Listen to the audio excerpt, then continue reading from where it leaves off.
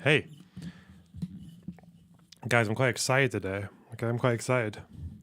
I'm quite excited to share that I'm solidly into the 90s, I think, with my type speed now.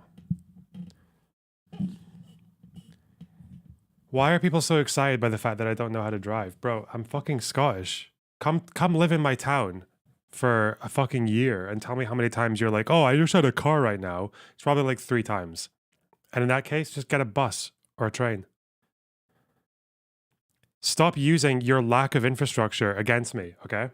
Stop doing that. You're basically going to me and going, haha, Loner Pox, that guy, your country has good infrastructure. Fuck you. Like, it's such a cope. Fuck off.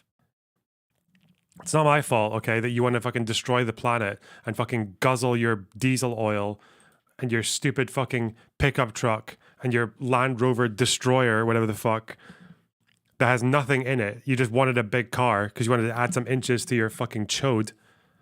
Fuck off.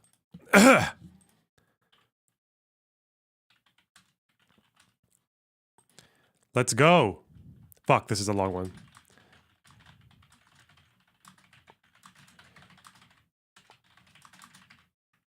Fuck. Ugh.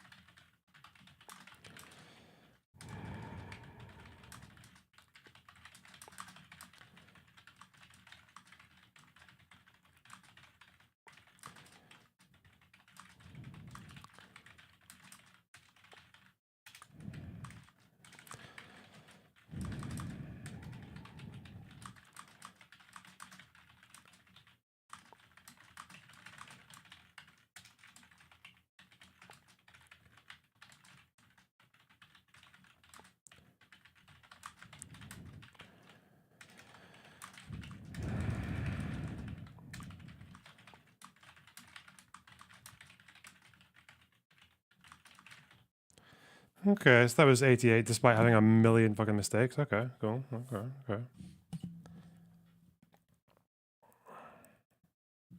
Glad AOC is moving away from the far left. She noticed how strong APAC is. Now she's embracing it with bring the hostages home. Shut up.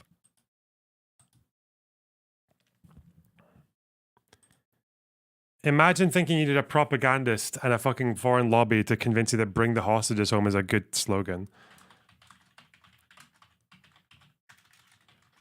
Fuck.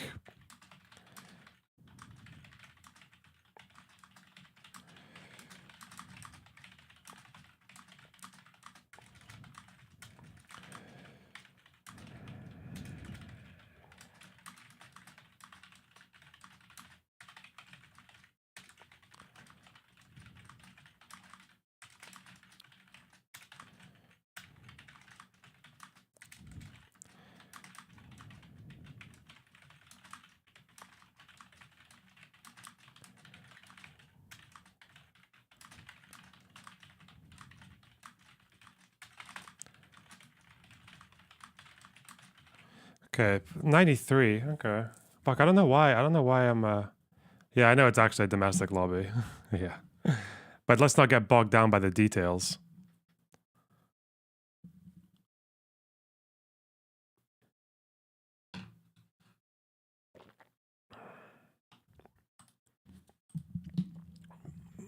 The reason they talk about middle class instead of working class is because everyone in America thinks they're middle class. Working class just sounds communist. That's why.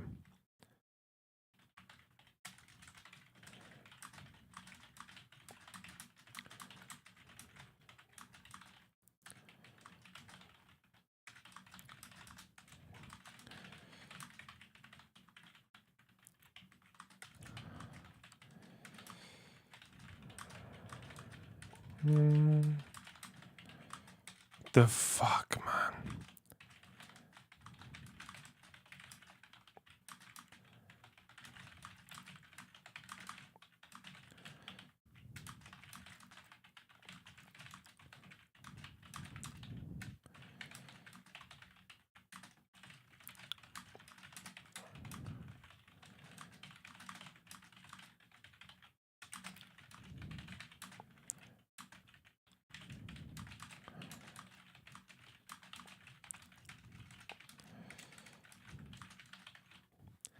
I don't know. I need to. Okay, why do I turn into a fucking absolute degenerate shithead when people are watching? We need to. Okay. The only people in the U.S. associates working class with communism are communists. No one else knows. But so the politicians just say middle class because everyone thinks they're middle class. No one. I don't know. I thought it was okay to just say middle class in America because working class is like, I don't know. People don't see themselves as that way. Like the Blair thing, we're all middle class now, or is that Thatcher? Hmm.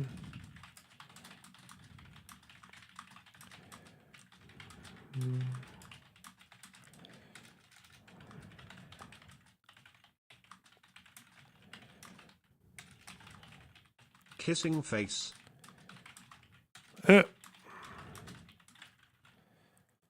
Holy shit. Lugandon T-Rex, thanks for the $20. So early in the stream, what the fuck? Okay, I said I was solidly in the 90s, even though most of these were under 90. I was getting fucking hundreds yesterday. Oh shit. I'm gonna do a few more races, okay? We're nice and warmed up now. Okay, we're gonna solidify, and then we're gonna watch that stupid fucking DNC, which I care so much about. Let's pace.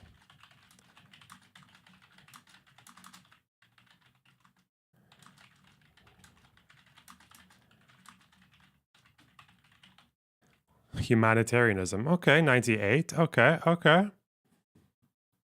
Okay. What's your top 4 on Letterboxd? Don't know what that is. Sorry. What is Letterboxd? Is that for films? Reviewing films? Whatever.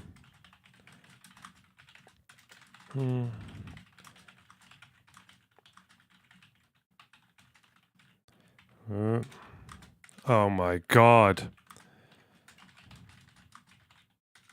No, fuck that one. I don't. Fuck me. Okay. Your top 4 films of all time. I don't know if I have top 4 films of all time. I haven't thought about that for a really long time.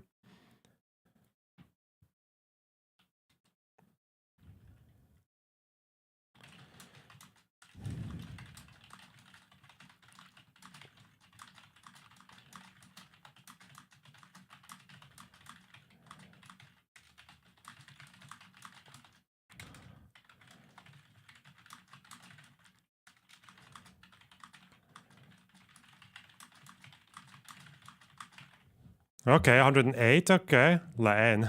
Oh, the French one. That film's cool. The only time I ever watched that film, though, was when a live band was playing over it. So you saw the subtitles, but you knew what they were saying. But I was also really stoned, and I think I was coming off speed. And there was a live band playing along with it. And it was in a festival. And I was like 21, so it's like, I can't really say I've watched it, you know? Even though I've seen it all. Fuck.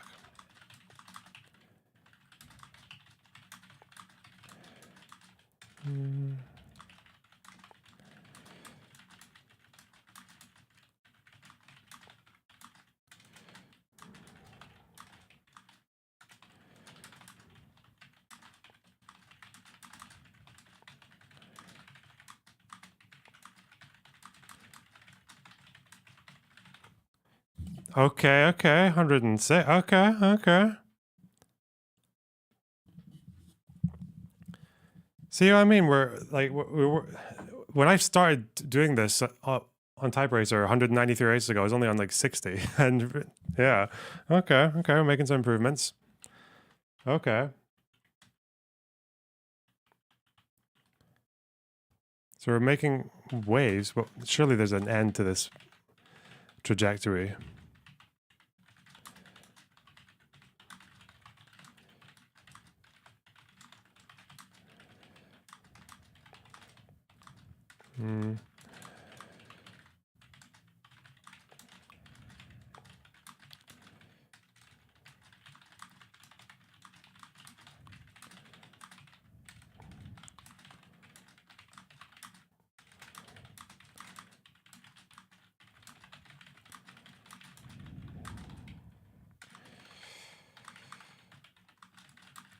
That's a really sad thing to be. Oh no, that's such a sad paragraph. Gotta get that 99% accuracy. No.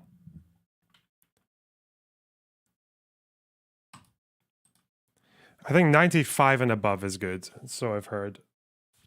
So I've heard.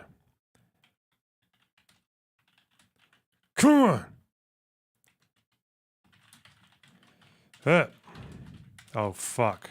Hate this word.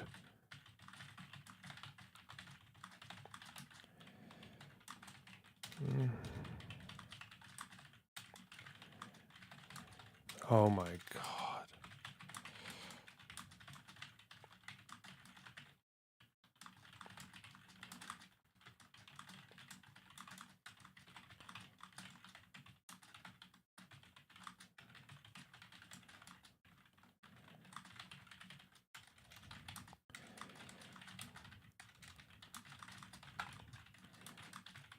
Who the fuck wrote that? What a cringe paragraph. Okay, this is the last one. Jesus. I get like 70 on this one.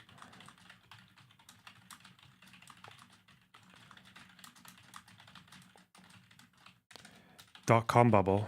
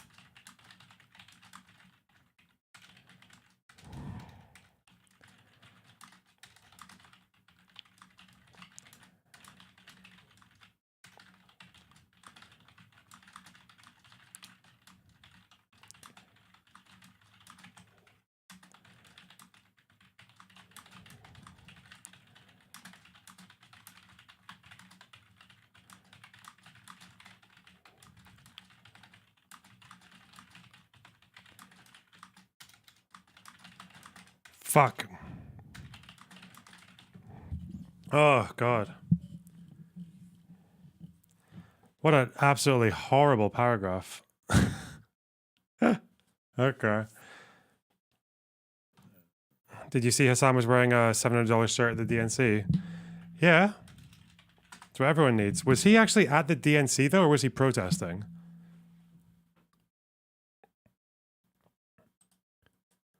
Or was he doing both?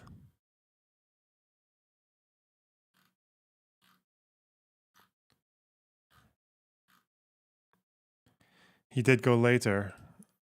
I saw this. At the counter, what's the best thing? We allowed in here, y'all? Destiny Major. Good? What fucking loser. Ask the lady at the counter.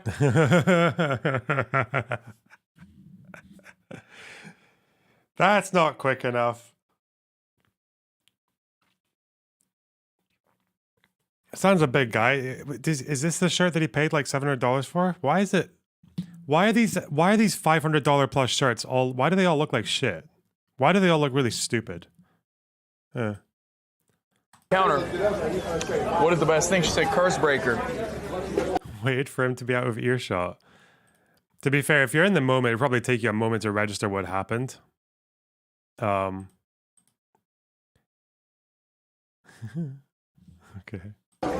Okay. So I got it. And I got a side of fries. And let me tell you, it's fire.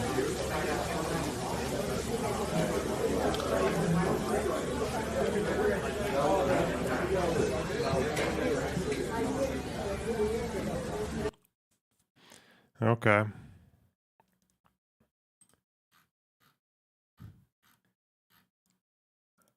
Oh, I saw this. Charlie Kirk. This was so weird, man. Because we have a Republican governor and a Republican Secretary of State in the state of Georgia. What's your name?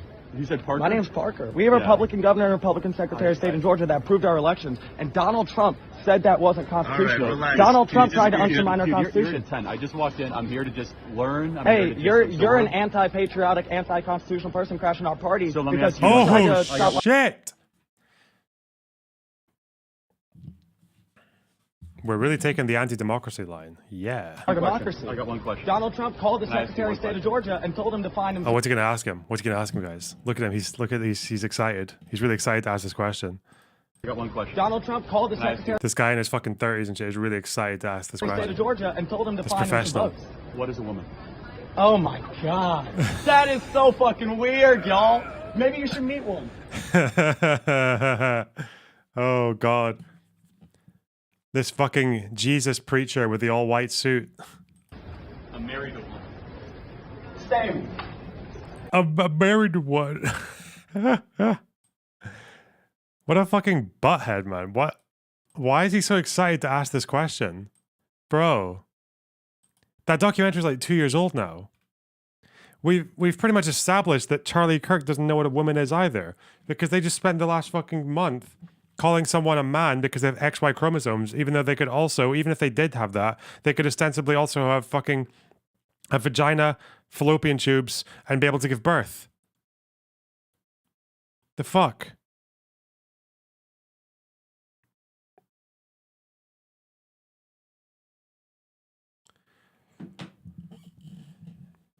Apparently Charlie Kirk was the one who uploaded this as well.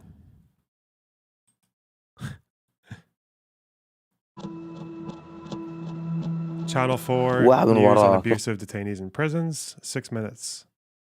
خطك كيف اغلط بالعربي بالعبري يا بن زنا يا بن حرام.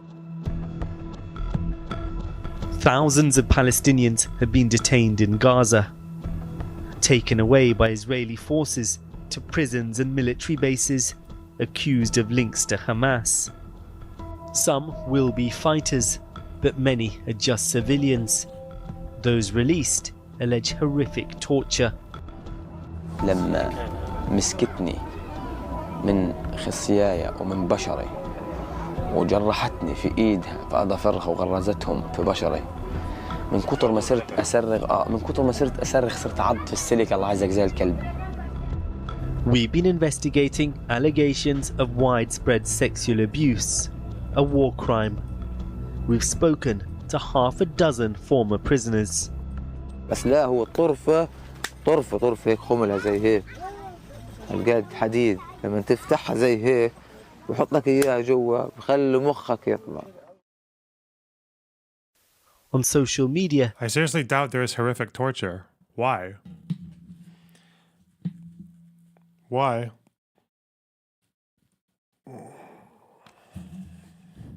Israeli soldiers have openly mocked their captives, posing for selfies alongside them. Out of sight, they appear to have done far, far worse. This is leaked CCTV video of what Israeli military police allege is a detainee being sodomized as he's hidden from the view of security cameras by riot shields. The arrest of a group of soldiers accused of involvement has outraged Israel's powerful far right. A furious mob gathered outside the base, Israel's most notorious detention camp, Side Taman, calling for the soldiers' release. For many Israelis, these protesters are dangerous extremists, but amongst them are senior members of Prime Minister Netanyahu's government. של החיילים והלוחמים בשטח, אתם צריכים להבין, מחבלי הנוח'בות שאנסו, טבחו והתעללו בבני עמנו, מצאו שיטה חדשה, הולכים ומתבכיינים ומשתנקרים שאיזה חייל נגע בהם. What Why happens are in they so Side Taman? shit, man? There should be like an Israeli fuck. There should be like an Israeli embargo on their own civilians being allowed to go in front of cameras. and their own representatives and their own politicians. What happens in Sidhe Taman is murky and secretive. These photos by a whistleblower give a rare glimpse. Detainees bound, blindfolded like this at all times. We spoke to the man you see here. Ibrahim has now been released back into Gaza.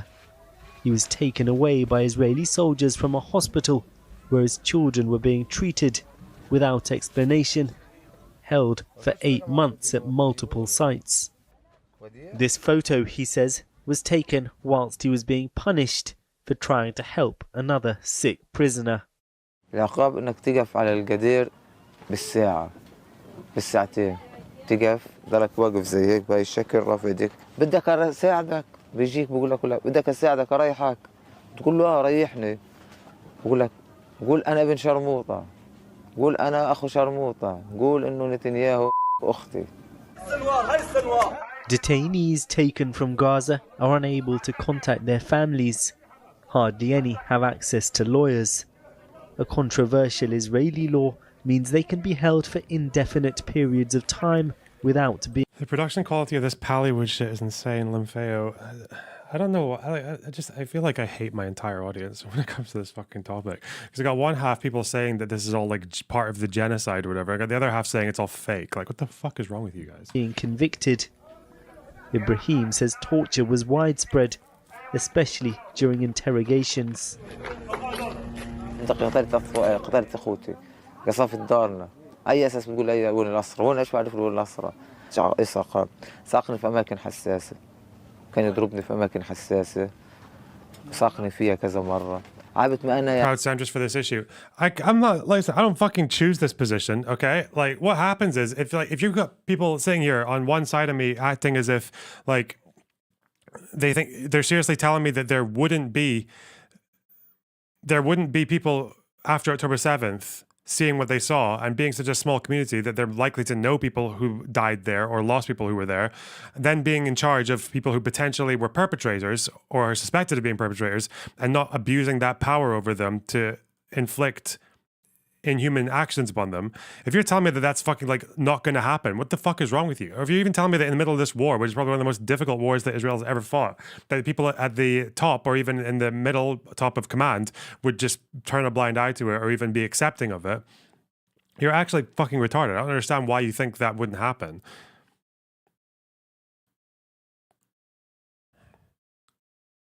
يعني لو كنت انا اصيح زي الاطفال فلما شافني بصيح وانا صرت اقول له انا عيان انا مش قادر انا مريض اللي هو ايش بقول لي كلكم ممثلين انتوا شعب ممثل انت كذاب. Hundreds of detainees have been released back into Apparently Dave might still be alive. No idea about that. Gaza, frail, still bearing scars from incarceration. The worst torture Ibrahim says he faced, sexual assault.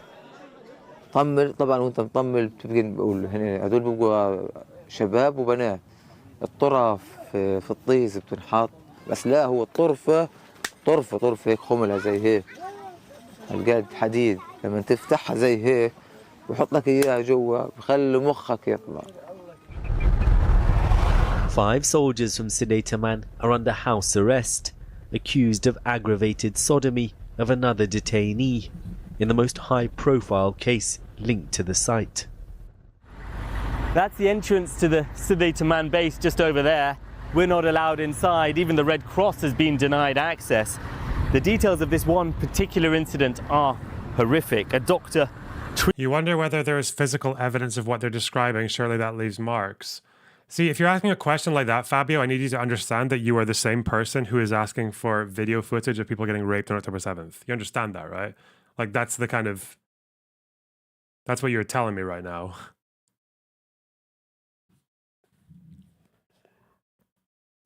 I think that person with the fucking anal injuries or whatever, that person... The reason we know about that is because it was confirmed in an Israeli hospital. An Israeli doctor was the one who said that was what happened. So, unless you think they're lying... Treating the victim said he suffered broken ribs and a tear in his lower bowel as a result of an item being inserted into his anus. Like this, the thing he's describing here was described by an Israeli doctor. That's why it came from an Israeli hospital. That's why we know that, because they were evacuated to an Israeli hospital. The abuse allegedly meted out inside the base is believed to be much more widespread than this one case. The Israeli army says it's investigating the deaths of more than 30 Palestinians held here. Naji Abbas is part of a human rights group investigating the allegations of torture. We visited a Gazan doctor in detention, a Gazan surgeon. He met at least 10 people who faced sexual assaults in the same way. Things inserted into their rectum. Exactly. Do you have any faith that these other allegations of sexual abuse you've uncovered will be investigated by the Israelis? People fall on shit all the time, though. I hope, Mank, listen, okay, I know, never mind, sorry. I don't hope. I wish you never get kidnapped in the next fucking 24 hours by ISIS, okay? I just hope that doesn't happen to you, okay? And I hope there doesn't appear a video on the next day that I'm forced to react to on stream of you in an orange jumpsuit being told to read some badly fucking translated script about the decadent West or whatever the fuck, and why you brought that on yourself by being a retard. We applied to the Supreme Court with dozens I hope that doesn't happen. of complaints and testimonies regarding torture, violence, beating, medical negligence. But all these complaints didn't change the situation. Human rights groups are fighting to close Sderot Man down. Only around 24 detainees now remain there.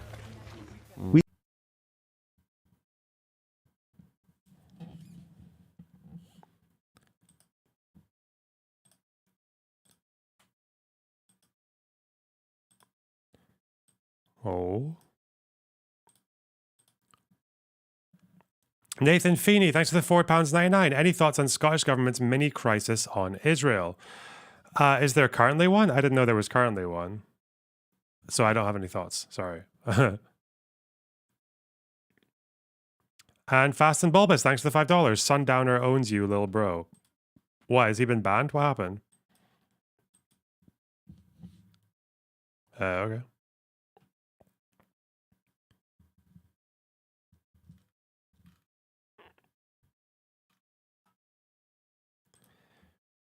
Things going in butts is being equated with war crimes. The homophobia is out of control. It's not being equated with a war crime. It is a war crime. It's a grave violation of the Geneva Convention. Okay. Prometheus quotes. Oh, yeah. Apparently, there's an article here about Mondovice being a very, very blatant propaganda piece machine.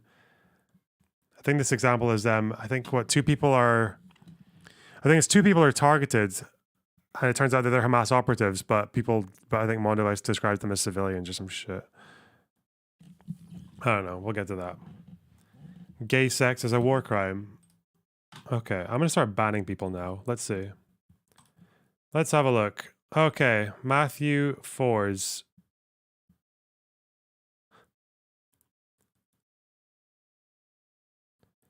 Okay. Oh, come on.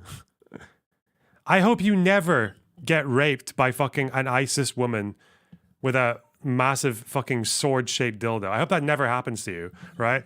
And I hope she never goes on TV and says, oh, what? Heterosexual kink is a war crime now? What the fuck, lol?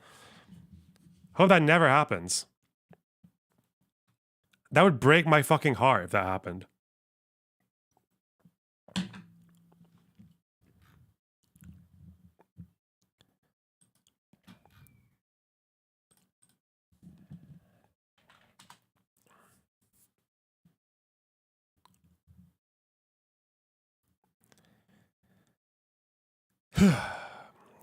Why was Trump mentioned 147 times during the first day of DNC more than the economy, Lonerbox?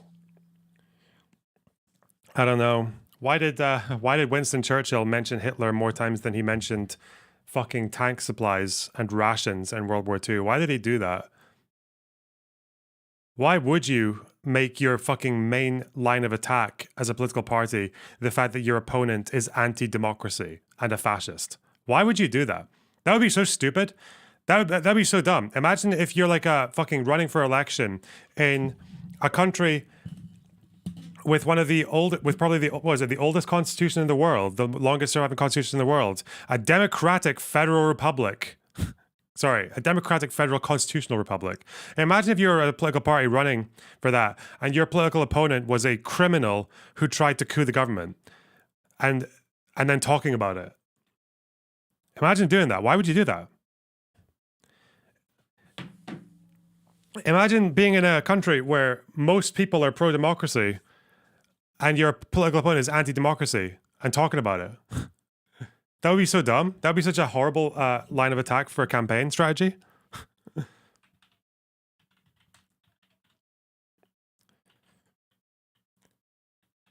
I'd expect them to be only slightly ahead in the polls for behaving like that.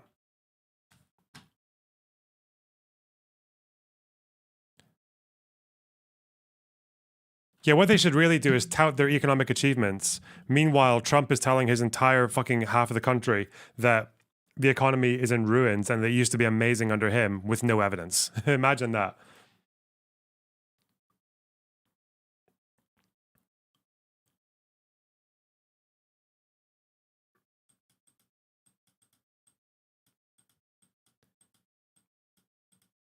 Okay. Well, chat's being extra fucking stupid today. Okay, that's nice. Huh!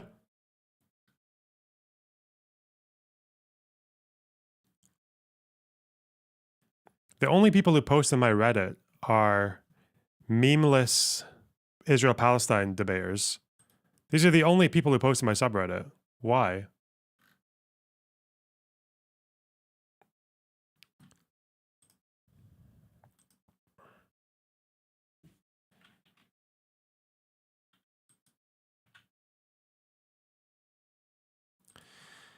We're supposed to be bigger people, especially. It's not what makes you. What is like.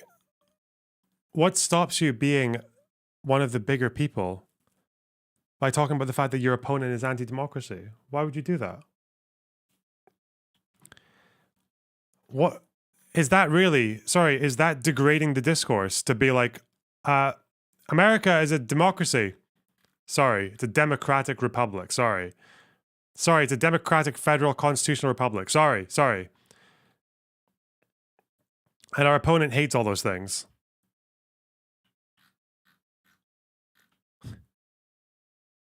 Apparently that's sinking to a new low, is to say that shit. Okay.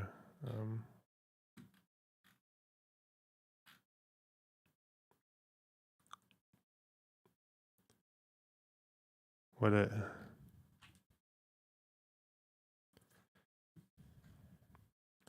Apparently this is the guy. Destiny made you. Is that the guy? Pixelated Aiden. How many people are calling him a genocide apologist?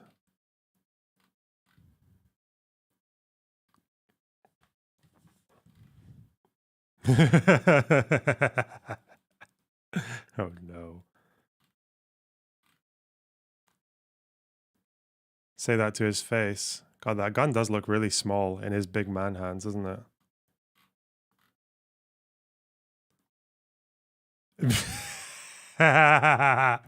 Oh no.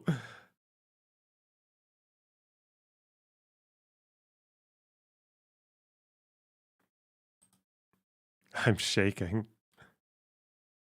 This might be one of the most pathetic things I've ever seen, brother. I'm shaking. Oh no.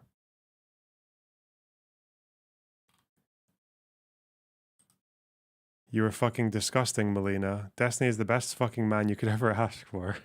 You ditched him for some suicidal guy? Who gives a singular fuck about that guy? Let him jump off a cliff and you and Destiny can fuck to his suicide video.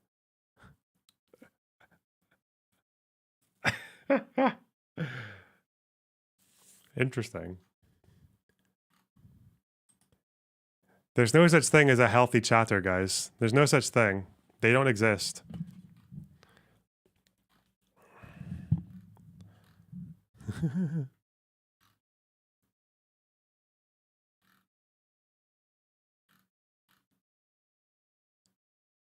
Hassan got cyberbullied. Okay. Oh well. God damn it.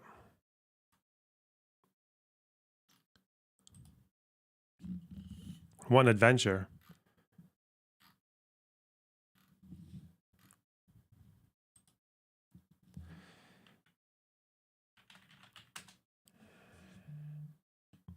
Why did you go to Miami, Lorna Box? You never told us.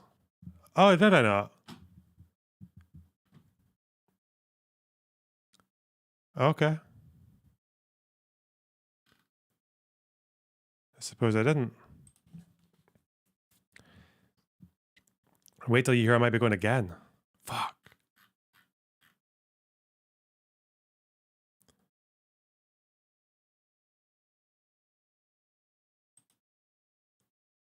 I'm having Chud withdrawals. What, is that what's happening? Are fucking Chud Logic viewers in here with withdrawals because he's on holiday? Is that what's happening? What? Okay. Has History Speak still been bothering you? No, well, I banned him from the YouTube chat because he tried to drop some really stupid gotcha about human shields, and I haven't heard from him since.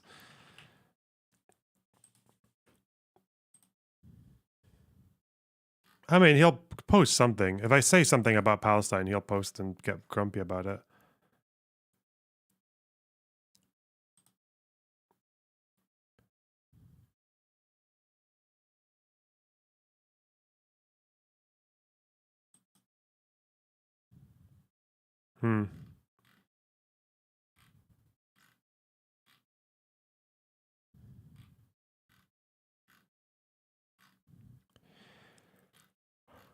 But whatever.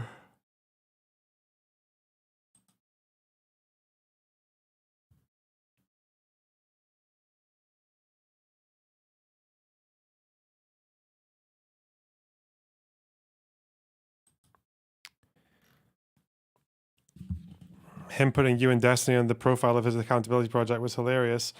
Yep, it absolutely was. Oh god, it was so funny. Fuck.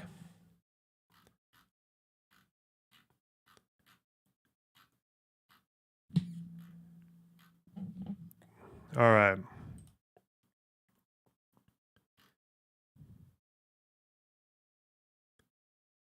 Oh. What? What an embarrassing moment for the Democrats. Nobody showed up to the DNC convention. They're losing their minds right now. 20K likes. I think this is before it started, right? The crowd during the event.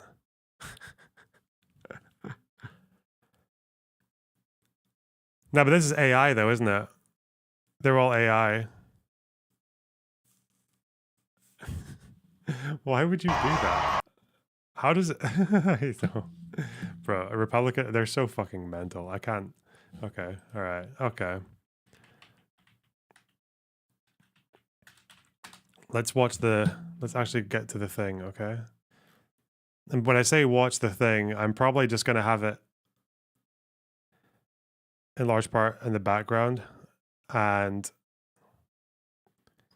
meanwhile, I'm going to finish my fucking notes so I can never have to think about this stupid country ever again. All right, let's see. Day 1 on Kamala Harris's channel. Okay.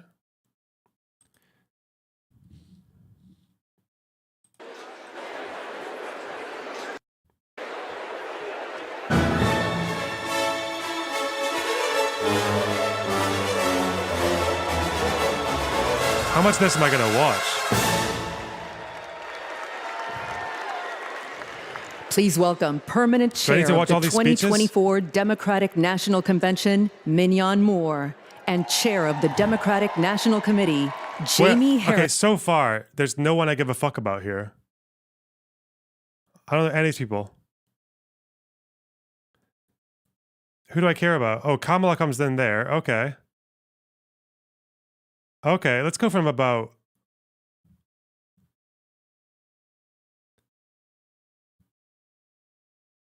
Oh, Trump clip. Ban abortion? Okay, let's see this. I think that happens about here. Do you know about Project 2025? The far right's playbook. No. It is Trump's vision for America's future. I'm not gonna be Wait, nice. did I miss Warnock? Hang on. Which one's Warnock?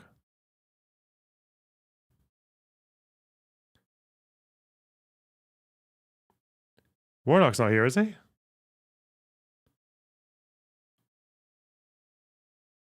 No, I guess he comes later. Wait. Yeah. It will ban abortion nationwide, I got rid of Roe v. Wade. raise taxes on middle-class families, Middle class.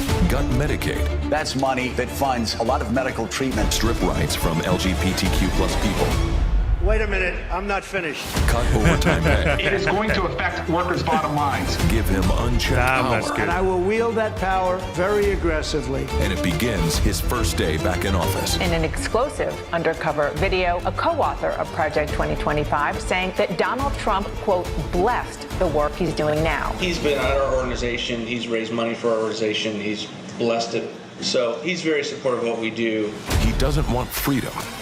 He only wants control. I know Donald Trump's tight. I'm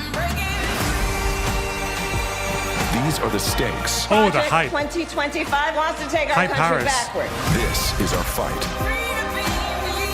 We are not going back.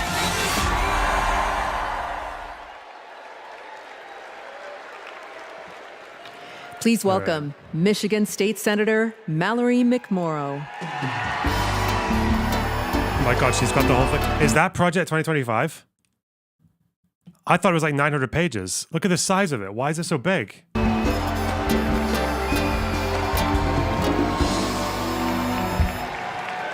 Hello! I'm Michigan State Senator Mallory McMorrow. And to be this able to fake this, they had to get tens of thousands of Democrats to turn up and support Kamala to show people are there. Thanks for the 10 pounds, James Crawford. That's actually so true. Okay.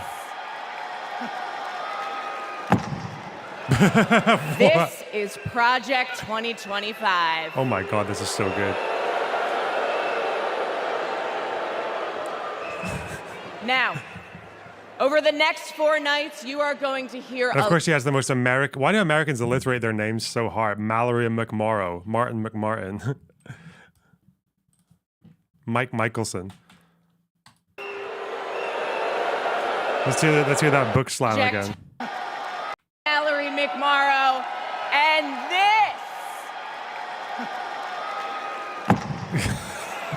this is Project 2025. Oh my God. Now, over the next 4 nights, you are going to hear a lot about what is in this 900-page document. Yeah. Why? Because this is the Republican blueprint for a second Trump term. Boo. That's right. They went ahead and wrote down all the extreme things that Donald Trump wants to do in the next 4 years.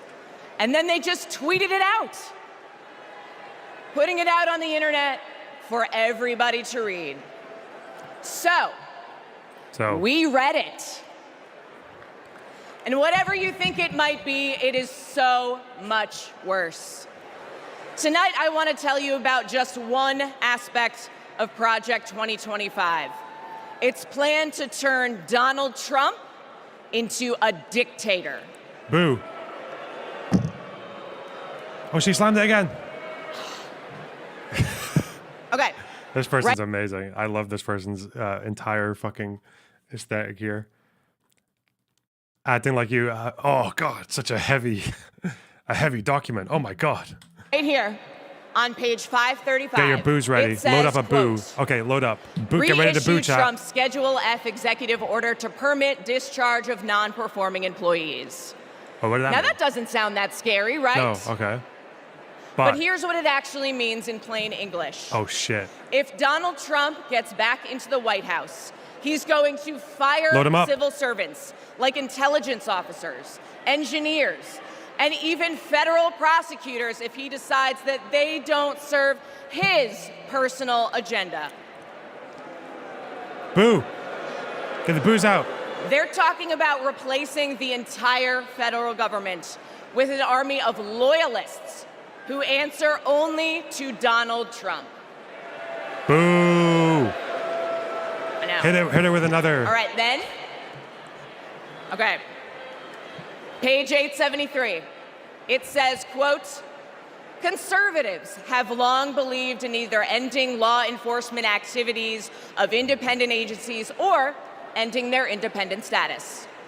Again, that sounds pretty boring. Yeah. But what it means is that under Project 2025, Donald Trump would be able to weaponize the Department of Justice to go after his political opponents. He could even turn the FBI into his own personal police force. Boo. That is not how it works in America. That's how it works in dictatorships. Okay, first, you guys are really fucking shit with it. You have to load up your booze, and when she says something that prompts a boo, then you boo. Why the fuck are people booing when she's at this stage of saying, now, that doesn't sound too offensive, but let me explain why it is, and you guys are already booing. Like you understand what the fuck she just said. Stop lying to yourselves. And that's exactly what Donald Trump and his MAGA minions have in mind. An expansion of presidential powers like no president has ever had or should ever have. Now, by the way, if you're asking if any of this is even legal, well, remember, thanks to Donald Trump's immunity, hand-picked Supreme Court, he's now completely immune from prosecution, even if he breaks the law. Oh, that's a boo. There's a boo moment in there. But that's not who we are, because we believe in a government of the people, by the people, and for the people. Not the government of Donald Trump, by Donald Trump, and for Donald Trump. We believe in the separation of powers and the rule of law. We believe in a system built up to serve everyone, not breaking a system to serve one petty, selfish man. The truth is, there's only one way to stop him, and to stop Project 2025. How do we do it? We elect Kamala Harris this November!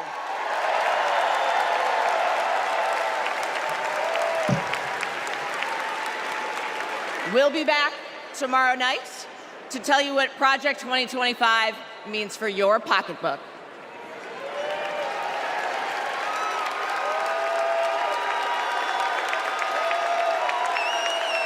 That was quick. Please welcome California Senator LaFonza Butler. Oh, yeah.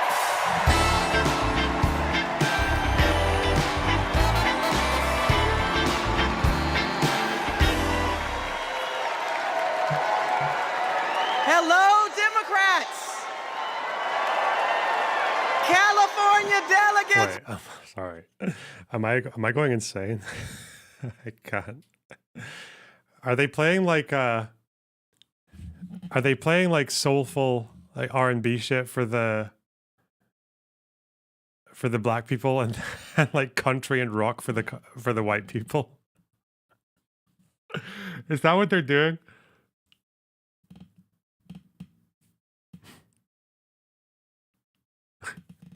The speakers choose themselves. Okay. Okay. Let's make some noise. It's great to see so many familiar faces.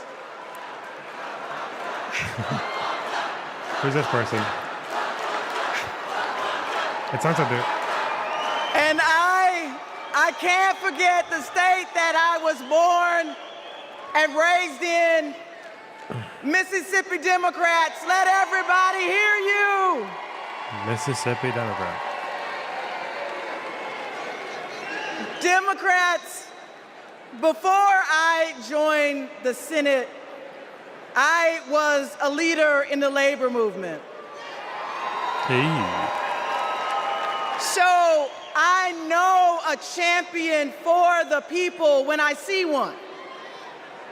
I met Kamala Harris when she was district attorney, and I was president of a large care workers union. We hit it off right away. What really impressed me was how well she got to know my family. My wife, Naniki, but especially our daughter, Nyla. And as soon as Nyla heard that Ms. Kamala was running for president, she asked if she could be vice president. So, no disrespect to Governor Walz, but Nyla put her name in first. Vice President Harris and I share a lot in common. Yeah. We both graduated from historically black colleges. Yeah. Me from Jackson State University. The Vice President from Howard University. We were both raised by mothers who worked fiercely to provide for us. This is smart. And we both believe that every single one of us has the power to change the world when we choose to do it together. Whip. You see, Kamala Harris has always understood the assignment. No matter if she were the underdog, no matter the bullying or the name calling, she never doubted that our best was still ahead. She knew a better future was possible if we stood side by side with our neighbors and we fought for it. No matter what language they spoke, no matter what country they came from, no matter the size of their bank account. And that's what she did. As a prosecutor, together with law enforcement, she prioritized holding criminals accountable and protecting public safety. As state attorney general, together with students, she put a scam college out of business. After the mortgage crisis, together with families who lost their homes, she took on the biggest banks in the world and won a settlement 5 times what was initially offered. Every time she walked into a courtroom, she would simply say, "Kamala Harris for the people." For her, it wasn't just a professional oath. It was a battle cry. And let's be clear, to her opponents, this way of seeing the world, the idea of fighting for someone other than yourself, is unthinkable. But let me tell you, Democrats, what's really unthinkable. Conning young people who simply want a good education is unthinkable. Stiffing hardworking laborers like Donald Trump did in Atlantic City is unthinkable.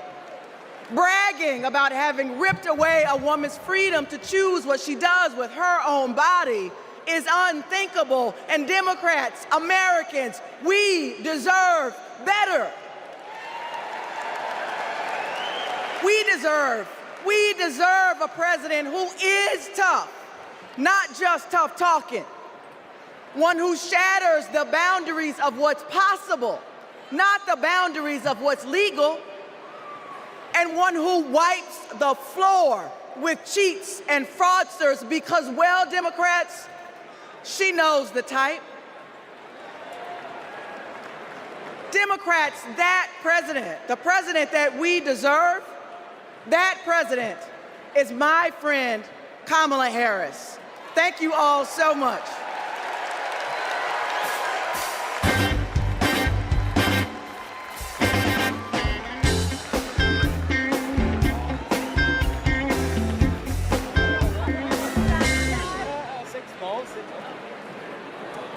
Hi, everyone.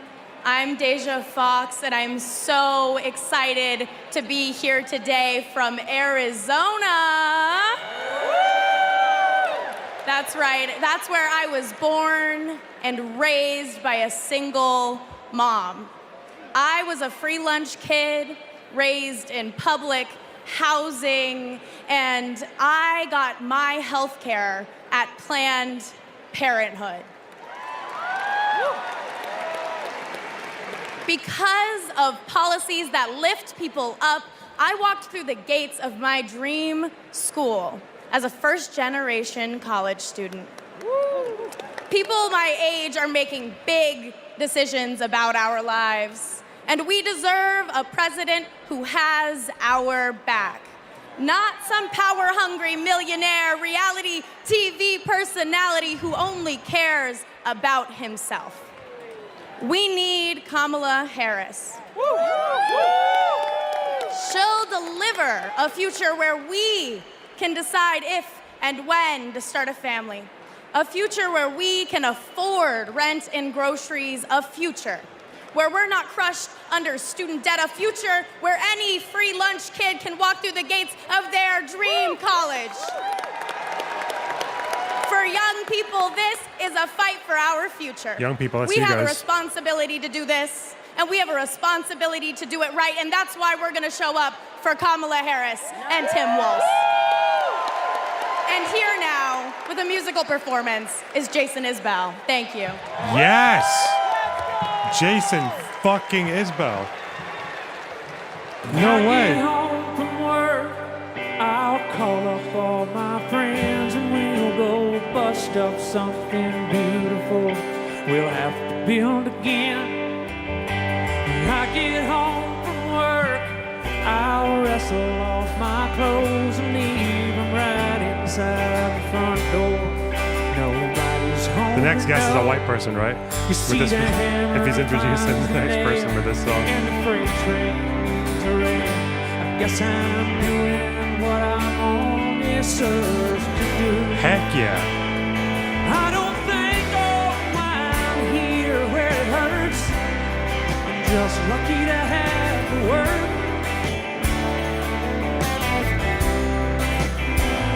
And Sunday morning I'm too tired to go to church, but I thank God for the word. I thank God for the word. Everything's, even the solos are in the backing track. It's just them When I strumming. get my reward, my work will all be done, and I will sit back in my chair beside the Father. Wait, is this getting muted because of the fucking copyright strike? If it's from the DNC, I don't think it would be a DMCA thing, would it? Is it getting auto-muted? No way.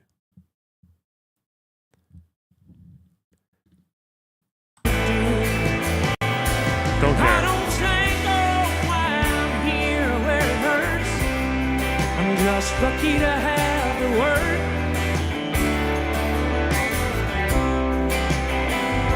And every night I dream I'm drowning in the dirt. But I thank God for the word. And the day will come, I'll find a reason, somebody proud to love a man like me. 'Cause my back is numb, my hands are freezing, but what I'm working for is something more than free. I don't think why I'm here where Oh, look at the background. It's like a shack with an American flag on it. It's so cool.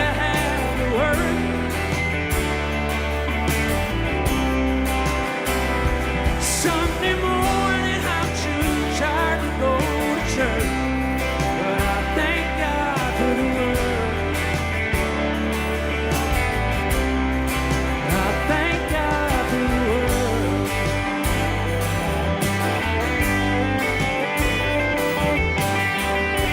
Oh my god, he's doing a solo. Fuck yeah. Ugh.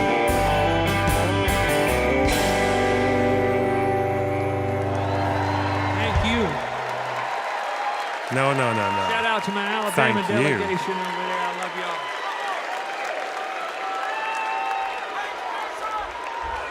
y'all. Kamala Harris worked hard to achieve her goals. Raised by a working mother, I had a summer job at McDonald's. Donald Trump worked hard to spend his daddy's fortune. Yeah. She believes in working hard for the American people. When the middle class is strong, America is strong. Donald Trump believes in working hard for his billionaire friends. I don't care about you. I just want your vote. I don't care.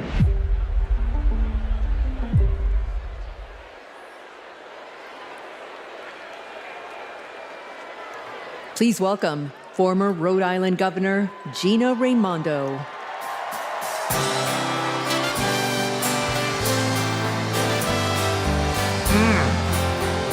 Good evening.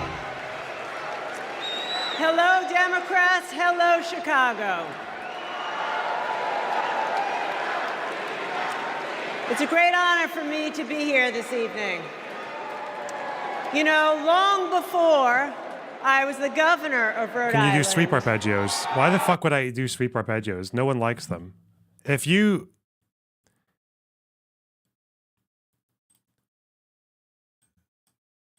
ever meet someone who can do sweep arpeggios, the first thing you should ask them is, why the fuck did you bother to learn sweep arpeggios? What's wrong with you? Why don't you pause this? It doesn't matter. I was a little girl growing up there in a middle-class family. Wait, can I get a guitar sound on my piano? My dad found his American dream in a watch factory in Providence. And that job gave him a way to provide for our family, a community for him to belong to. Where can I listen to your music, and Lunar? so much Patreon. pride. If you get a fucking $50 or above on Patreon, there's some songs there. But like so many Americans in the 80s, after 25 years of his hard work, his job and the job of all of his friends was shipped overseas. You know, years later, my dad said to me, Gina, this happened because our leaders let us down. And my father was right. The Republicans in power who pushed failed economic strategy. Let's just cut taxes for the wealthy and leave everybody else behind. Well, not only did my father lose his job, but frankly, manufacturing left my state. Manufacturing withered in Rhode Island and all across this nation. In communities all across America, factories shuttered, communities got hollowed out, and people were left without their job, without hope, without the dignity that comes with a decent job. And you know, Republican economic policy failed Rhode Island. How do I know that? Because when I took office, first Democrat elected governor in a couple of decades, I inherited one of the worst economies in the country. It was a mess. But we got to work and we turned it around. We turned it around with a pro-business, pro-worker agenda.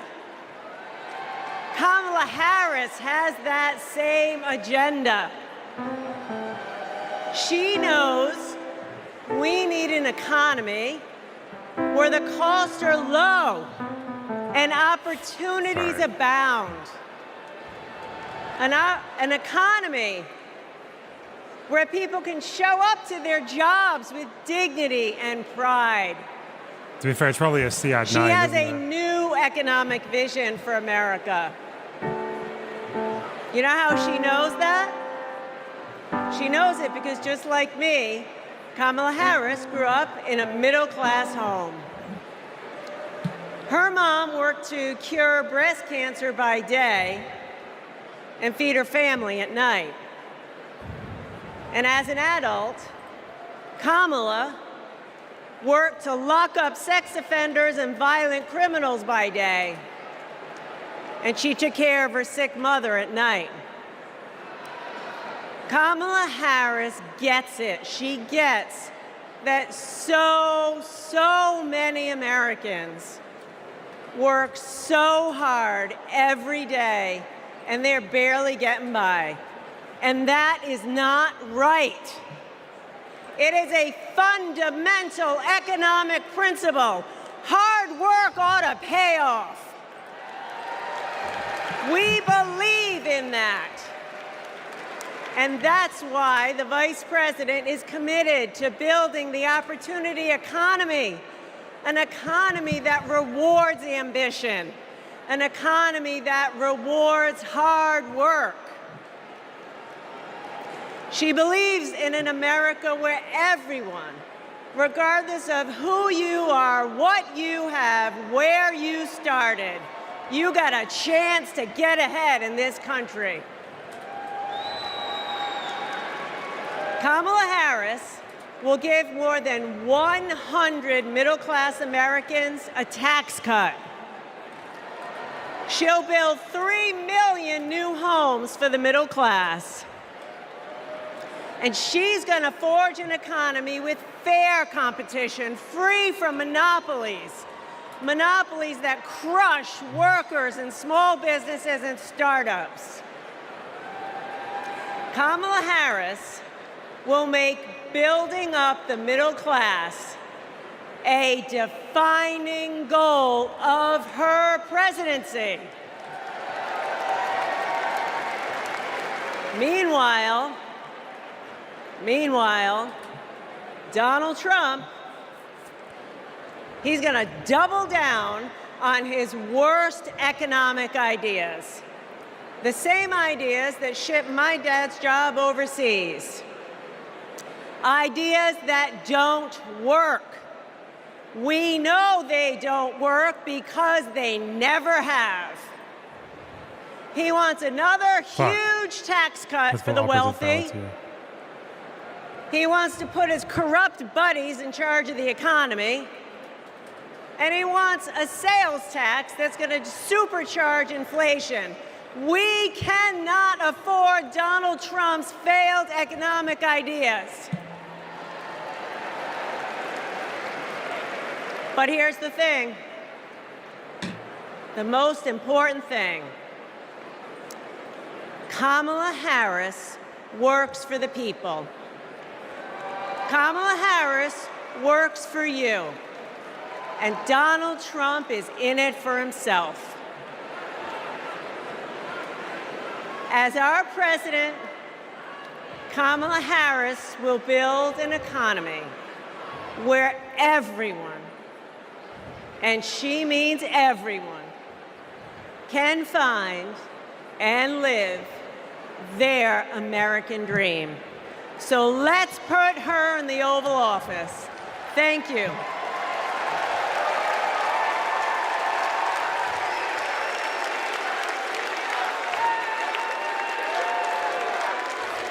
Don't know why, but I feel like freedom. Wow. I am a lifelong Republican, a former Trump voter. Oh. And I will not be voting for Trump in 2024. My name is Norma. I'm from Carson, Washington, and I am a two-time Trump voter. I will not be voting for Trump this time around. I'm actually embarrassed to say that I did vote for Trump in 2016. Donald Trump has nothing but contempt for the American people. And ironically, for those who claim to be his base. He's only interested in benefiting himself personally. Everything he said he would do, he did not do. I do not trust that he can do the right thing anymore. We've seen what Donald Trump really is, and it disgusts me to my core. I don't think the man can be trusted. He talks out of both sides of his mouth. He's a very dishonest person. I hate the way he disrespects women. Voting against Trump and for Kamala Harris is the right thing to do. You expect us to give you praise for doing the bare minimum? White man? Sorry.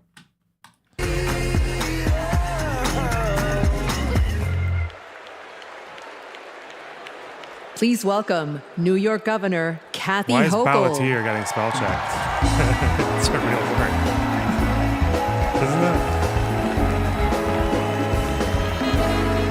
Okay, that's refreshing because that was like definitely black music that they played for the white women, so that's good. Okay. That sounded like some fucking Al Green shit or whatever, but okay. Hello, Democrats! They have not segregated the fucking music selection. Are you ready to elect Kamala Harris, the first president of the United States? Yes, you are. Yes, you are. Okay. Friends, like so many of us, my grandparents came from Ireland as teenagers with nothing but hope in their hearts and fire in their bellies. Mm-hmm. They built their lives in the promised land of Buffalo, New York. A union card meant good work at the steel plant. The steel plant that lifted my parents from living in a trailer to the middle class. Like other families in my blue-collar community, they believed that with hard work, they could build a better future. Smuffled. Not just for themselves, but for those with less hope and less opportunity. I'm proud of my roots and the values I learned. Grit, determination, compassion. Kamala Harris and Tim Walz grew up with those same values. And those values have always defined the people of my state. Well, most of us anyway. Donald Trump was born a New Yorker. Uh-oh. But ended up a fraud, a philanderer, and a felon. Boo! He wasn't raised with the New York values that I know.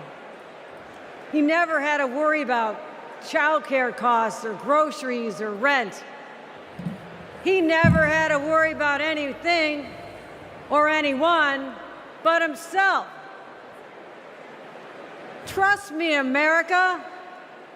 People say this January 6th committee is not generous enough to Trump. Like, why did they always quote this thing? The quote here that they use about Raffensperger telling Trump that he has a link to show that the video footage that Trump is using is deceptively edited.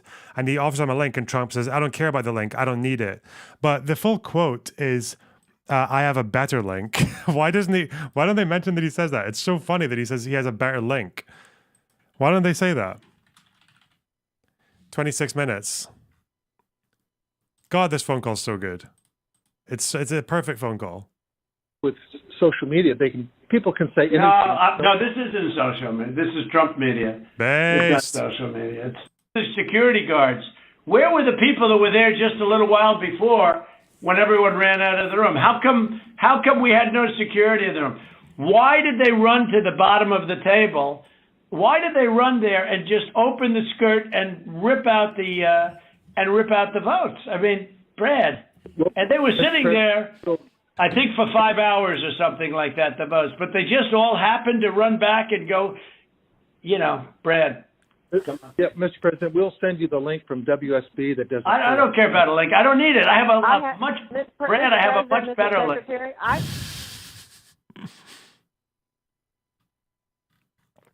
Come on.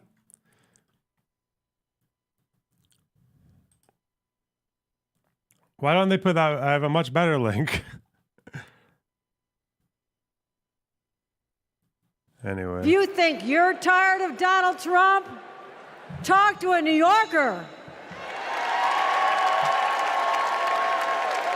We've had to deal with him for 78 long He's like a Reddit years. debater. The fraud, the tax dodging, the sham university, the shady charities. We've seen him stiff contractors, rip off workers.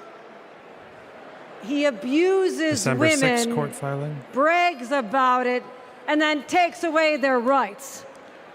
And New Yorkers are sick of it. It's no wonder he had a fleet of Mar-a-Lago. Sorry about that, Florida. Sorry about that. Trump hasn't spent much time in New York lately, except that is to get convicted of 34 felonies. And that's just fine with us, because New York's motto is Excelsior, ever upward. And Trump takes us ever downward. Wow. Because here's what Trump never understood. America isn't a luxury good to be bought and sold by the privileged and powerful few. America, we just can't afford another 4 years of that. We have kids to feed, roads to build, jobs to create, real problems to solve. And we need leaders who can get it done. Trump talked big about bringing back manufacturing jobs. Manufacturing jobs? But you know who actually did it? President Biden and Vice President Kamala Harris. Thank you, Joe. Thank you, Kamala. And look no further. Oh, does anyone have a video explainer of what happened to these ballots? Because I've seen it in bits, but I wonder if there's like a full thing showing you the entire context of what happened. So this is footnote 254. Does this have a video?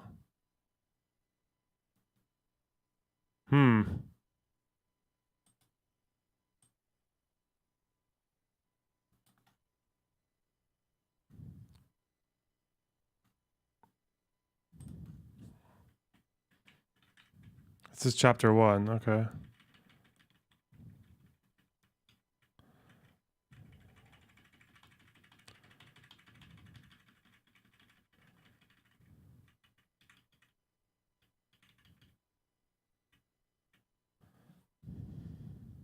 It's from a declaration.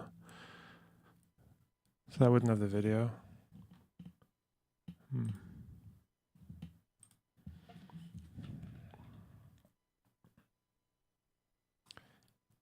Just ask Destiny for the video. What? No.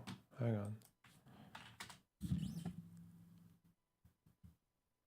on. Let's see. Video votes under table. Fact checking 11 live. Okay. That might be it. Georgia officials. What is this?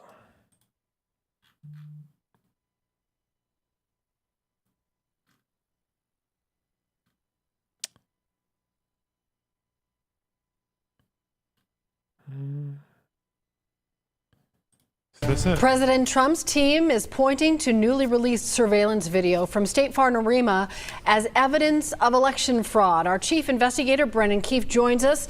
Brendan, another important opportunity here to separate fact from fiction. Yeah, absolutely. Yeah, we first saw the video in yesterday's state Senate hearing, but state investigators confirm they've had this video for weeks and determined that Fulton was legally counting ballots. But there is more to the story.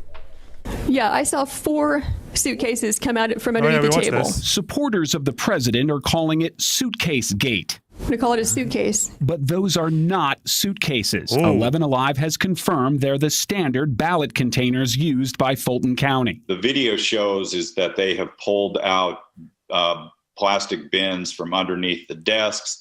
Those are bins that they keep under their desks near the scanners. They've investigated this repeatedly, that they had a monitor on site the entire time.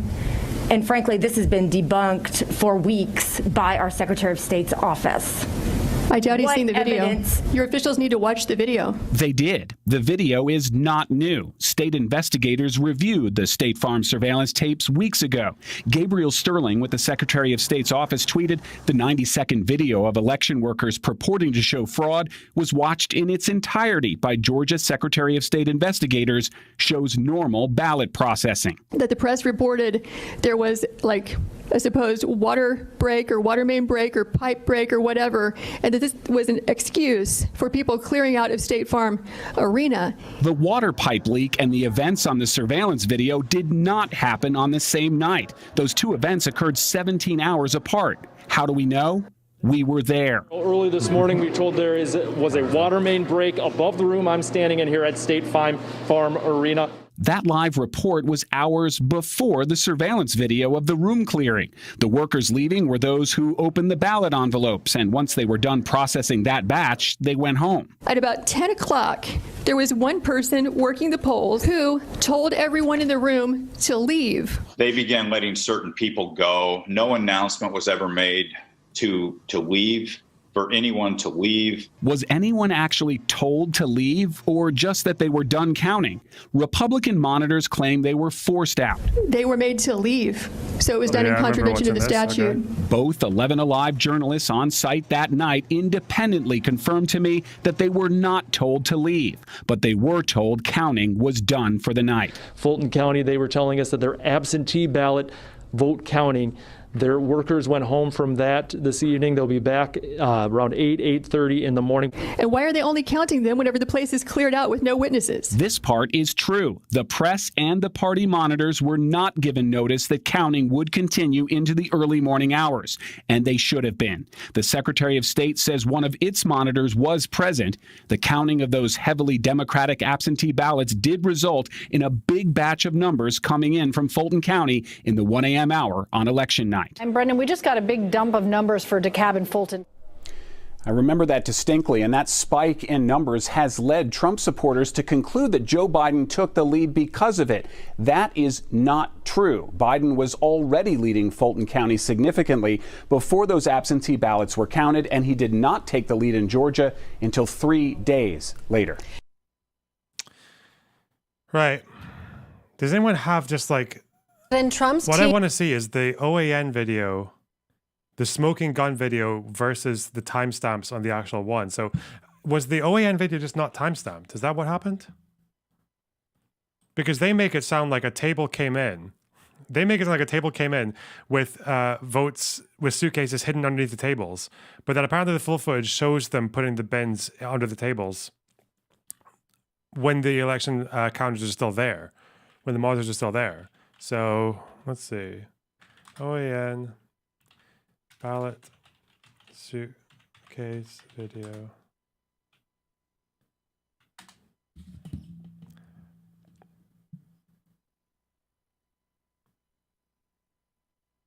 This is a Georgia election official in 60 Minutes.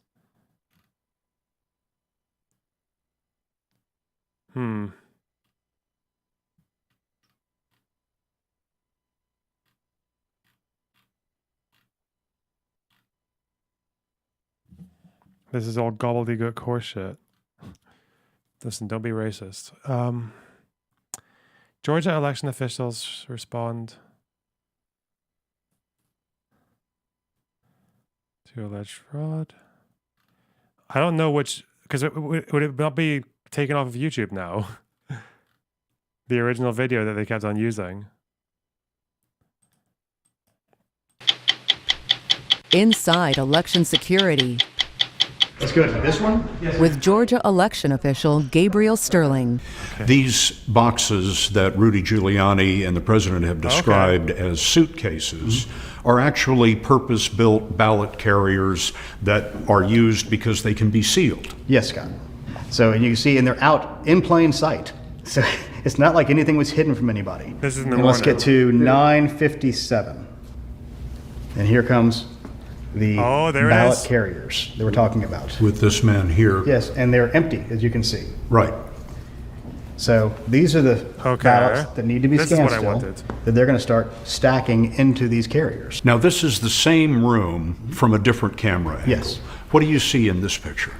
Well, here you have some of the Here's some cutters running their work. The flatteners over here getting the ballots prepared. And then up to this corner, this is the press and the observers who are there from the different parties. The Democratic and Republican observers are right here. Yes, and doing a great job of looking at their phones. Now, it is almost 10 p.m. election night. Some of these people have been working 12, 14 hours. Okay, Yes. And they've just been told that they're going to wrap up for the night.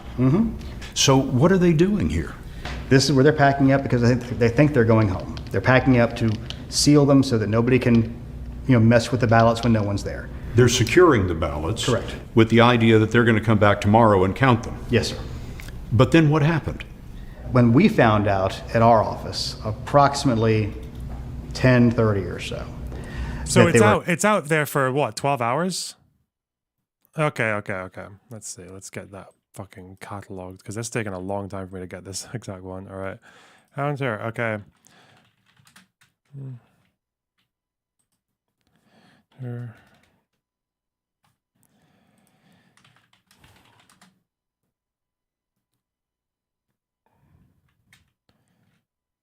The alleged ballot suitcase.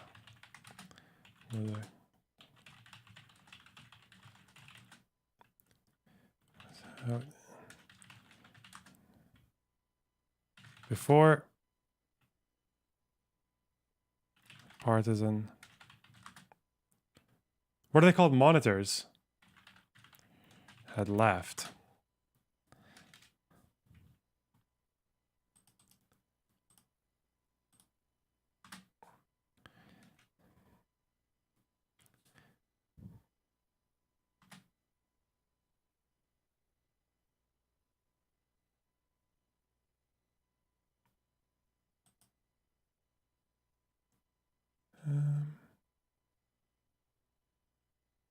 Poll watchers. So they show it here. So it's not like anything was hidden from anybody. And this is right. Let's get to morning. Ballot carrier.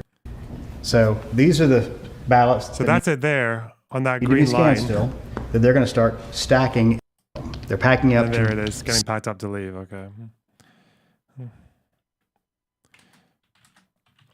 Here had been the floor for over 12 hours.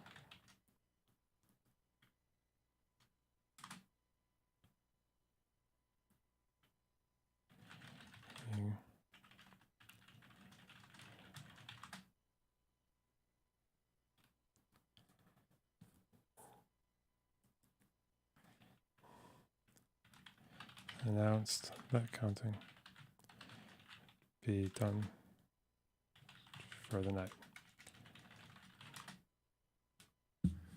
Seal them so that nobody can 10:30 or so. That they were knocking off for the night. The secretary was upset because we wanted people to work as long as they could so that we could have the results out as fast as we could. So our office called the director of Fulton County, who subsequently calls the manager on site here and says, y'all need to keep on working. So they keep on stacking in here. And again, that's 3 of the boxes that fit perfectly inside that box. She's got the lids in her hands. There, she's finally sliding the lids on. She's putting the lids on the ballot carriers. She's doing her best to put the lids on. She's just having a difficult time with this. But again, it's still 10:01. The monitors and press are still in the room. So they were seeing all this occur. She's putting the seal on right now, which is these blue items here. So she's sealing the ballot carrier box so that no one can tamper with it. Correct. Those are ballots that have been opened from their envelopes but have not yet been counted. Correct. What she's thinking in this moment is what she's been told by her supervisor is, put those away, we're going to count them tomorrow. Yes. And it's 10:06. The monitors are still there. So this is where you see him slide this box under the table. Why under the table?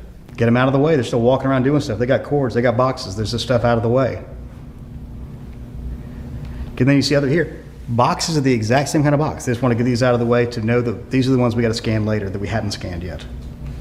At this point, the Secretary of State's office, your office, has called Fulton County and said, you guys can't go home. You've got to keep counting. Yes. And so we're about to see what happens next. Correct. Now, this is the aha moment Yes. in Rudy Giuliani's version of Correct. the video. Correct. They're pulling those ballot carriers out. So who said it? The Georgia Secretary of State. Your office has called for the table. Get them out of the way. They're still walking around doing stuff. They got cords. They got boxes. There's this stuff out of the way. And then you see here. Boxes are the exact same kind of box. They just want to get these out of the way to know that these are the ones we got to scan later that we hadn't scanned yet. At this point, the Secretary of State's office, your office, has called Fulton County and said, you guys can't go home. You've got to keep counting. Yes. And so we're about to see what happens next. Correct. Now, this is the aha moment Yes. in Rudy Giuliani's version of Correct. the video. Correct. They're pulling those ballot carriers out that we just saw them put under there. Correct. About a little less than an hour earlier, with the press and observers in the room. Oh, they're still in the room. Okay. Whoa, whoa, whoa, whoa, whoa, whoa. So this is Wait, when did they leave then? Around.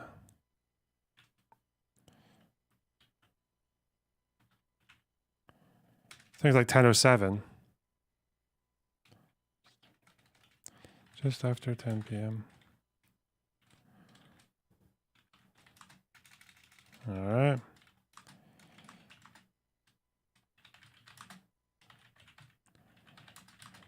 State the election and told them not to stop counting. 11:02 p.m. And that's like, okay.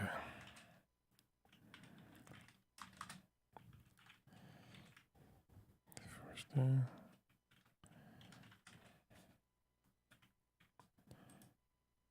Yeah. With the a little less than an hour earlier, with the press and observers in the room. And then you see, And that here one they wasn't, come. yeah, here they come. And that wasn't even hidden. You could see that on the other side of this table. And they're all marked and sealed just the way they were. This is the aha moment. They just want to get these out of the way. And it's 10:06. The they're monitors there. are still there. So this is where you see them slide this box under the table. Why under the table? Get them out of the way. They're still walking around doing stuff. They got cords. They got boxes. There's this stuff out of the way. And then you see here. Boxes are the exact same kind of box. They just want to get these out of the way to know that these are the ones we got to scan later that we hadn't scanned yet. At this point, the Secretary of State's office, your office, has called Fulton County and said, you guys can't go home. You've got to keep counting. Yes. And so we're about to see what happens next. Correct. Now, this is the aha moment Yes. in Rudy Giuliani's version of Correct. the video. Correct. They're pulling those ballot carriers out that we just saw them put under there. Correct. About a little less than an hour earlier, with the press and observers in the room. Oh, so the press and observers are gone now, though, right? You see, And that here one they wasn't, come. yeah, here they come. And that wasn't even hidden. You could see that on the other side of this table. And they're all marked and sealed just the way they were when we saw them go under the table. Correct. So long story short, they put these ballot carriers under the table because they thought they were through for the day. They were going to retrieve them the next day to count them. Correct. Let me ask you this, though. When did the monitors leave? Most of the Fulton County staff started to leave at 10:30. The press and observers began to leave as well, with approximately 4 employees still scanning. And 10:45, all remaining press and observers left the room. At 10:45? Yes. So they're not in here right now? Correct. But they were in there to see those boxes go under the table? Correct. And the other thing we know about this is because we had a state election board monitor in the room who had been there earlier in the day. He noted how many ballots had been scanned on these scanners. And the entire time from 8:30 to 12:45, only 9,800 or so ballots were scanned altogether. This is normal ballot scanning processing. They had this whole video. They know what happened here. They intentionally misleading people, and that's what's so frustrating. It's one thing to think you have suspicions, but to intentionally mislead people using falsified evidence by giving them only part of it is infuriating. So how many ballots were counted that time? From the next day to count them? Correct. Let me ask you this, though. When did the monitors leave? Most of the Fulton County staff started to leave at 10:30. The press and observers began to leave as well, with approximately 4 employees still scanning. And 10:45, all remaining press and observers left the room. At 10:45? Yes. So they're not in here right now? Correct. But they were in there to see those boxes go under the table? Correct.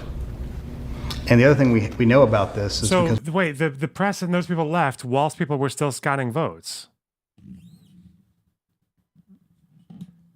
We had a state election board monitor in the room who had been there earlier in the day. He noted how many ballots had been scanned on these scanners. And the entire time from 8:30 to 12:45, only 9,800 or so ballots were scanned altogether. This is normal ballot scanning processing. They had this whole video. They know what happened here. They intentionally misleading people, and that's what's so frustrating. It's one thing to think you have suspicion. Good memes. All right, nice. Okay. As the investigator noted, the security footage showed that there was nothing hiding on the table when it was brought into the room. Hours later, reporters and observers were present. The video shows the ballots had already been opened but not counted, placed in boxes, sealed up, and stored on the table. This finding was affirmed by the FBI, DOJ, and the GBI, which interviewed witnesses and reviewed full footage and data machines from the site. Full hand recount in November. This is footnote 256.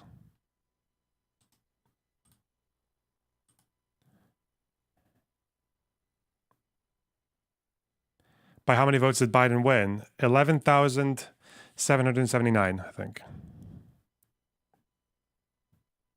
What about BJG? Shut up.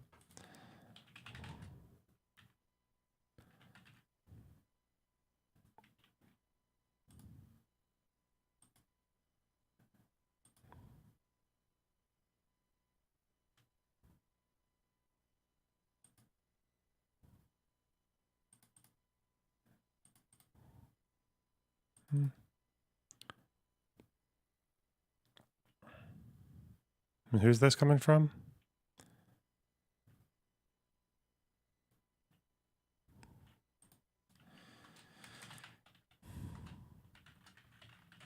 Showed that no, were not double counted.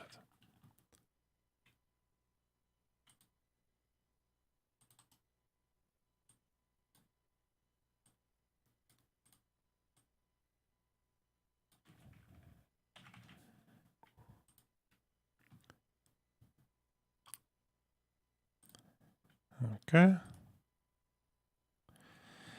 They found that although one of the workers was shown in the video scanning certain batches multiple times, this was for a valid reason. Her scanner kept jamming. The investigators confirmed from scanner logs as well as the footage that she only hit the accept button once per batch. Investigators also found that staff likely did not tell the observers to leave, let alone forcibly eject them from the building. Okay, we already got that. So, okay. What is this? Same thing? Jamming. Double. Multiple. What?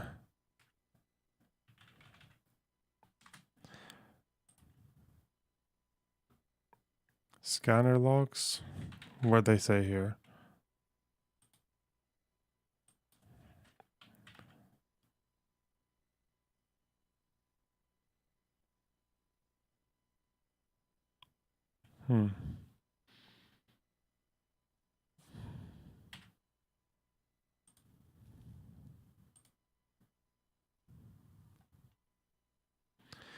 We're getting the same message, scanning ballots over and over again.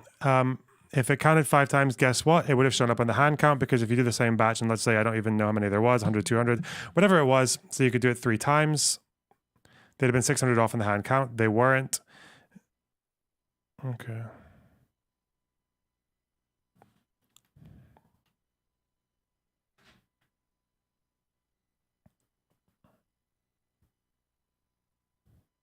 I'll be right back, 1 minute.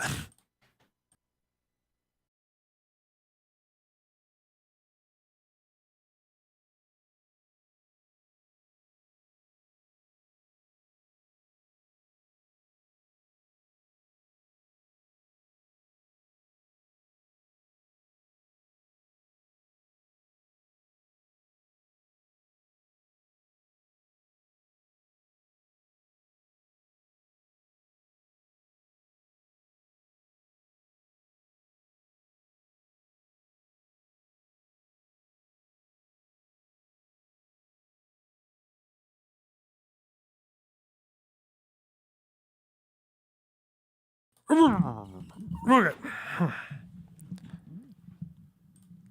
That gaze was getting intense. Bro, look at her. She's having a good look. So where do they mention the paper jam? The scanner jam? Okay.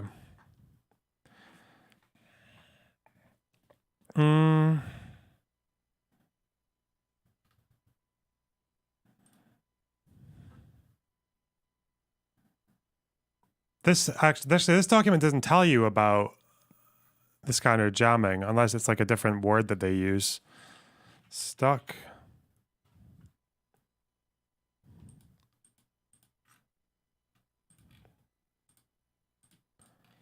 Three. Oh. Can you explain whether the machine counted the ballot 3 times? It would be off, but it wasn't, just because the hand count wasn't off. But they don't explain the thing about the machine jamming.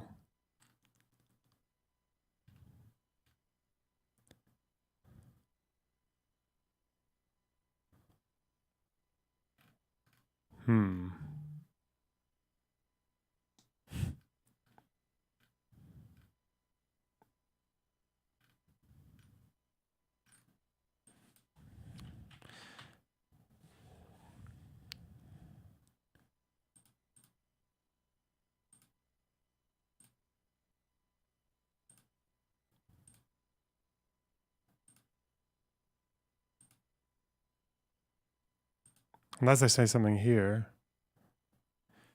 Huh. So this footnote actually isn't the best one. This is actually a footnote that isn't really that telling you exactly the same thing. They even quote the word accept here, so why does it not say it in this footnote? Unless I just clicked the wrong thing? Oh, here, maybe there's a different document. Okay. Ooh. Almost caught them with a inadequate footnote.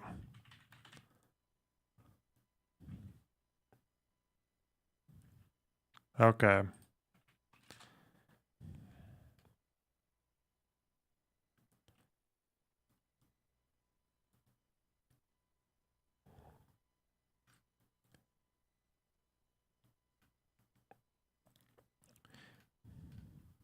Well, here we go. Okay. Did they tell you what pages these are on? 29 to 35. Okay.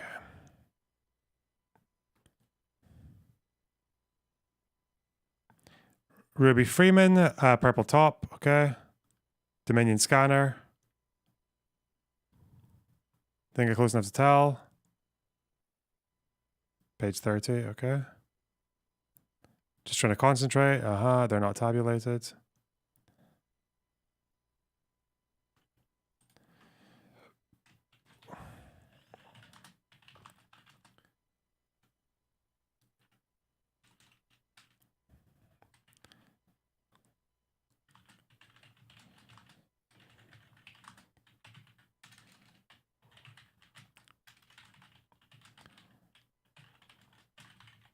And there's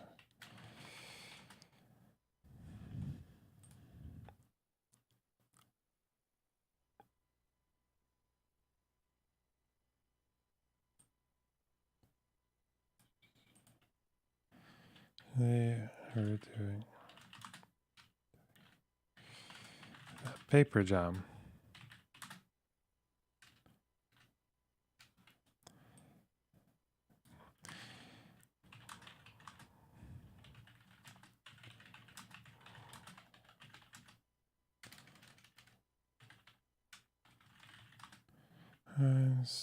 Because her scanner kept jamming.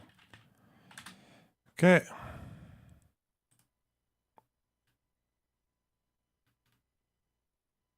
She's loading it, it jams up, and it never... Okay. She found that when it jammed, she never pressed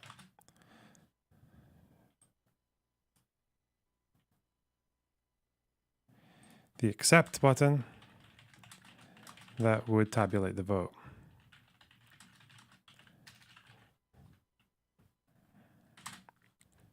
This is page 29 to 31.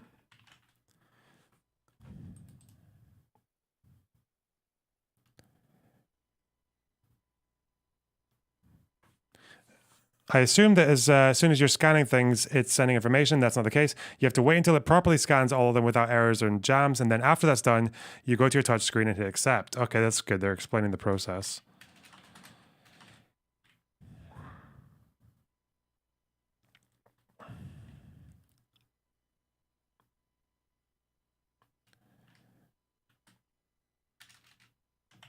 Before my training, I would have assumed that as soon as you're scanning these things, it's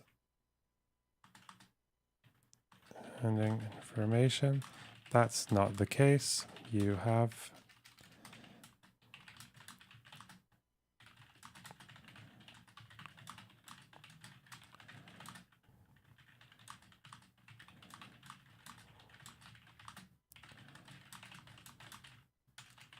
touch screen and hit accept. All right.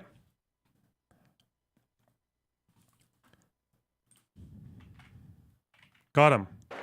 Then the city of Syracuse, where a company called Micron is building a $100 billion microchip factory with union labor. It's the largest private investment in American history, and it's going to create 50,000 good-paying jobs. The Biden-Harris administration has made the most significant investments in our economy in generations. And as president, Kamala Harris will continue to build an opportunity economy for all. We do have postal votes, Michael Portnoy. We do. Friends, history's watching us. Together, we must protect abortion rights. Together, we must protect the middle class. Together, we must protect the American dream. And together, we must elect Kamala Harris President of the United States. Thank you.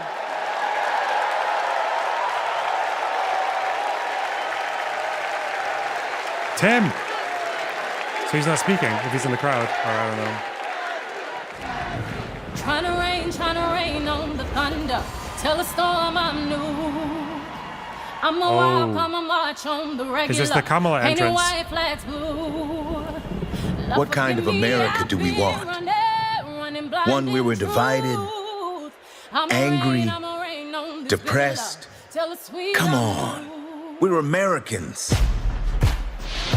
Fascism, we conquered it. The moon, landed on it. Yeah. The future, your mom, building it. Fucked it. Freedom, nobody loves it more. And we fight for it.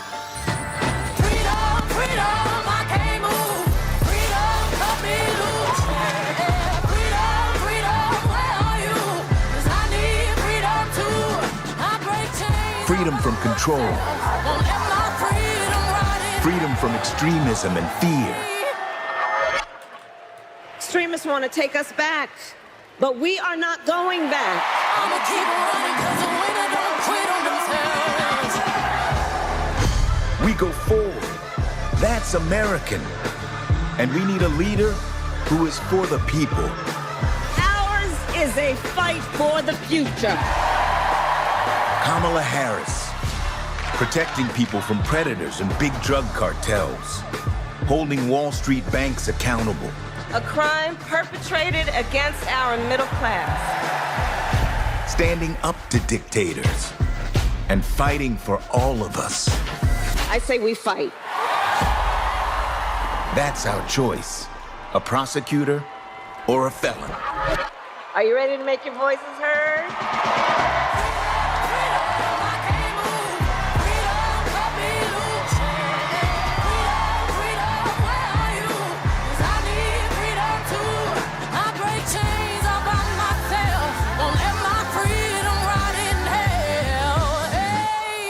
Freedom. We believe in the promise of America. And are we ready to fight for it? I'ma keep running 'cause the winner don't quit on themselves.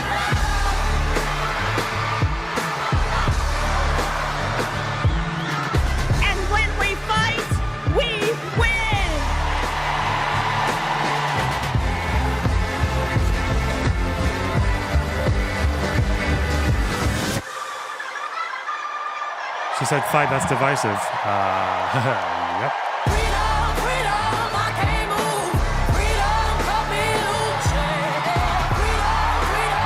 Oh, shit.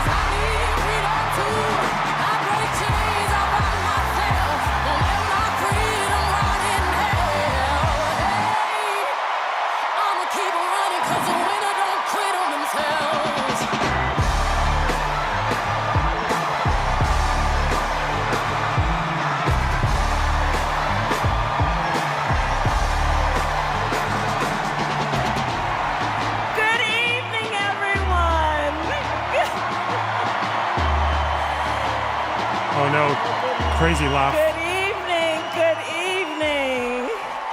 It is so good to be with everyone this evening in this hall and everyone at home. This is going to be a great week. Tan suit, crazy And laugh. I Oh want to no. kick us off by celebrating our incredible President Joe Biden, who will be speaking later tonight. Joe, thank you for your historic leadership, for your lifetime of service to our nation, and for all you will continue to do. We are forever grateful to you.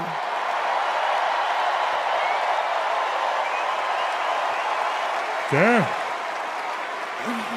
Thank you, Joe. And looking out at everyone tonight, I see the beauty of our great nation. People from every corner of our country and every walk of life are here, united by our shared vision for the future of our country. And this November, we will come together and declare with one voice, as one people, we are moving forward. With optimism, hope, and faith, so guided by our love of country, knowing we all have so much more in common than what separates us. Let us fight for the ideals we hold dear, and let us always remember, when we fight, we win. Fight. God bless you. God bless the United States of America. Good night, everyone. That was pretty brief. Did she not even do an interview? So wait, who? Okay,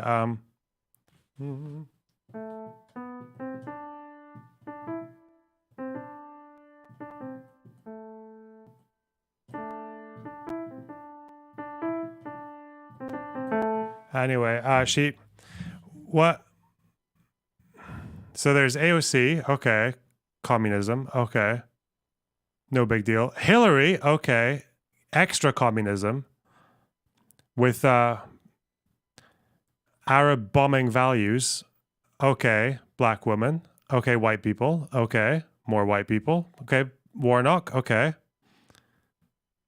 Bald person, woman, Biden.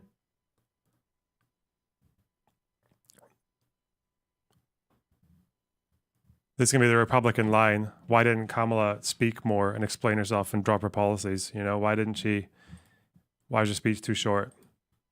We're going to see Tomi Lahren. We're going to see Tomi Lahren on the next fucking Piers Morgan show. The people demand an explanation for why Kamala can't talk for more than 1 minute on stage at the DNC. Okay. I am so outraged right now.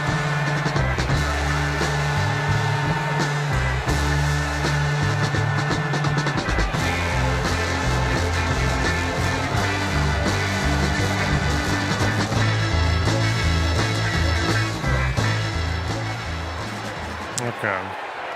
Please welcome actor and director Tony Goldwyn.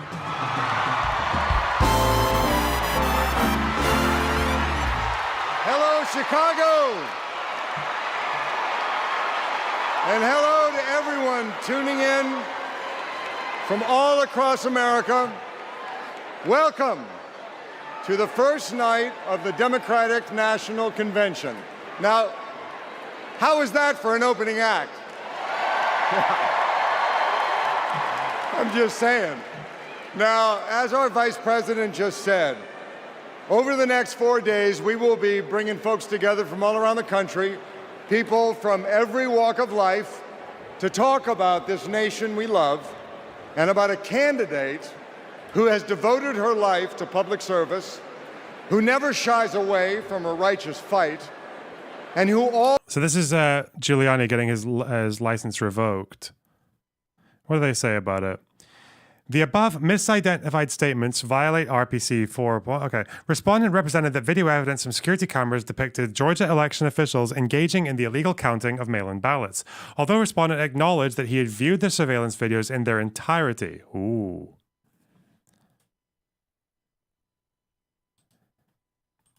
$356.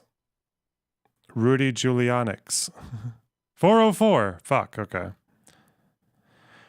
The version of the video shown to the public was comprised only of snippets. The gist of his claim was that illegal ballots were being surreptitiously retrieved from suitcases hidden under a table and then tabulated. In fact, the entirety of the video shows the disputed ballots were among those in a room filled with people, including election monitors, until about 10 p.m.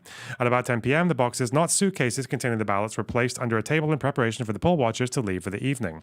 Those boxes were reopened and their contents retrieved and scanned when the state official monitor intervened, instructing the workers that they should remain to tabulate the votes until 10:30 p.m. that evening.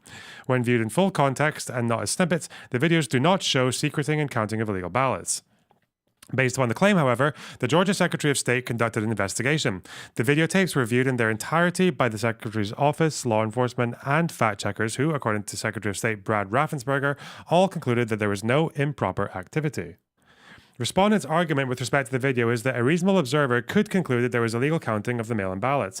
If, as respondent claims, he reviewed the entire video, he could not have reasonably reached the conclusion that illegal votes were being counted. We disagree that the video can be viewed as evidence of illegal conduct during the vote tabulation process, or that it provided a reasonable basis for respondent's conclusions. Damn. Respondent showed the snippets of video and or made false statements regarding its content on at least the following occasions. Okay. Illegal aliens? No, so this is just him lying, basically. Okay. All right.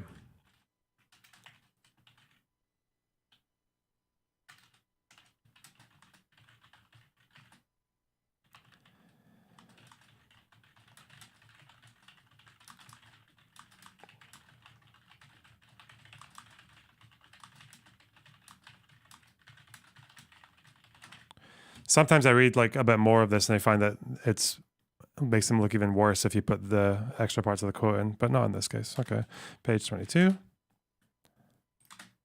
Give me that. All right.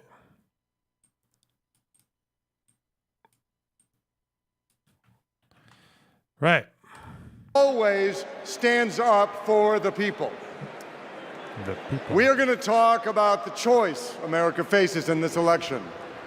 It's a choice not just between two very different candidates, but between two very different futures. We will hear from everyday Americans about what is truly at stake in this campaign. The future of our middle class, the future of reproductive rights, the future of our climate, our security, our schools, the future of our freedom, the future of our very democracy. We will see the vision of our nominee.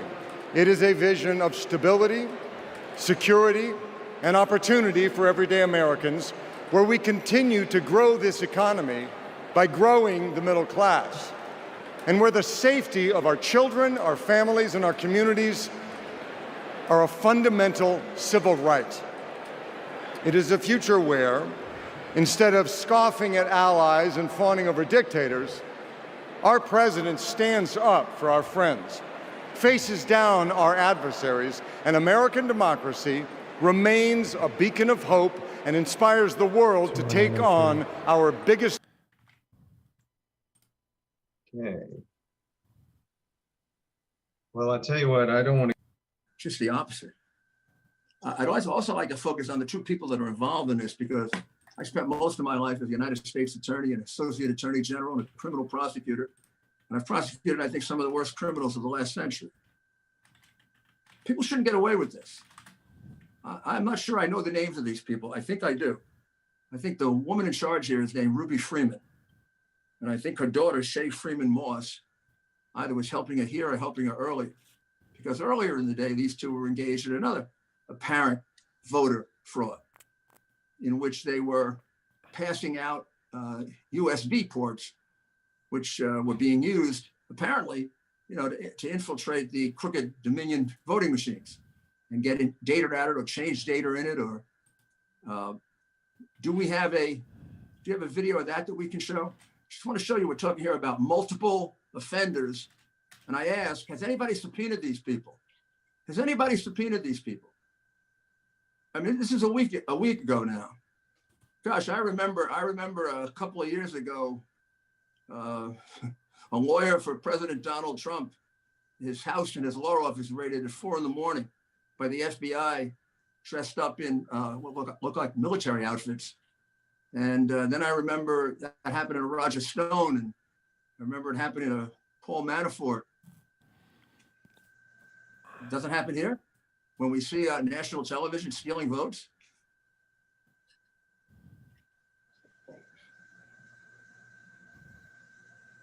Well, I think actually, I'll have Phil show that. God, he's scuffed his fuckiness as well, isn't he? He has the exact right one, but it's a tape earlier in the day of Ruby Freeman and Shay Freeman Moss and one other gentleman, quite obviously, surreptitiously passing around USB ports as if they're vials of heroin or cocaine. That sentence doesn't even make sense, bro. He's fucking deranged. Okay. Not even a good liar. Challenges together. We'll learn the story of a leader who has dedicated her life to doing the work of making good on the promise of America. A leader who understands the middle class because she grew up in the middle class. A leader who has taken on powerful interests at every step of her career and fought for the rights and freedoms of all of us. And then, of course, we will hear again from the Democratic nominee herself, the next president of the United States of America, Kamala Harris. God, you must feel so stupid when you keep saying this, and if they don't win. Because she has a message for us. It is a message that's joyful, not mean-spirited. A message of public service, not self-service. A message of optimism and opportunity. Wait, who has the OAN video of the briefcases? Oh God, the fucking DNC Day 2 is happening. Oh shit. Am I gonna have to stream all day to watch that? Okay. Hang on, let's do some donos, shall we? By which I mean you guys need to give me more, okay? We had a good start to the stream, but you guys slowed down. I'm really fucking disappointed, okay? Partial Pressure, thanks to the Tier 1 sub. I don't like Trump. Wow, sounds like TDS to me. Charles, thanks to the $1.99. What's the best American food?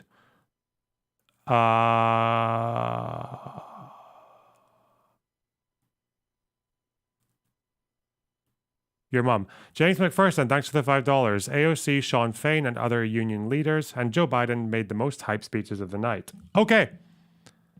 Opportunity, not chaos and division.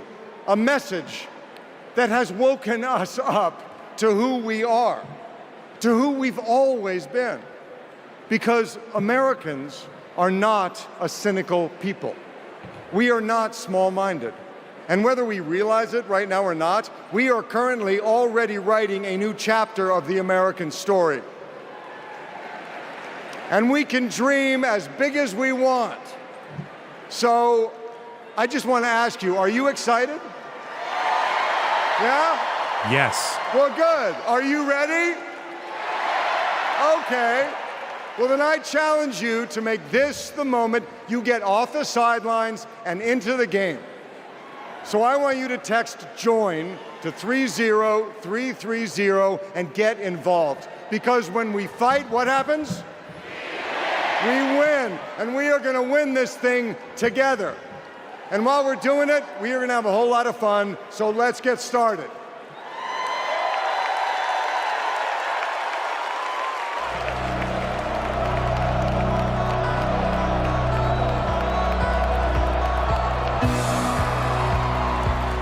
Please welcome God, that's so hard. 9-time NBA champion and coach of the 2024 Olympic gold-winning men's basketball team, Steve Kerr.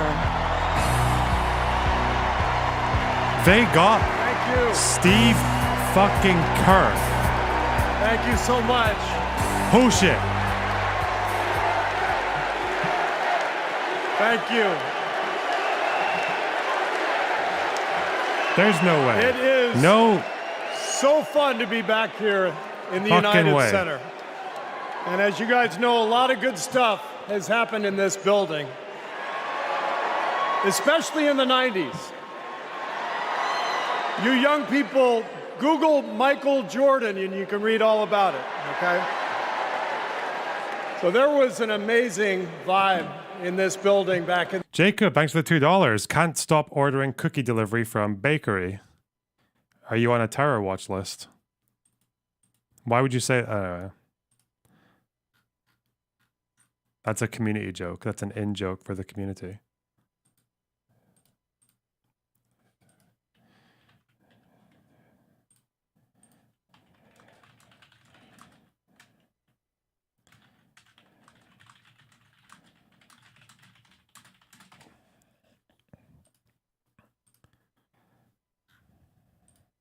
Why isn't it updated for... Oh. Fast and Bulbous, thanks for the $5. We were riding with Biden, now we're coming with Kamala with our balls to the walls. Jesus. In those days, and I feel that same winning spirit here tonight. So the last time I was in a packed basketball arena was in Paris, France. 9 days ago, some of the best players on earth, 12 incredible American men, came together to win Olympic gold. And the next night, I was back in that same building watching 12 more of the best players on earth, our incredible American women, do the same thing. And I cannot think of a better metaphor for what this country is all about than the way Team USA came together at the Olympics. We had players from across our wonderful country, players who have trained and fought relentlessly, shed tears trying to beat one another throughout their careers, joining forces to wear the red, white, and blue. And when we won, the American flag raised to the rafters, the national anthem playing, gold medals draped around the necks of our players, whose hands were held over their hearts. It was the proudest moment of my life. I still can't believe they got Steve Kerr. No way. Thank you. Now, I could never have imagined that a few days later I would receive an invitation to step into a different kind of arena. And so here I am. I know very well that speaking out about politics these days comes with risks. I can see the shut up and whistle tweets being fired off as we speak. But I also knew as soon as I was asked that it was too important as an American citizen not to speak up in an election of this magnitude. The reason I said yes to speaking here tonight is that as a coach and former player, as a husband, a son, a father, even a grandfather, and as an American, I believe in a certain kind of leadership. I believe that leaders must display dignity. Is this Shoe and Head's husband? Do you think she pronounces Germany as Deutschland with a really German accent? Does she refer to Ukraine as Ukraina with an Eastern European accent? Is it because she says Puerto Rico or Puerto Rico? Is that probably why? Because she's Hispanic? Like, is she not bilingual? I'm surprised Shu managed to marry someone as retarded as her.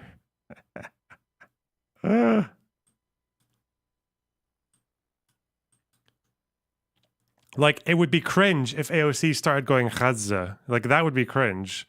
But I think the way she says Puerto Rico is probably fine because she's Hispanic, all right? Okay. I believe that leaders must tell the truth. I believe that leaders should be able to laugh at themselves.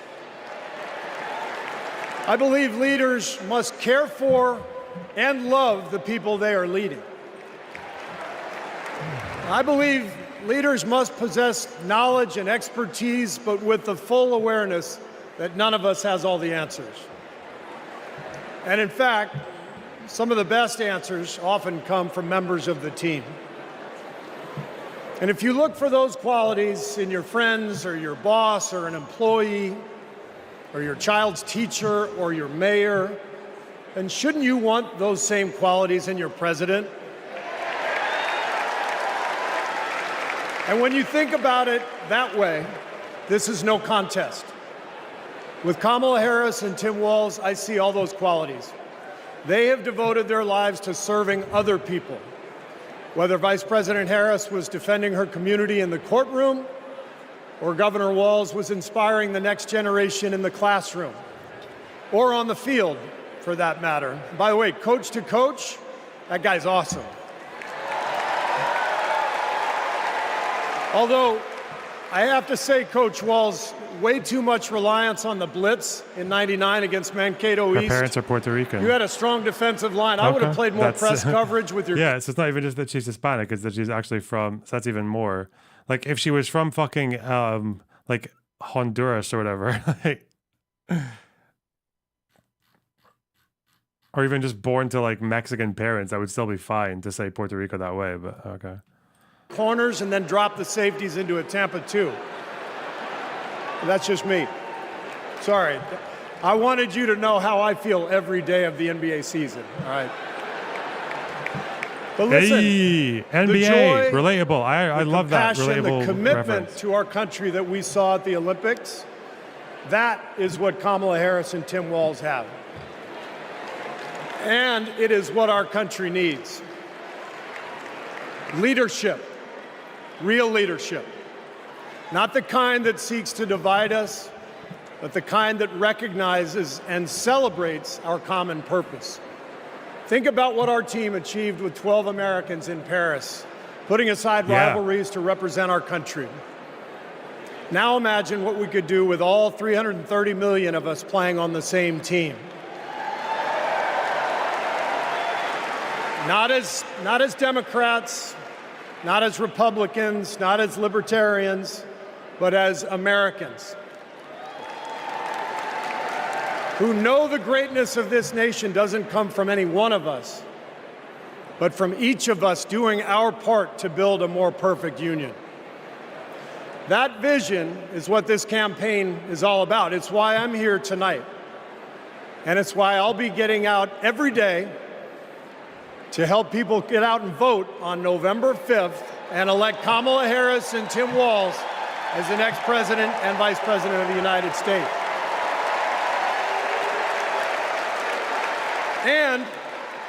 And after the results are tallied that night, we can, in the words of the great Steph Curry, we can tell Donald Trump, night, night. Thank you.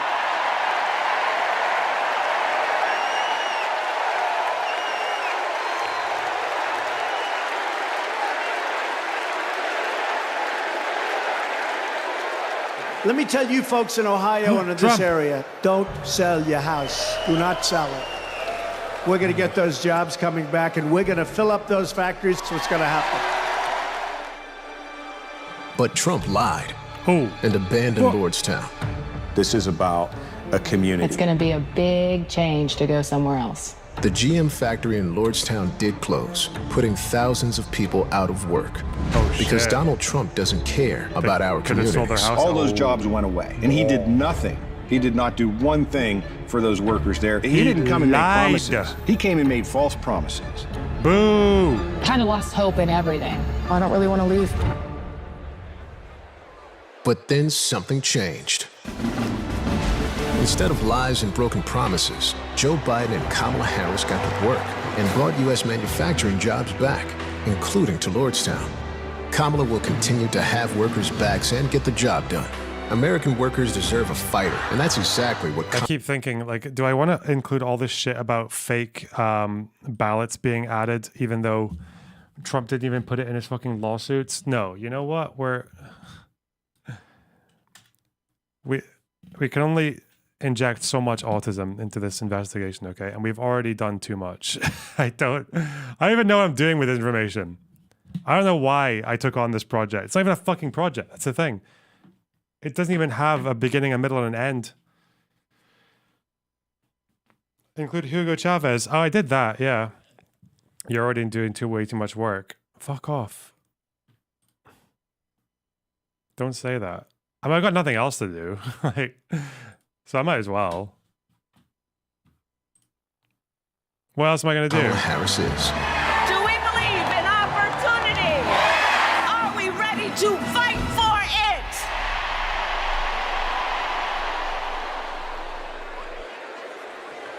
Please welcome United Auto Workers President Shawn Fain. Shawn fucking Fain? Yes.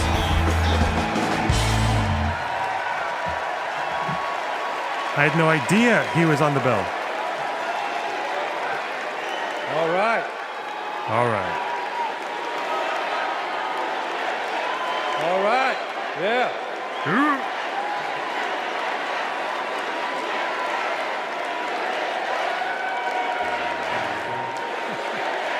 Thank you. Good evening, America, and good evening to the people that make this world move, the working class. Oh, he said working class. On behalf of 1 million active and retired members of the UAW, I am honored to support Kamala Harris and Tim Walz to be our next president and vice president.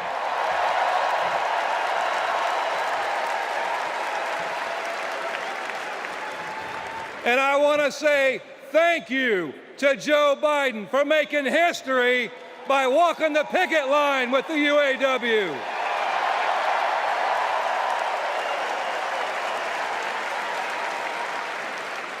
For the UAW and for working class people everywhere, this election comes down to one question. Which side are you on? On one side, we have Kamala Harris and Tim Walz, who have stood shoulder to shoulder with the working class. This is just multiple On the scanning. other side, we have Trump and Vance. Two lapdogs for the billionaire class who only serve themselves. The imaginary dead and eligible voters. So for us in the labor movement, it's real simple. Kamala Harris is one of us. And then the January 6th speech. Okay. She's a fighter for the working class. A what? And Donald Trump A terrorist. is a scab. Okay, apparently this is a long section, so might as well.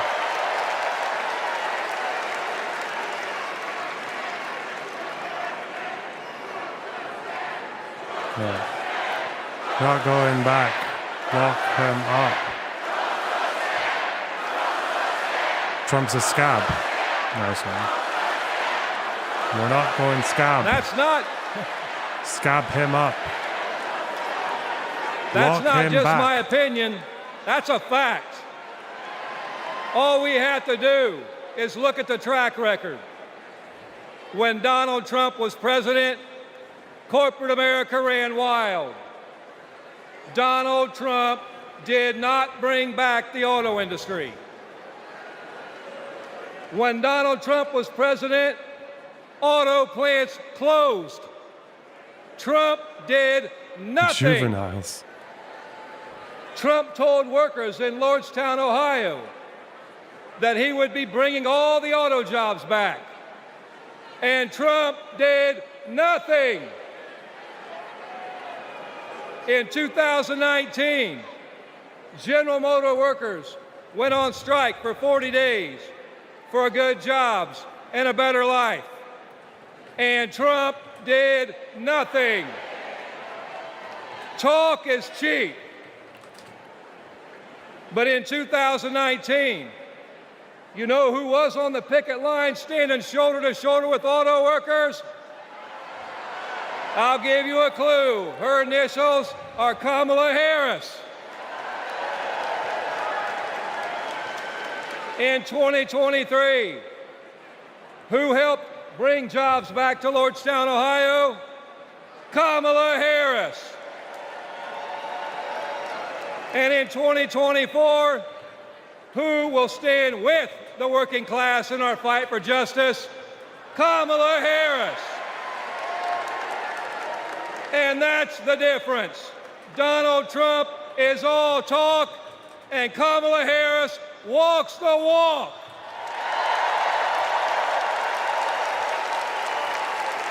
Woo! In the words of the great American poet, Nellie, it's getting hot in here.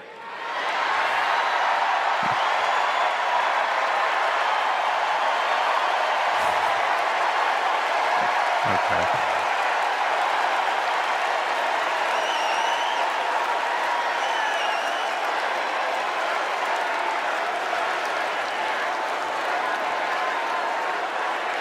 It's hot in here.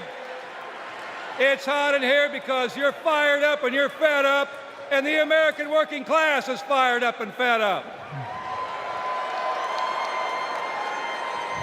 The American working class is in a fight for our lives. And if you don't believe me, just last night, blue-collar workers, the UAW members at Cornell University had to walk out on strike for a better life because they're fighting corporate greed. And our only hope is to attack corporate greed head on. Corporate greed turns blue-collar blood, sweat, and tears into Wall Street stock buybacks and CEO jackpots. I've already got this written down somewhere else. It causes inflation. It hurts workers. It hurts consumers, and it hurts America. And corporate greed is alive and well in the auto industry. You know, last fall, we achieved life-changing gains in our strike at the Big Three. What is this exchange? Hirschman and Mark Meadows. Just an FYI, Alex Cannon and his team verified that the 10K supposed dead people voting in Georgia is not accurate. I didn't hear that claim. It is not accurate. I think I found 22 if I remember correctly. 2 of them died just days before the general. It was alleged in Rudy's hearing today. Your number is much closer to what we can prove. I think it's 12. My son found 12 obituaries and 6 other possibles, depending on the voter roll accuracy. That sounds more like it. Maybe we can help Rudy find the other 10K? Lol. Bro. We even won a commitment to reopen a closed plant not too far from here. We were able to do that thanks to the support of Kamala Harris and Joe Biden and the thousands of auto workers that went on strike.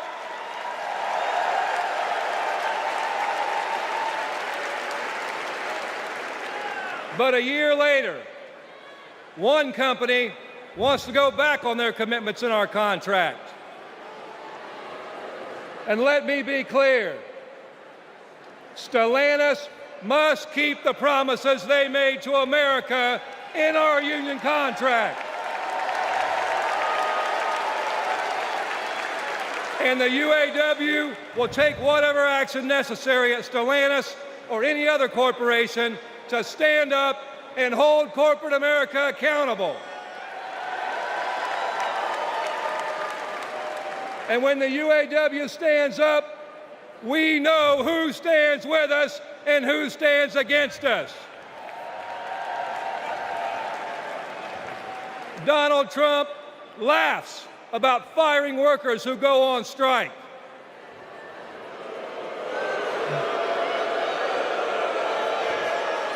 And Kamala Harris stands shoulder to shoulder with workers when they're on strike.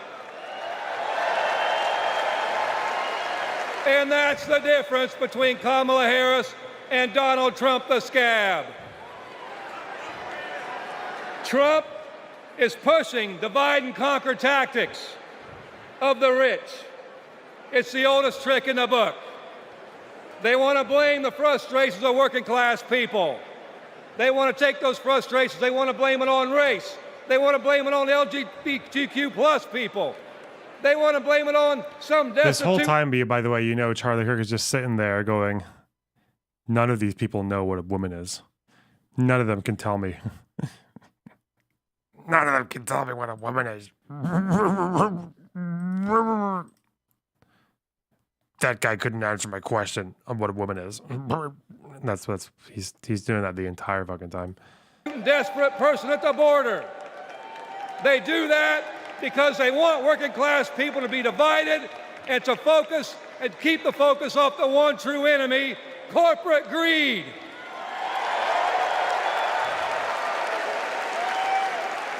The rich think we're stupid, but working class Americans see this for what it is.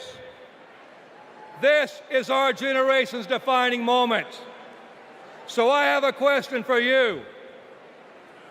Are you ready to stand up, speak up, and show up and put Kamala Harris and Tim Walz in the White House?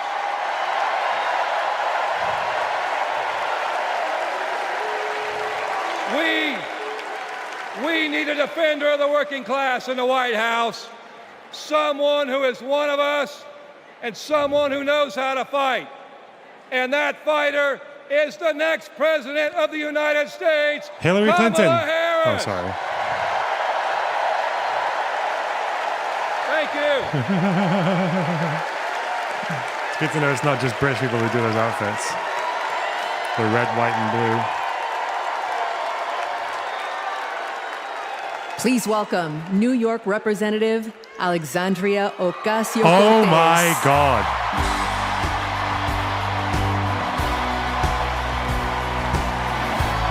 Holy shit. Thank you, Chicago. Thank you, Chicago, for your energy. Thank you, Kamala Harris and Tim Walz, for your vision.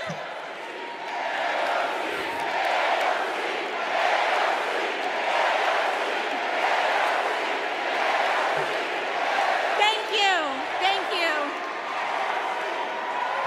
Thank you. Thank you, Chicago, for your energy. Thank you, Kamala Harris and Tim Walz, for your vision. And thank you, Joe Biden, for your leadership. I thought she was going to say for your genocide. Oh, shit. Oh, well. She avoided that one. 6 years ago, I was taking omelet orders as a waitress in New York City. I didn't have health insurance. My family was fighting off foreclosure.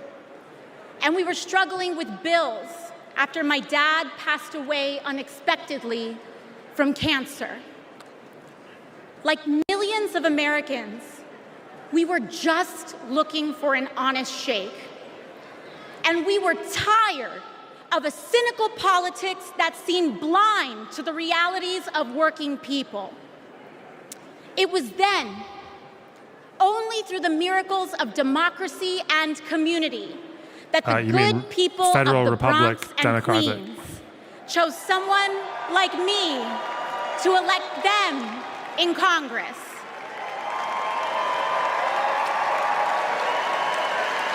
And America, in my heart, I know from that same cloth of hope and aspiration, we will also elect Kamala Harris and Tim Walz as President and Vice President of the United States of America. There are still a couple of right-wingers in chat. I am here tonight because America has before us a rare and precious opportunity. In Kamala Harris, we have a chance to elect a president who is for the middle class because she is from the middle class. She understands the urgency of rent checks and groceries and prescriptions. She is as committed to our reproductive and civil rights as she is to taking on corporate greed. And she is working tirelessly to secure a ceasefire in Gaza and bringing hostages home. Uh-oh.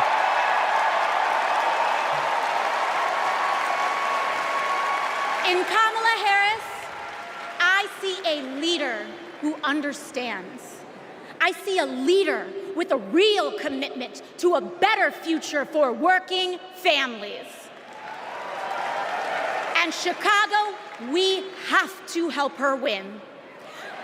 Because we know that Donald Trump would sell this country for $1 if it meant lining his own pockets and greasing the palms of his Wall Street friends. Grease. And I, for one, am tired of hearing about how a 2-bit union buster Who the fuck is this Jeffrey and Connor person in chat? Holy shit.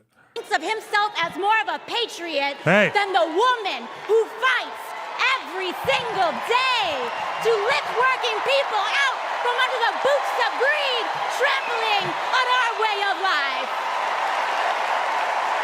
The truth is, Don, you cannot love this country if you only fight for the wealthy and big business. To love this country is to fight for its people. All people, working people, everyday Americans like bartenders and factory workers and fast food cashiers who punch a clock and are on their feet all day in some of the toughest jobs out there. You know, ever since I got elected, Republicans have attacked me by saying that I should go back to bartending. But let me tell you, Get your booze out, I'm chat. happy to any day of the week because there is nothing wrong with working for a living. Oh, curveball. I thought she was going to say, fuck you. I'm rolling with the... I'm rolling with Pelosi doing insider trading now, bitch. Look at my $12,000 fridge. Oh, well. Having leaders in the White House who understand that. Leaders like Kamala and Tim. But Chicago, just because the choice is clear to us does not mean that the path will be easy. Over the next 78 days, we will have to pour every ounce, every minute, every moment into making history on November 5th. Okay, what do I... But we cannot send Kamala and Tim to the White House alone. Together, we must also elect strong Democratic majorities in the House and in the Senate so that we can deliver on an ambitious agenda for the people. Because if you... That's a one-party rule dog whistle if I ever heard one. Alexandria Ocasio-Cortez, Lenin style. Oh, what the so I've done chapters 1, 2, and 3 completely. Just call it corrupt and leave the rest to me. This is about the DOJ and Bill Barr. Phone calls, Rosen and Donahue threatening to resign, I guess. That's a long one. Why is that part so long? No, it's not actually. It's only... Okay, I misread. It's not bad. A coup in search of a legal theory? Did I read this one already?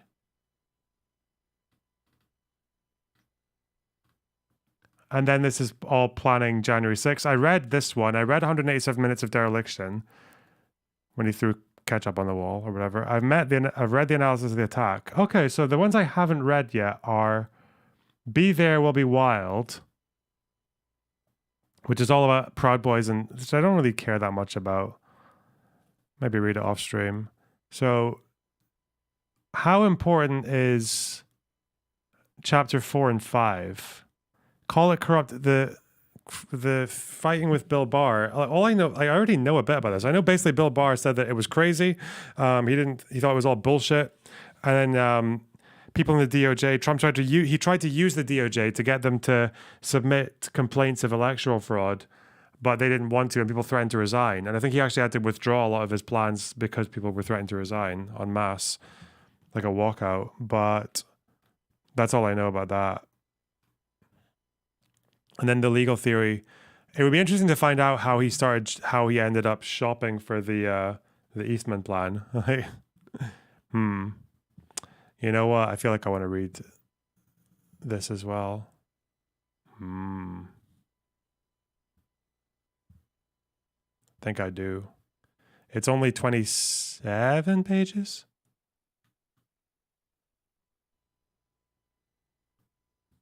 30 pages-ish, yeah. So, and it's all about, I guess I'd have to learn about civics, though. I need to learn about how the DOJ actually works. What does the Attorney General do? What's acceptable for the president to do with regards to them, and what's not acceptable, etc. Okay. Are a working parent trying to afford rent and childcare? Kamala is for you. If you are a senior who had to go back to work. Fast and Bulbous, thanks to $2. Super Mario Ocasio-Cortez, true. Jeffron Connor, do you want to come in Discord and talk about how AOC is a communist? Because your retirement didn't stretch far enough, Kamala is for you. If you're an immigrant family just starting your American story, Kamala is for you. America, when we knock on our neighbor's door, organize our communities, and elect Kamala Harris to the presidency on November 5th, we will send a loud message that the people of this nation will not go back. We choose a new path and open the door to a new day, one that is for the people and by the people. Thank you. Thank you very much. God bless. God bless you all.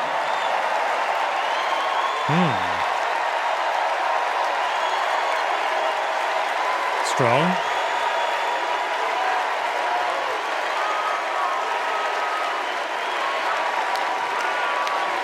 Bill O'Reilly enjoys it. That's good. Young Bill O'Reilly. Wow. Clapping there. How about that AOC? Good Lord. Good Lord. So Kamala Harris's story begins in a middle-class neighborhood in the East Bay. Uh-oh, he misspoke. Yeah. In a modest apartment above a nursery school, in a close-knit community where people looked out for one another, with a mother who instilled in Kamala Harris the core principles that have defined her life. Hillary. Hesitate to stand up for what's right, to take up for the underdog, and to stand up to bullies. Hang on.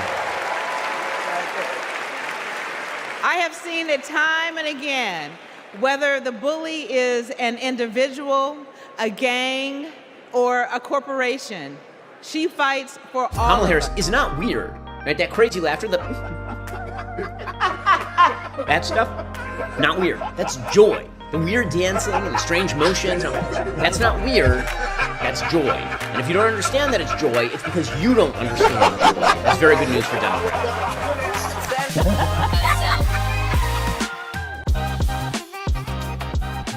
Is that a good intro?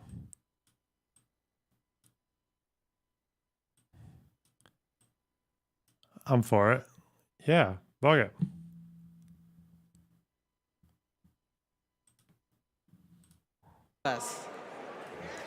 Before we go, I know my mom has one more thing to say. Kamala, your mom would be so proud of you.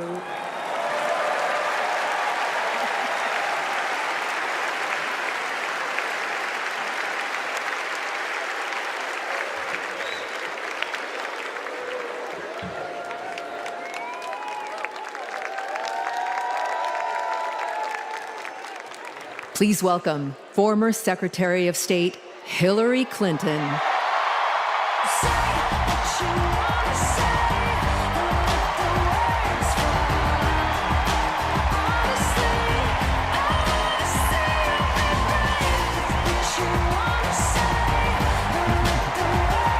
They gave very white music to Hillary Clinton. Let's go! Redemption art. Thank you so much. Thank you.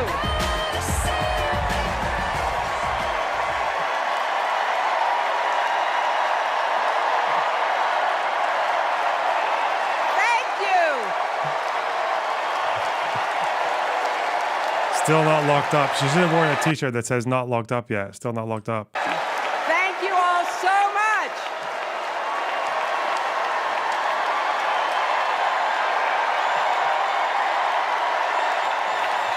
Thank you. Let's see. Let's see how it goes.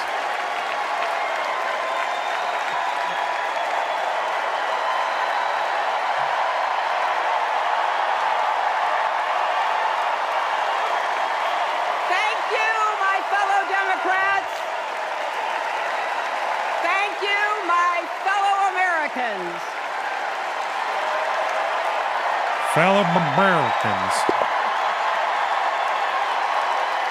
Thank you so much. Let's go. The Hillary offense. Oh, we're doing Vienna Gambit. Nice. They're going to play it properly, though. Yup. Thank you all. No fucking around at this level. Oh, they're thinking. They're fucked. Thank you. Thank you. Okay, that's this. Thank We'll do this next. Thank you. If they haven't developed the Thank bishop, you so much. I should probably punish, right? Wow. We're there. There's a lot of energy in this room, just like there Lot is of cocaine. across the country. Pelosi. Something is happening in America. If I go here, you go here. You can feel it. Something we've worked for and Then I go dreamed here. of for a long time. Fucked up, chat. First, No, I don't. though, Okay. I do this first? let's salute President Biden. Biden!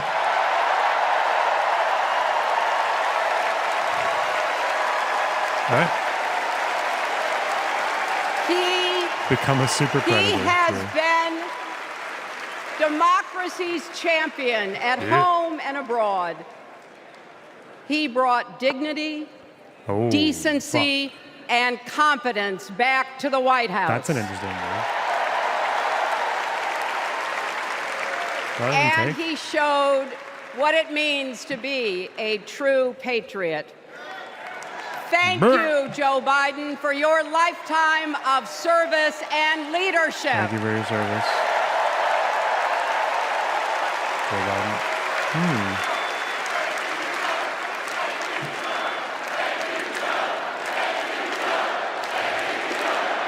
What's she saying? What are they saying? I don't know what they're saying. And now, What are these fucking chants? Rah, rah, rah, rah, rah, rah. and now Let's go we that. are Four straight. writing a new chapter in America's story. You know, Thank you, Joe. my mother Thank Dorothy you, was Trump. born right here in Chicago before women had the right to vote. Oh. That changed Fuck it. 104 I don't know. years We're already in ago uncharted territory, man. yesterday. Think about it. Tennessee became the final Interesting. state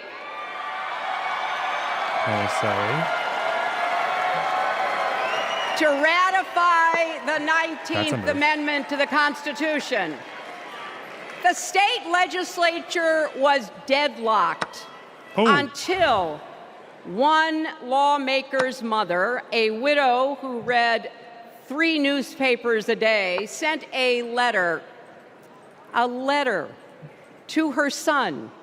No more delays, she wrote. Give us the vote. And since that day, every generation has carried the torch forward. In 1972, a fearless black Hillary. congresswoman named Shirley Chisholm.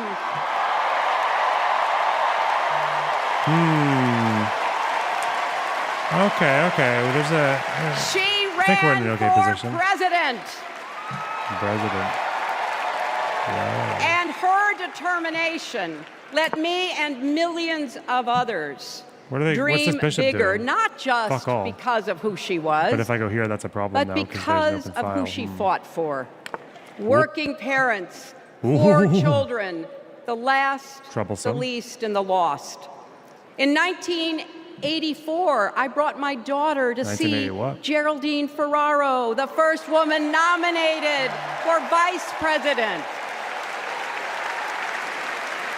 If we can do this, Jerry said, we can do anything. And I do then that. there was 2016, when it was the honor of my life to accept our party's I nomination just do that, for right? president. It's fine. No problem. They're engaging that bishop. Oh, fuck. Okay. Trying to move my pawn up. Or And there's that. nearly 66 Well, there's million this. Americans voted for a future where there are no ceilings on our dreams.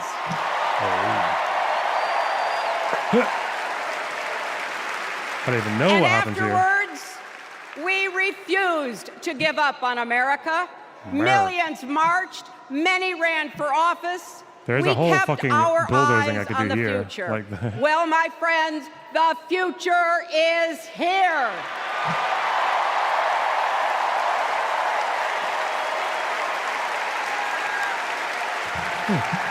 I wish my mother and Kamala's mother could Oh, see shit. us.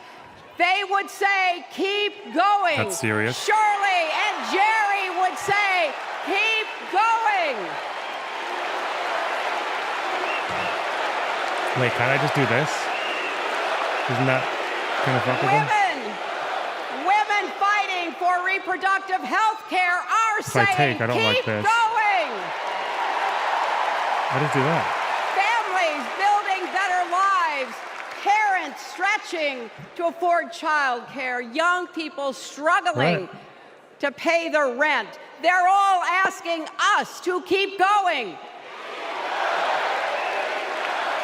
Keep going. I should have done that. This is too defensive. With faith in each other and passive. joy in our hearts, let's send Kamala Harris and Tim Walz to the White House.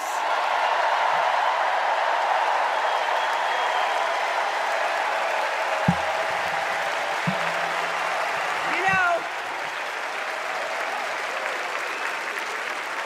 the story of my life and the history of our country is that progress is possible but not guaranteed.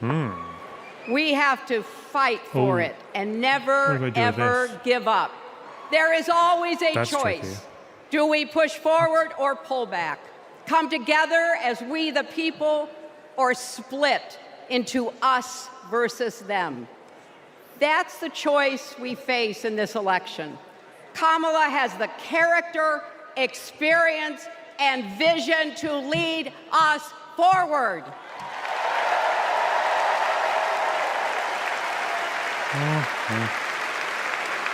Oh, this isn't fucking know her increments. Oh, heart shit.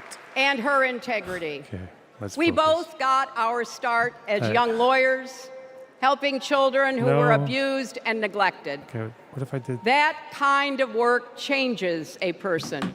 Those kids stay with you. Kamala carries with her the hopes of every child she protected, every family she helped, every community she served. So as president, she will always have our backs, and she will be She'll have a your fighter black- for us. What? She will fight to lower costs for hardworking families, open the doors wide for good-paying Why do they invite jobs, Hillary? and yes, That's she probably still will popular, isn't restore she? abortion I like rights Democrats anyway. nationwide. This is for Democrats. Hey, I don't know. Couldn't tell you.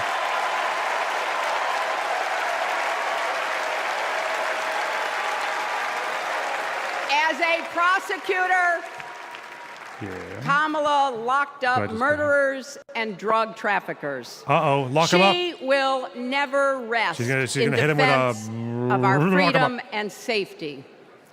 Donald Trump fell asleep at his own trial, and when he woke up, he made his own kind of history. The first person to run for president with 34 felony convictions.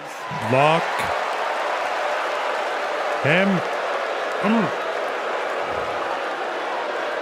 Right. I think I have to do this. As vice president, Kamala sat in the Situation Room. Say it.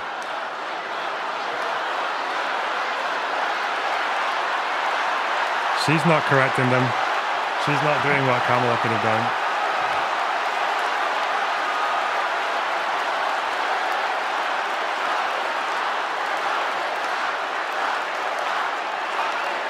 But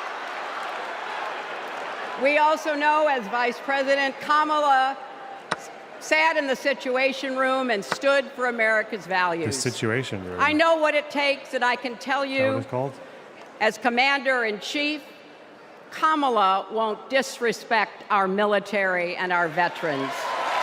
Yeah. Trump will. She reveres our Medal of Honor recipients. She won't be sending love letters to dictators. She will defend democracy and our Constitution and will protect America from enemies, foreign and domestic. Let's try. Let's be aggro now. Because I want to use an excuse to double my rips. Then we go boom. The president's job this square is to fucking dead, take mate. care that the laws be faithfully executed. Those are the words of our founders. Take care. Just look at the candidates. Kamala cares about kids and families, cares about America. Donald only cares about himself. On her first day in court, Kamala said 5 words that still guide her. Kamala Harris, for the people. That is something that Donald Trump will never understand. So it is no surprise, is it, that he is lying about Kamala's record. He's mocking her name and her laugh. Sounds familiar. Hey. But we have him on the run now.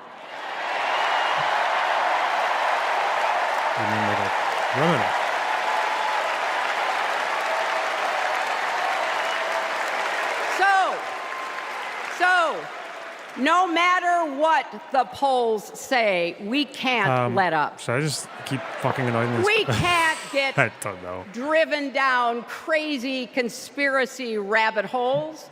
We have to fight for the truth. We have to fight for Kamala as she will fight for us. She needs to turn the temperature down. Because you know what? It still takes a village to raise a family, heal a country, Oh shit, she's a and communist. win a campaign. You heard it.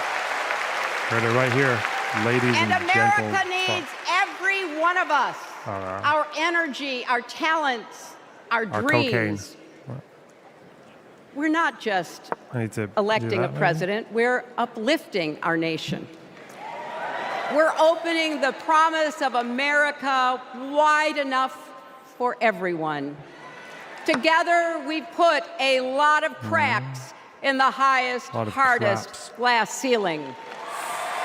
Now, Pawn is very vulnerable. Queen. Tonight, so close to breaking through once and for all. I want to tell you what I see because through if this goes all up and those then cracks, this, and why there's it a crack. matters for each and every one of us. What do I see? I see freedom. I see You're gonna crack. the freedom to make our own decisions about I think our if I do health, rook first our and then lives, pawn up to the our queen, loves, they might our not notice. families. Damn! They fucked it. Anyway. The freedom to work with I love these dignity calculations and that only prosper. work To if your opponent's worship not as making any we moves. choose or not. To speak our minds freely But I guess I could. and honestly. I see freedom from fear and intimidation, from violence and injustice, They're gonna from harass the pawn, I chaos guess? and corruption. I see the freedom to look our children in the eye and say, in America, you can go as far as your hard work and talent will take you, Well, and mean wait. it. That, And you know I got what? the pawn. Okay, there's also On the this other threat. There's also side this. of Okay, there's that more now. glass Okay. ceiling is I think it's Kamala this. Harris raising her hand and taking the oath of office as our 47th President of the Okay. United States. We're up a pawn. Okay. So should I simplify? Huh? Don't know. Strengthen the pawn structure?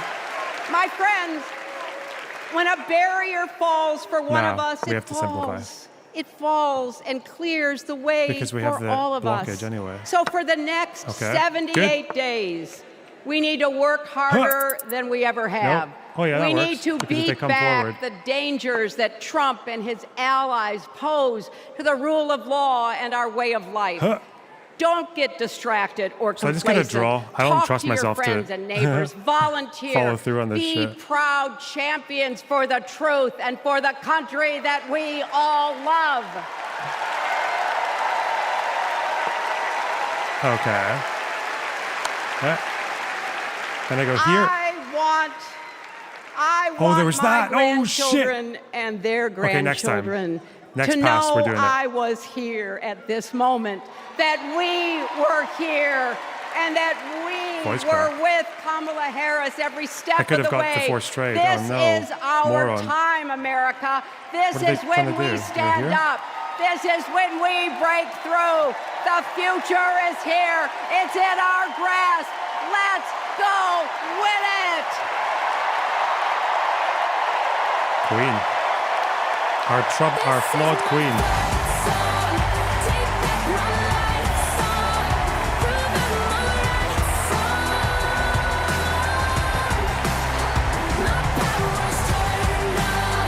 I have 43 seconds to make this happen.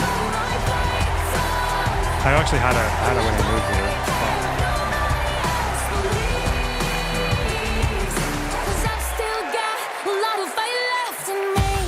I think it's fair to say Is that Obama? that we No, it's all not. stand on the shoulders of Hillary Clinton. So, I'm just checking. Are you ready to join this fight yet?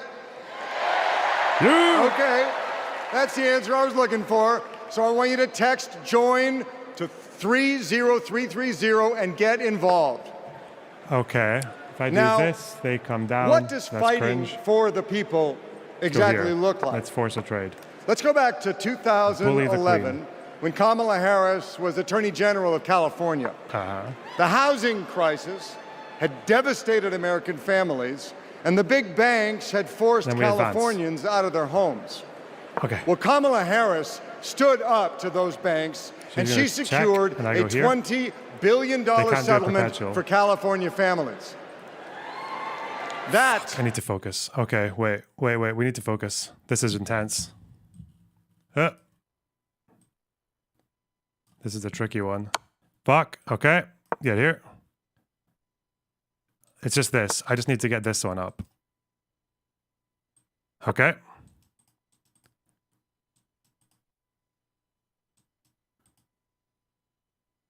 Oh, I could have done this. That would be quite cheeky. But this is fine as well. So I've actually been better to stay here. Oh, because the next move, though, that could be a problem. Oh, shit. Don't have time.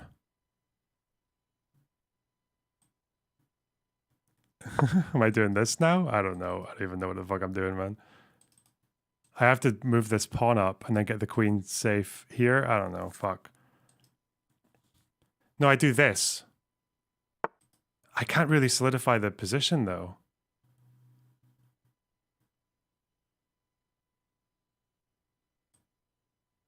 I don't know. The fuck? I think I've given them a perpetual. Oh no, they didn't take it. Okay, I'm just gonna run out of time though. Shit. Huh. They've got a forced draw here if they want.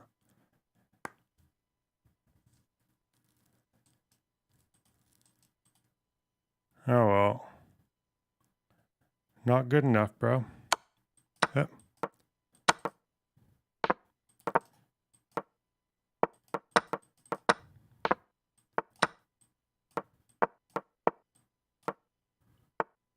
Huh. Fucking kill me. That person does not deserve to live. Okay. What the fuck, man? Okay. Timed out. Oh, that's so annoying.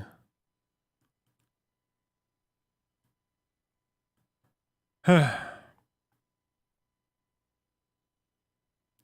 that have even been a win? No, they would have goose chased. I'd have had to take out all the pawns. Oh, God. There was definitely a way here. Where was it? To get it earlier. Oh, did I actually give them a draw by mistake? And they didn't take it. Yeah, when I was here, they had a perpetual, but they chose not to take it because they could have won one time. So here, I should have done this. Why? What if they just go here? G1? Oh, and then they can't follow up. Huh. Okay, and then I get my double. Okay, for fuck's sake. Whatever. Is fighting for the people. And that is something that our next speaker knows all about. Please welcome the fearless fighter from South Carolina, Congressman Jim Clyburn.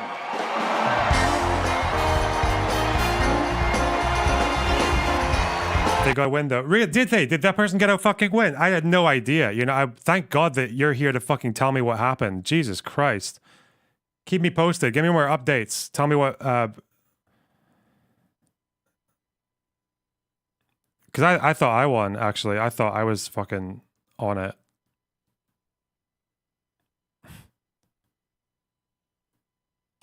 Fuck's sake.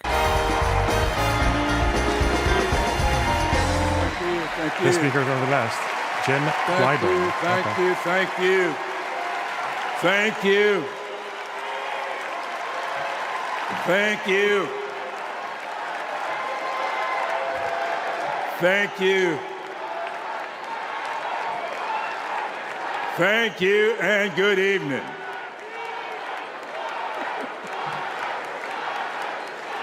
Thank you, South Carolina. Thank you.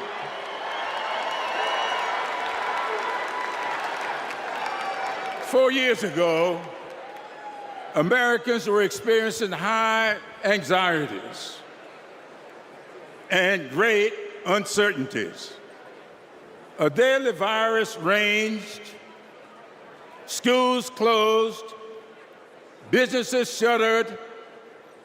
Donald Trump mismanaged the crisis from day one, looking out for himself COVID instead of the country. The American people responded to the crisis. What is this? Fuentes.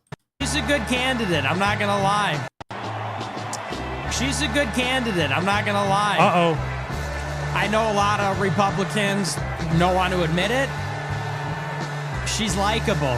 She's good looking, she's likable, good energy. Yeah. Just saying. The problem with Fuentes is that as a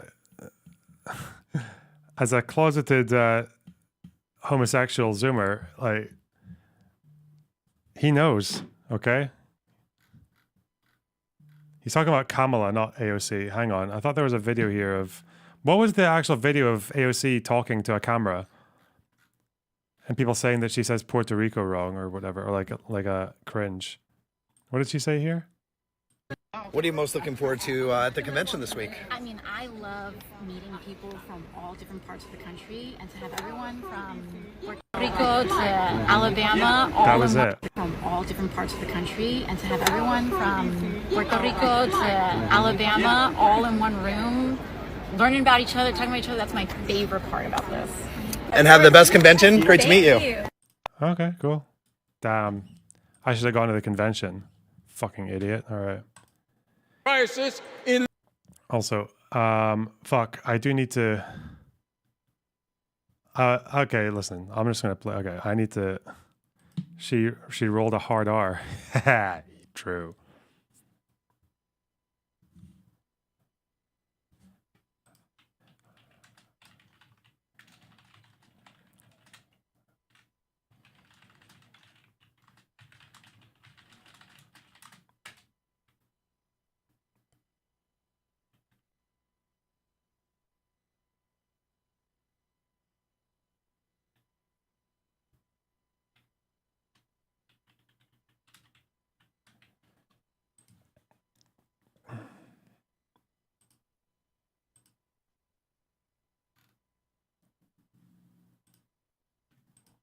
All right. I need to maybe make some fucking food. One minute. Anyway. Leadership by electing new leaders. Thanks to Joe Biden and Kamala Harris, we reopened our schools, brought back our businesses, and restored our faith in the American can-do spirit. Thanks to Joe and Kamala, we reduced the price of prescription drugs, repaired roads and bridges, and replaced lead pipes. Thanks to Joe and Kamala, we are honoring our heroes in uniform and expanded benefits to over 1 million veterans. Thanks to Joe and Kamala, Make It in America is no longer just a slogan, but a movement that is bringing millions of manufacturing jobs back to America. For President Biden's lifetime of achievement in service of his country, we owe him a great debt of gratitude.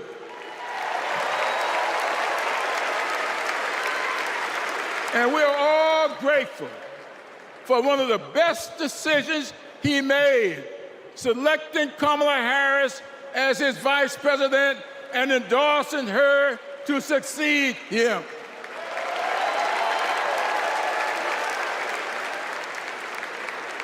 I often say that we are but the sum of our experiences. In the introduction of my memoir, I wrote, all my experiences have not been pleasant, but I consider all of them to be blessings. So has been the case with Kamala. Her experiences have prepared her for this moment. Kamala Harris is a true battle-tested leader, a district attorney, attorney general, senator, and vice president who gets things done. While Donald Trump has been bragging about how he overturned Roe, Kamala has been fiercely advocating for the respectation of reproduction freedoms. While Trump has been looking out for himself and his billionaire buddies, Kamala has been fighting to lower costs for all Americans. And while Trump falsely pleads ignorance of Project 2025, which in my opinion is Jim Crow 2.0, Kamala has been offering the American people enlightened proposals and visionary leadership. Having grown up in a parsonage, I often look to the good book for understanding and guidance. As 2 Corinthians informs, we are troubled on every side, yet not distressed. We are perplexed, but not in despair. Persecuted, but not forsaken. Cast down, but not destroyed. Our great democracy has been tested, and so has the basic goodness of the American people. But our resolve to remain a great country with freedom and justice for all will not falter. We will continue our march toward a more perfect union, united in our common purpose and emboldened by our resolve to elect Kamala Harris and Tim Walz as the next president and vice president of these United States of America. Thank you and Godspeed.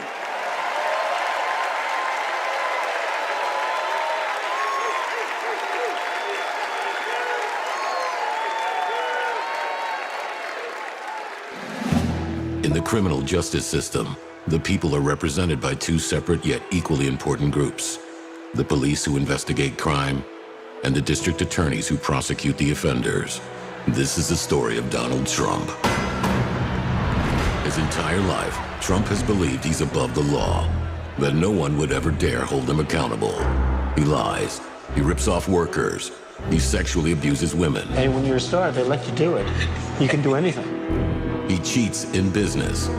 He cheated on his wife with a porn star and paid her off so the American people wouldn't find out during an election. But in the criminal justice system, ordinary Americans have had the courage to find him accountable, time and time again. Guilty. Guilty. Guilty. Donald Trump, guilty on all 34 felony counts. For the first time in history, we have a convicted felon running for president. And to take on this case, we need a president who has spent her life prosecuting perpetrators like Donald Trump. He tried overturning Georgia's free and fair election. I just want to find 11,780 votes. He's tried to escape any responsibility for instigating the January 6th attack on our Capitol. We're going to walk down to the Capitol, and I'll be there with you. And if elected, Trump has promised to overturn laws that would keep him accountable and exact retribution on anyone he considers an enemy, even warning of a bloodbath if he doesn't get his way. So we, the people, have a chance to render our own verdict on Donald Trump. We are the jury he most fears. When we vote this November, we vote for justice, accountability, and the rule of law that keeps America free.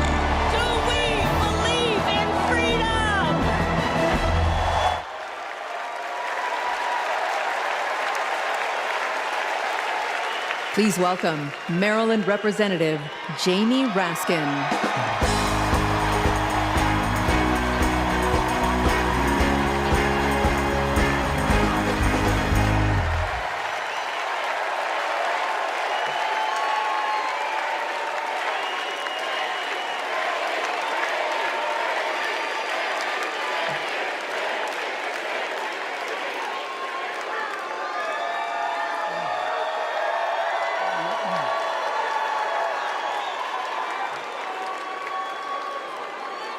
Hello, America. And welcome to the Democracy Convention. Welcome to the Freedom Convention. And thank you for the beautiful weather, Chicago. It's been a little rough on Capitol Hill, where it's not just the heat, it's the stupidity. Now, we meet in this great city tonight where Abraham Lincoln was nominated in 1860 to save the Union from fanatical insurrectionists, and where Franklin D. Roosevelt was renominated by Democrats in 1940 to defeat fascist dictators. Which one is this? Now, we fight in our time to defend our freedom and our democracy Raskin. against the Oh, of banana course. Republicans who have converted banana Lincoln's party Republicans. into Good a one. dangerous cult of personality. Ooh, the banana Republicans. Cancer survivor. Not bad. You know, I'll never forget the pounding on the doors of the House chamber Pounding. on January 6th, I thought I was going to make a your mom joke. or the screams to follow. Hundreds of our police officers taunted and attacked. 140 of them wounded by extremists wielding baseball bats, steel pipes, even American flags. 5 people died that day, and 4 more of our officers took their own lives in the days and weeks to come. All of this after Trump was defeated by more than 7 million votes by the great Joe Biden. The great. Not a cult. It was after 80 judges rejected every ridiculous claim raised by this sore loser who does not know how to take no for an answer from American voters, American courts, or American women.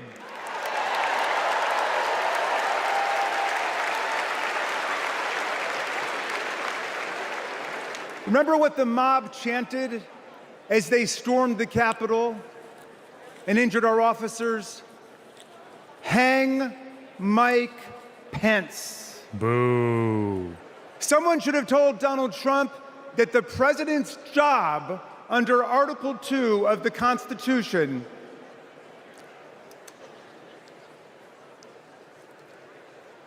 Someone should have told Donald Trump that the president's job under Article 2 of the Constitution is to take care that the laws are faithfully executed, not that the vice president is executed.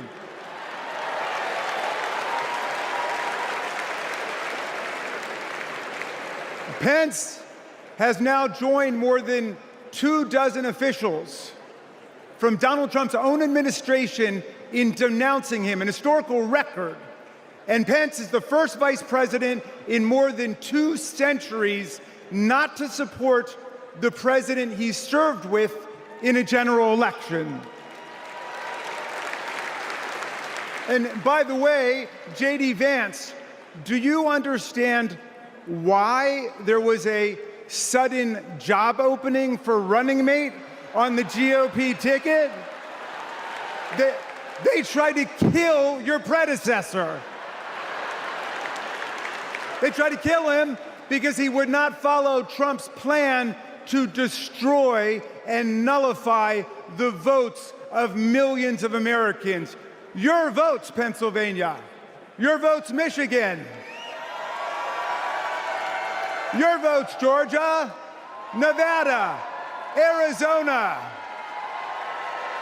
Are we going to go back to the days of election suppression and violent insurrection?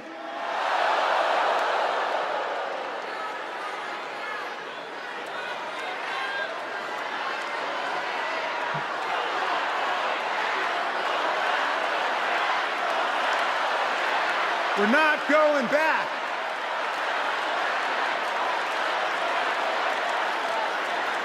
Well, look, 1 week after that beautiful day, as Trump calls it, the Republicans, 10 Republicans, joined all of the Democrats to impeach Trump for the worst high crime and misdemeanor ever committed by a president, inciting insurrection against our own Constitution.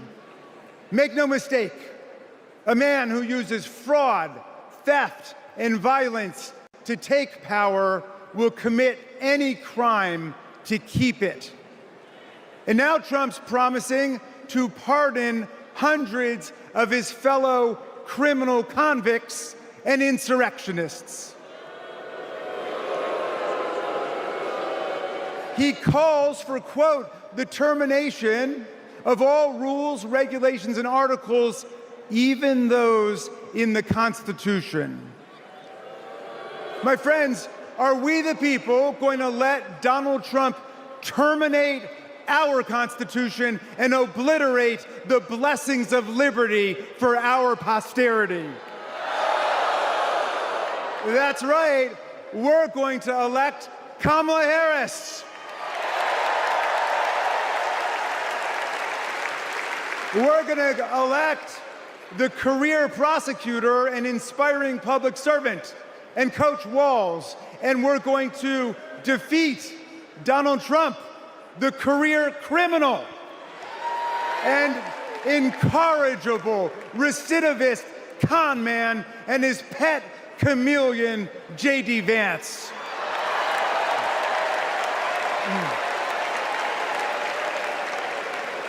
And America, let's make it a landslide so big that Donald Trump and his kangaroo court Supreme Court justices cannot even try to steal it.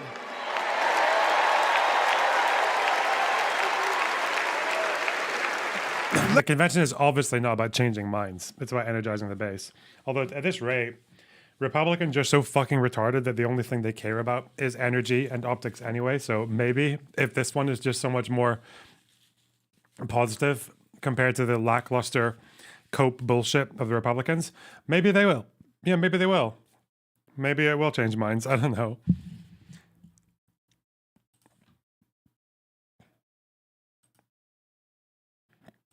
Excuse me.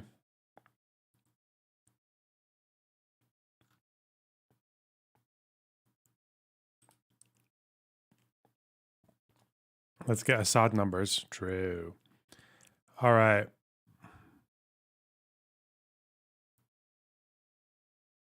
I need to put something in the oven. 1 minute. Let's make every vote count. Let's make sure every vote is counted. Let's let freedom ring, and let's let democracy work in America.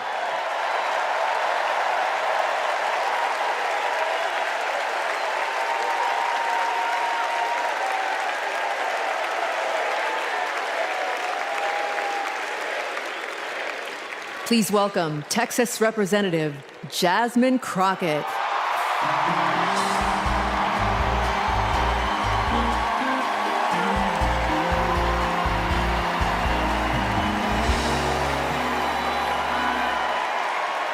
Well, good evening, America!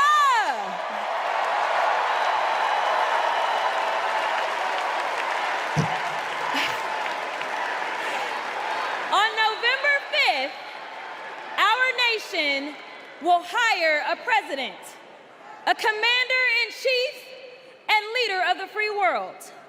So let's compare their resumes, shall we? Who's this person? One candidate worked at McDonald's while she was in college at an HBCU. HU. The other was born with a silver spoon in his mouth and helped his daddy in the family business. Housing discrimination, that is. She became a career prosecutor while he became a career criminal. With 34 felonies, 2 impeachments, and 1 porn star to prove it.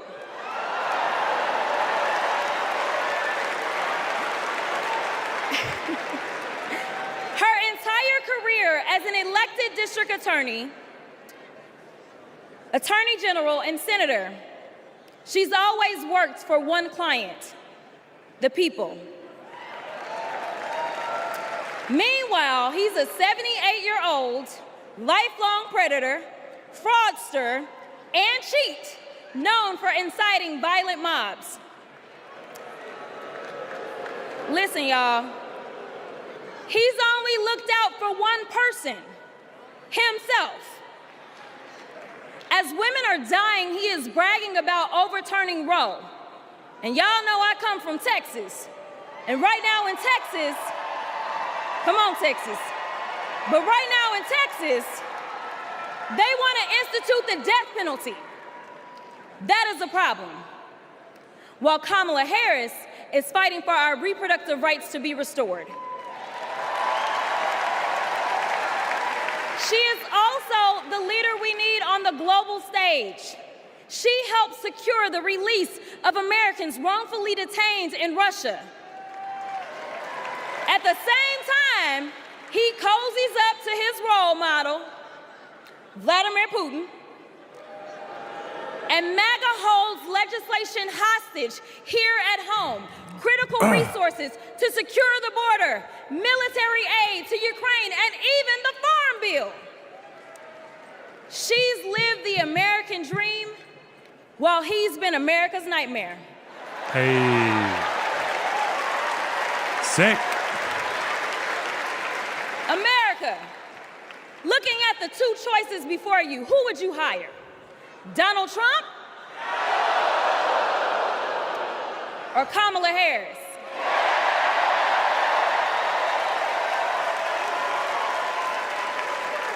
Kamala Harris has a resume. Donald Trump has a rap sheet. You missed the chat earlier from Erudite asking if you wanted to be on her stream. Oh. I did. Why would she say that if I was not on... Wait. Where'd she say that? Hang on. Is she still here? Is she streaming? What? What's she doing? Let's see.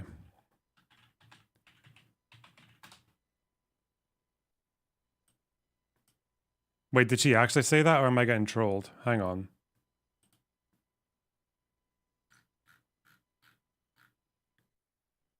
Chat replay?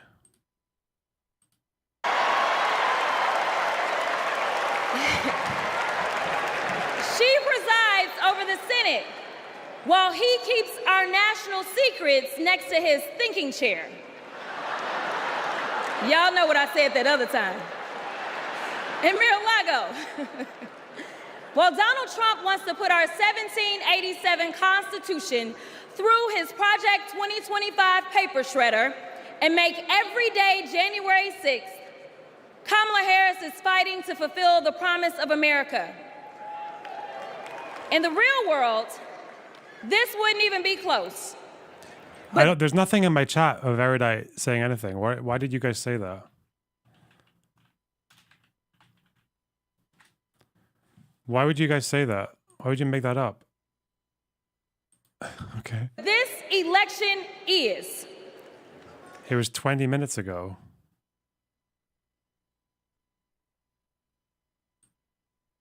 There, oh, okay.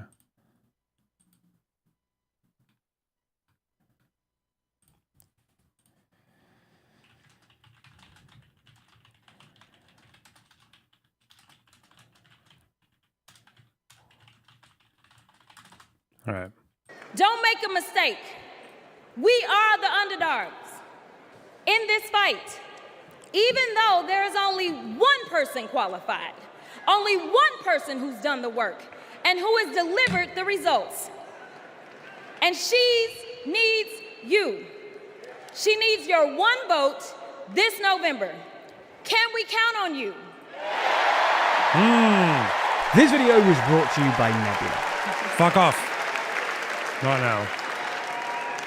Some of you know a little bit of my history, some of you don't, so let me tell you. I was a public defender.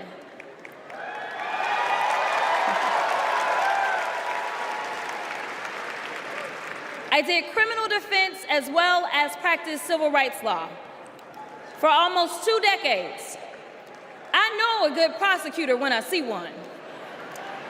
Kamala Harris is the kind of prosecutor we long for in the cases like those of Breonna Taylor.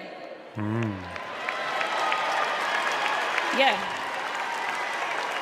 She was the first attorney general in the nation to order that her officers wear body cams, and she started the Back on Track program to reduce recidivism.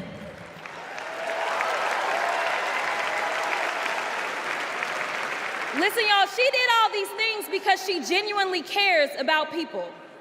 She sees each person as just that, a person, not a statistic. She's proven that since the first day she stepped into a courtroom and said what y'all already heard Hillary say, I did not copy off of her speech. I just want y'all to know. She walked into that courtroom and said, Kamala Harris, for the people. And she meant that.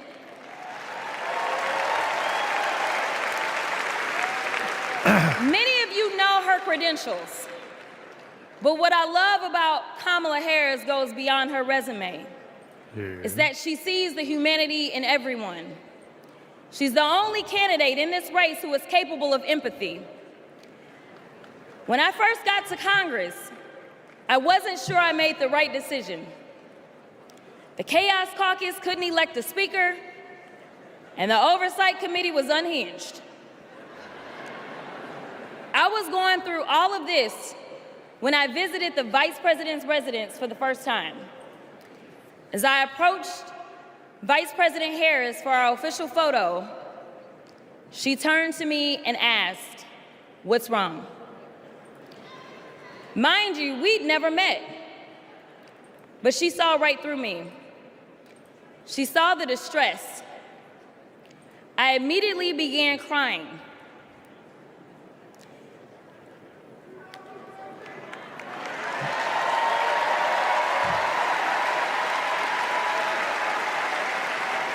What happened there? And the most powerful woman in the world wiped my tears and listened. Oh, she's welling up.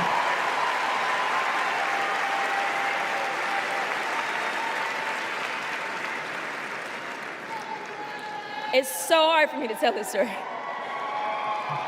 She then said, among other things, "You are exactly Yes, thank where you for explaining fucking neurotypical shit to me. Thank you. God wants you.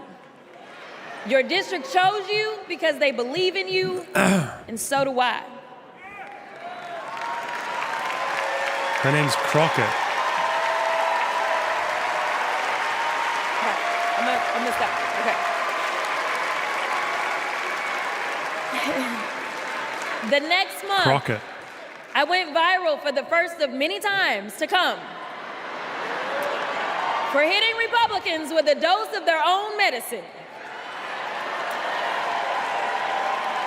That brief but impactful interaction gave me my legislative legs, and I've been running ever since. Hey.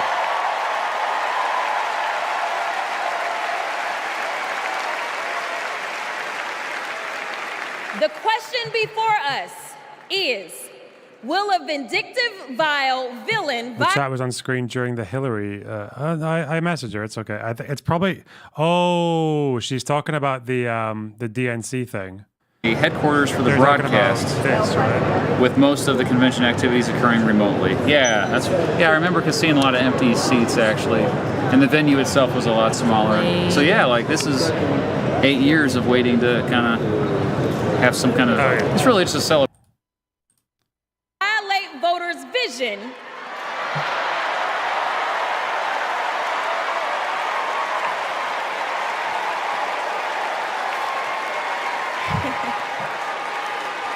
For a better America or not. Oh, Warnock's coming soon. Alliterations are back in style. And that is Joe. We deserve better. We deserve a president who can be a bright light in a sea of darkness. One who will pull us forward, because we won't go back. We're not going back. Amanda Gorman said it best. There's always light if only we are brave enough to see it. If only we are brave enough to be it. Let's go. Kamala Harris showed me that light. And America, when she is our president, together we will shine as that beacon of hope and freedom around the world once more. 1 minute. God bless.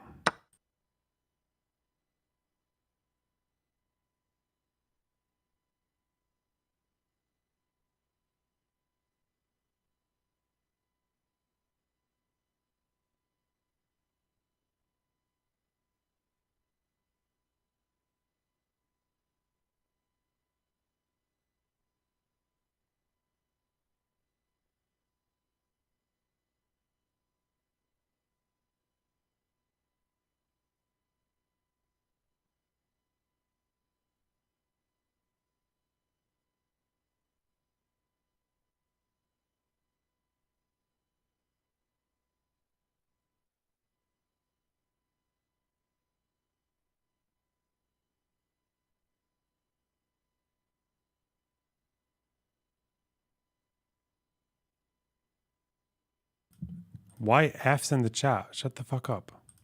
Militia. Oh, wait, this is the move. Okay. Also sounds like one of the colors. All right. Wait, this is they took.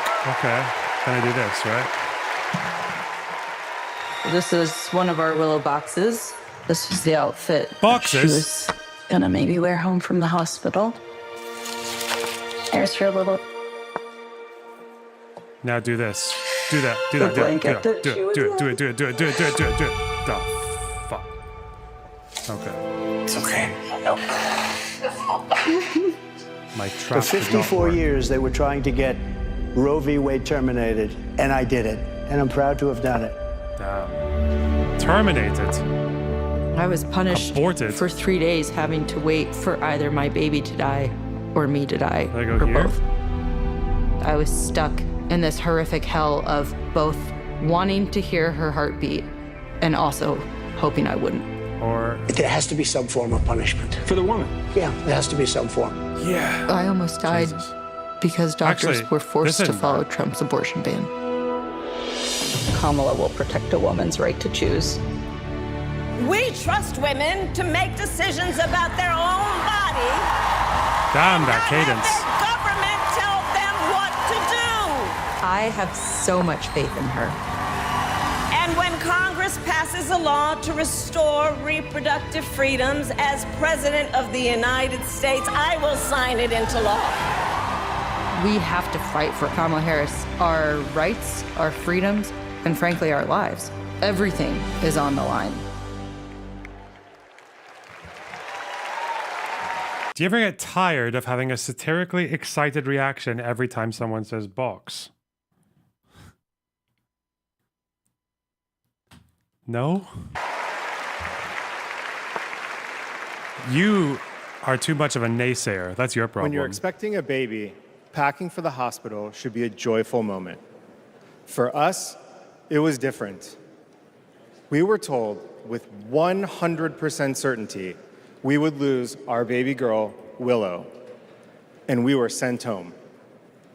For 3 days, we waited until Amanda was sick enough to receive standard abortion care. Eventually, Amanda's temperature spiked. What do? She was shaking, I don't really know what disoriented, to do with this position. and crashing.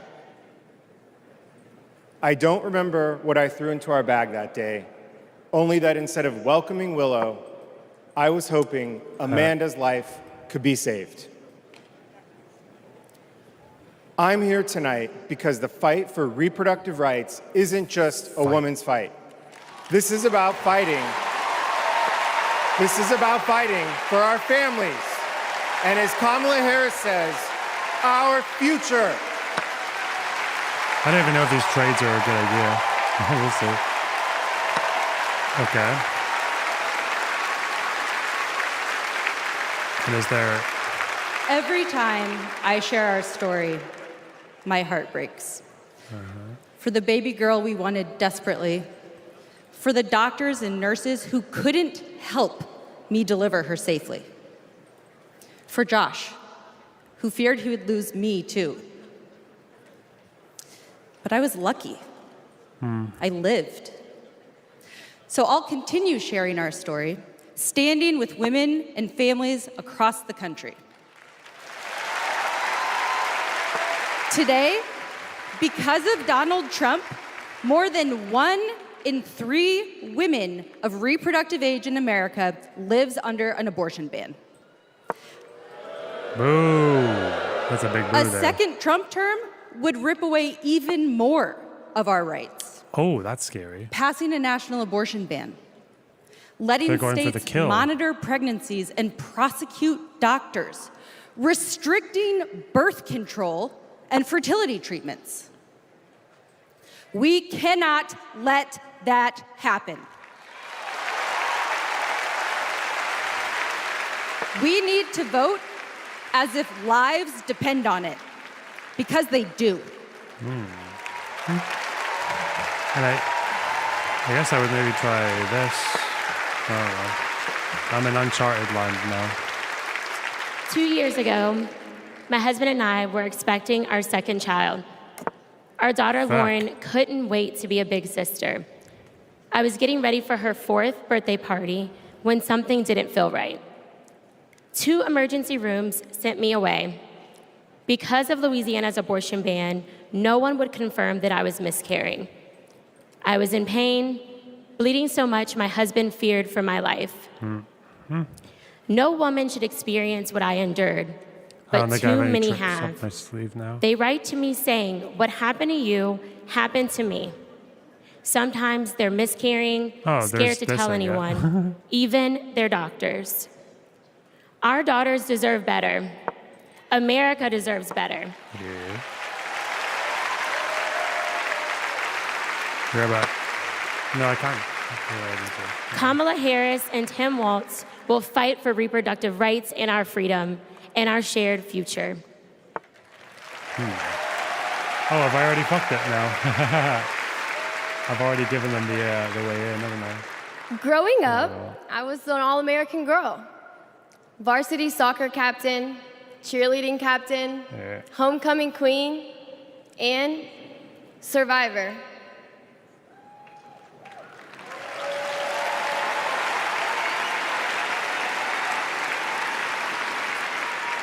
I was raped by my stepfather after years of sexual abuse. Fuentes chat went insane at this part. At age 12, I took my first pregnancy test. I wonder why.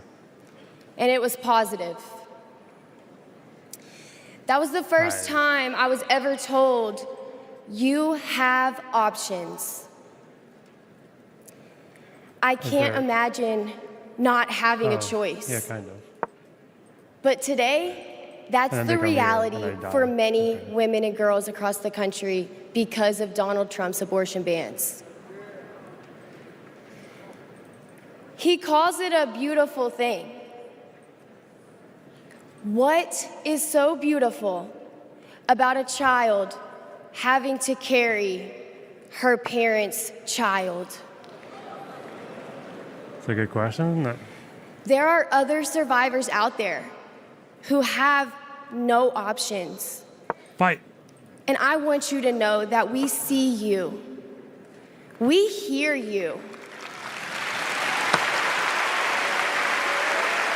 Actually, there's 2. Don't care.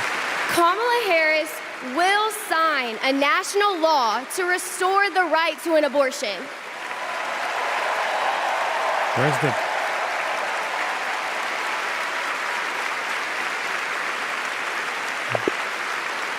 She will fight for every woman Oh, I could have done and that. every girl, Could have done that. Oh, well. even those who are not fighting for her.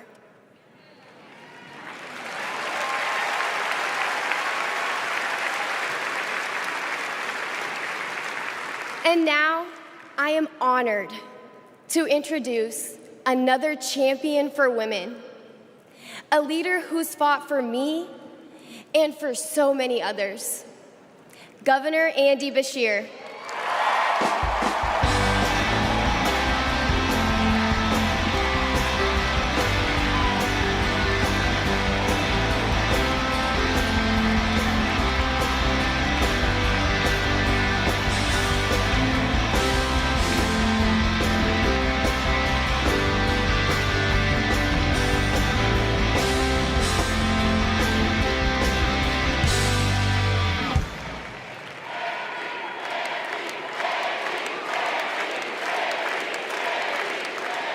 Hadley Duvall is one of the bravest people I've ever met.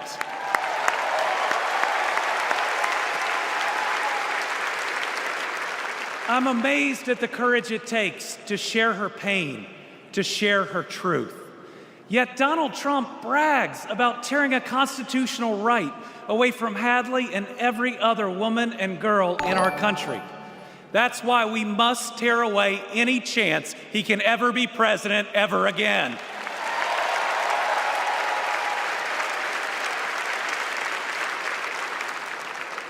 In 21 states, Trump's actions have resulted in extreme bans on abortion in my state, even in cases of rape. incest, and non-viable pregnancies. That leaves 12-year-old girls like Hadley with no options. That fails any test of humanity, any test of basic decency, any test of whether you have any underlying empathy. Thankfully, this extremism is being soundly rejected all over our country.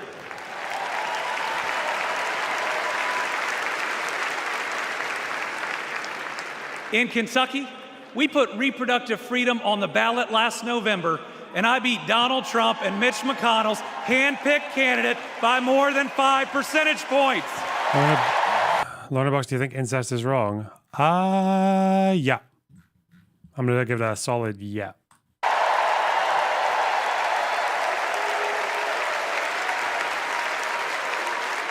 This November, we're going to beat them again. Elect Kamala Harris and Tim Walz and protect reproductive freedom.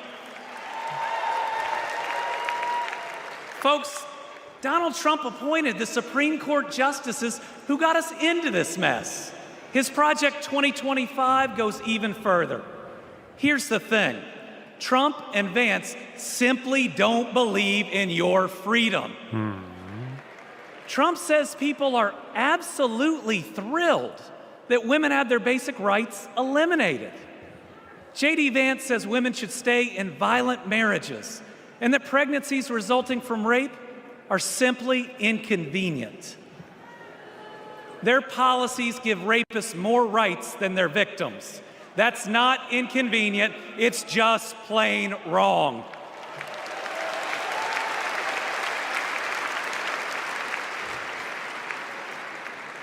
And a woman grieving a non-viable pregnancy shouldn't be required to carry it to term just to listen to her child die or to hear no sound at all.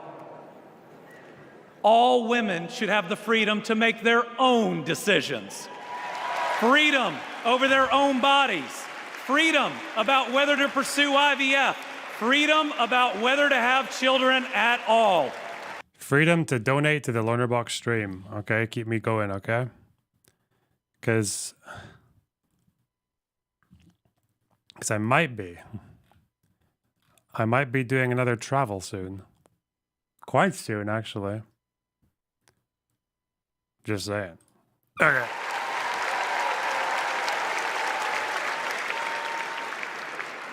How we treat people transcends party lines. It goes right to the heart of who we are. My faith teaches me the golden rule that I am to love my neighbor as myself. In the parable of the Good Samaritan says we are all each other's neighbors.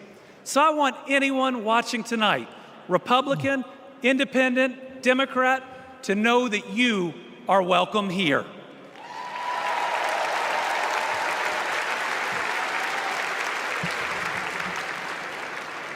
We believe in an America where we live out our values, end anger politics. Oh, Zelensky actually commented on the attack in Kursk now, apparently. I thought he was staying quite quiet about it. Ukraine is facing pressure on its eastern front as Russian forces rapidly advance on the city of Pokrovsk. Authorities have begun what they call a forced evacuation of children and their parents. They say it's necessary with the city in range of Russia's heavy weapons. Residents are being warned they have 2 weeks at most to leave the city before Russian troops arrive, with more than 53,000 civilians remaining in Pokrovsk, which this is a Russian attack. Sorry, I misread that headline. As a military hub. Meanwhile, Ukrainian forces now control more than 1,200 square kilometers in Russia's Kursk region, according to Ukraine's president. Russian officials say they have resettled more than 121,000 residents since the start of the incursion 2 weeks ago. CNN's Claire Sebastian has been following this. Claire, just talk to us first about how strategically important this city of Pokrovsk actually is. Yeah, I mean, it's a small town. It's sort of similar size to Bakhmut, which, of course, the Russians took over last year. But it has been in Russia's sights, really, since they took Avdiivka. They should trade Kursk for occupied Ukrainian lands. Well, I guess that's the idea, isn't it? Or it's one of the ideas. It's one of the theories for why they might have done it. Back in February. It's about 60 or so kilometers west of that. And it is on a road intersection. It's been used by Ukraine as a military hub, essentially, to sort of house forces and equipment. And if the Russians were able to take it, then it would open up the road up to Kramatorsk and Slavyansk, other major military hubs in the east. So it would put the Donetsk region, which Russia still does not fully occupy, at serious risk. It's been a real target for Russia, really, as I said, ever since Avdiivka and even before that. And I think this is where you find the risk of the incursion into Kursk, right? On the one hand, the Ukrainians have been clear that they intend to try to distract Russian forces by bringing them from other areas, try to ease the pressure on the front lines, but they are also risking doing that to themselves, right? There were concerns around the Eastern Front when Russia opened a new front in the Kharkiv region back in May. Would this mean that the Ukrainians were still able to defend Pokrovsk and other towns effectively? I think the same questions are being asked now as the Russians are clearly making progress. Yes, and the Ukrainian incursion is continuing apace, it seems. We've said 1,200 square kilometres now taken in the region. Have you seen then, given what you just said, any sort of change in strategy from the Ukrainians, given that, you know, they may have to deploy at this point? Well, so obviously we can see from the numbers that the Ukrainians are putting out that the advance in the Kursk region has slowed, right? So last Thursday they said 1,150 square kilometres. Now, some 5 days later, it's just 100 square kilometres more than that. So obviously the first few days and the first week when they had that element of surprise were the most effective. I think what we see now, as well as attempts to advance, are consolidation. They've been pretty vocal. They want to create a buffer zone. They want to try to prevent the cross-border attacks back into Ukraine. And we continue to see those, right? There was an overnight assault involving missiles and drones. The Air Force saying some of those actually originating in Kursk. So that is a key aim. But we have heard from Zelensky on another really interesting part of this, sort of the public relations side of this incursion, and talking about why this is also about sending a message, in a sense, to the West. Take a listen. We are now witnessing a significant ideological shift, namely the whole naive, illusory concept of so-called red lines regarding Russia, which dominated the assessment of the war by some partners, has crumbled these days somewhere near Sudzha. If partners removed all existing restrictions on the use of weapons on Russian territory, we would not need physical entry, particularly into the Kursk region, to protect our Ukrainian citizens in the border area and destroy Russia's potential for aggression. So that is pretty stark, right? He's saying essentially that if the US and other Western allies had provided more long-range missiles and had lifted restrictions on using them inside Russia, they wouldn't have needed to go into Kursk with ground troops in the first place. He's also sort of arguing that the fact that they've now invaded Russia and we don't see anything out of the ordinary course of the hostilities and violence of this war in response. I've been asked if I want to call into the DNC. Obviously not the convention, but... Remember the Holodomor? Hang on, who would I be speaking to? Oh, look who, thanks for the sub, 23 months. That's a lot of months, wow. Thank you so much. God damn it. That it sort of makes a mockery of Western fears of escalation. Having said that, though, we don't see from the West, and in particular the US, UK and France, which have provided those long-range missiles, that they are yet ready to lift any kind of restrictions on using them inside Russia. Yeah, interesting. Claire, thank you. Me and the DNC main stage. I'd do it. Politics once and for all, and move beyond this us versus them by remembering we are all Americans.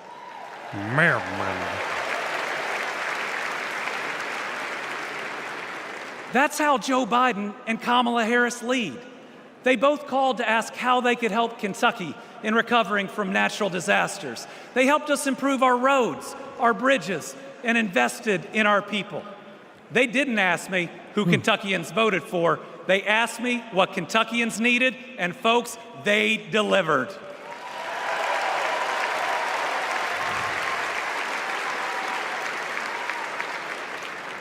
Kamala Harris gets it. She knows we must move beyond anger, extremism, and division, that everyone has dignity and deserves respect. Respect. America, we're going to win.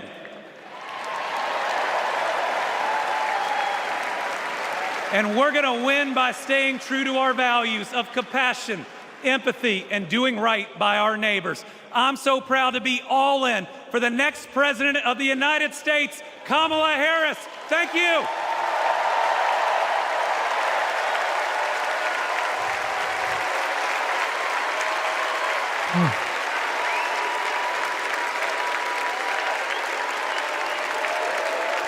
And that fucking video response I did to Hakeem is really popular amongst the viewers. What the fuck?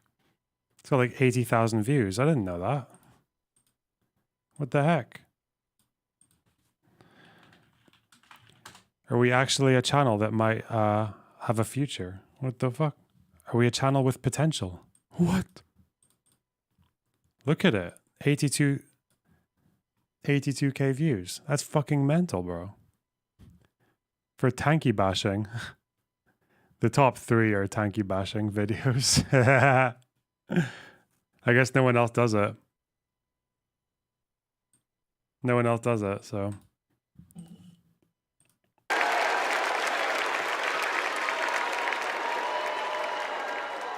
Please welcome Georgia Senator Raphael Warnock. Ooh.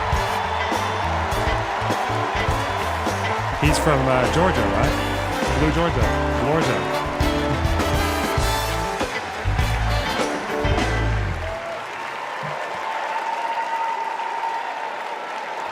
Well,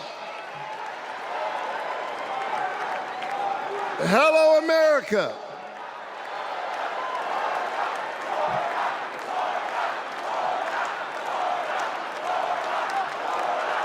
They're saying Thank you so very Blorgia. much. It sounds like they're saying Warnock or Georgia, but they're actually saying Blorgia, Blue Georgia. On January 5th, 2021, the people of Georgia did an amazing thing.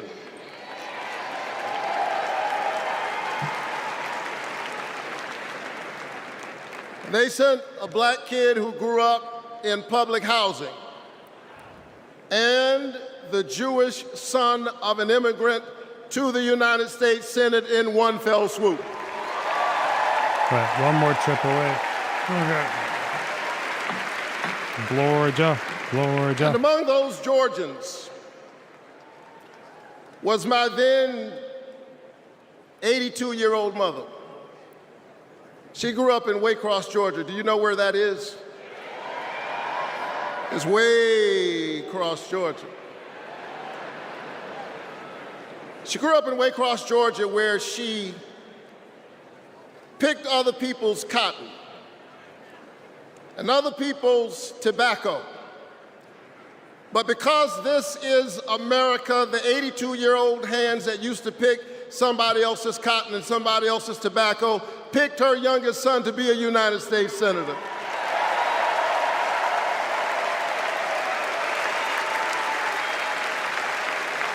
This is my America.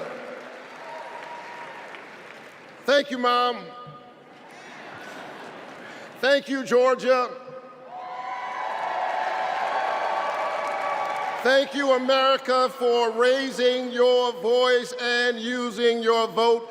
A vote is a kind of prayer for the world we desire for ourselves and for our children, and our prayers are stronger when we pray together. And so together we flipped the Senate, held the House, and we sent Joe Biden and Kamala Harris to the White House. Together we vaccinated our citizens, we fortified our cities and our towns, and we stood by our small businesses. Together we set out to heal the land. A nation besieged by a deadly pandemic and beset by the awful and divisive rhetoric of a man too small for the office entrusted him or the task set before him.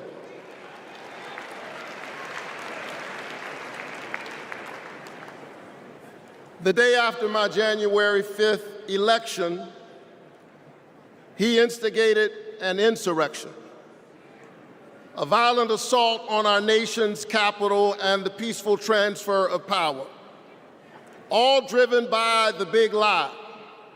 But behind the big lie was an even bigger lie. It is the lie that this increasingly diverse American electorate does not get to determine the future of the country.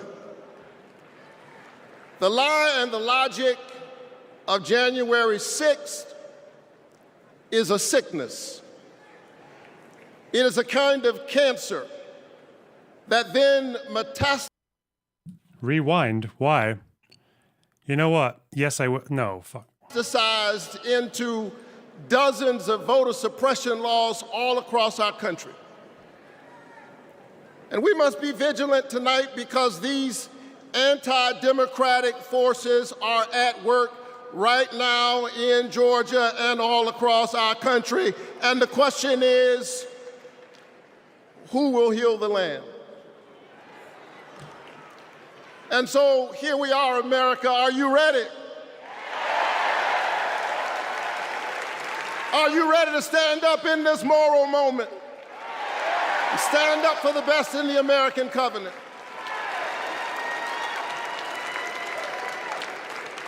Elections are about the character of a country. And we must decide, again, we are the latest generation of Americans who get to decide what kind of country we want to be. And we must choose between the promise of January 5th and the peril of January 6th. A nation that embraces all. The promise of January 6th.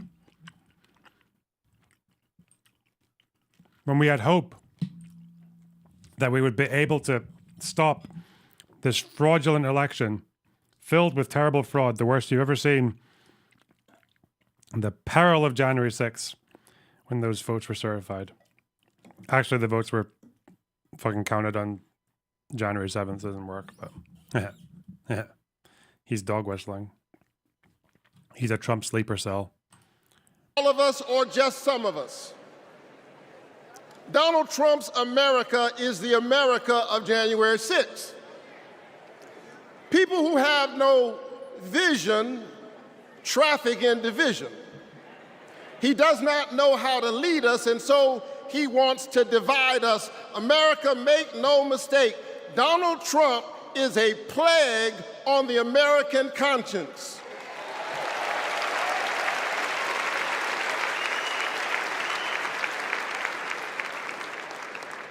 He is a clear and present threat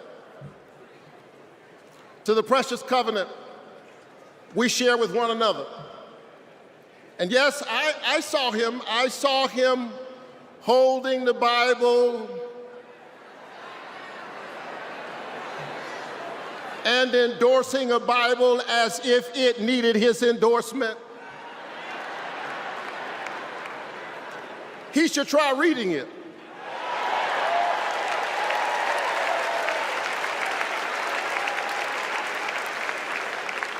It says, do justice, love kindness, and walk humbly with your God. He should try reading it. It says, love your neighbor as yourself. It says, inasmuch as you've done it unto the least of these, you have done it also unto me.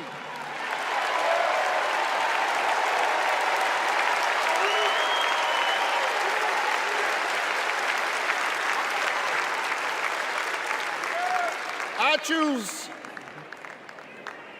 the American covenant.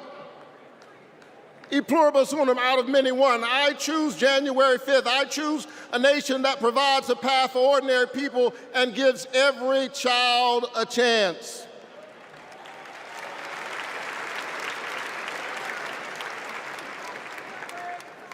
And that's Joe Biden's America.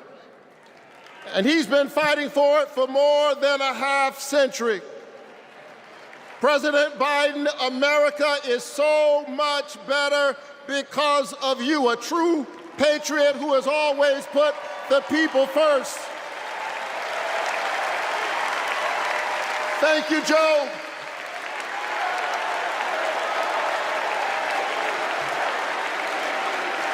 Thank you, Joe.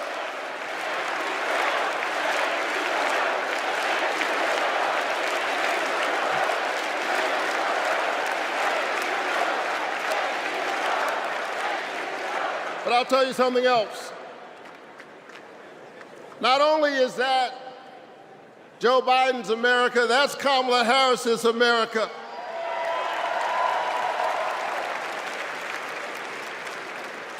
She was leading with Joe Biden when we expanded the child tax credit, cutting child poverty in America nearly in half. We ought to renew it.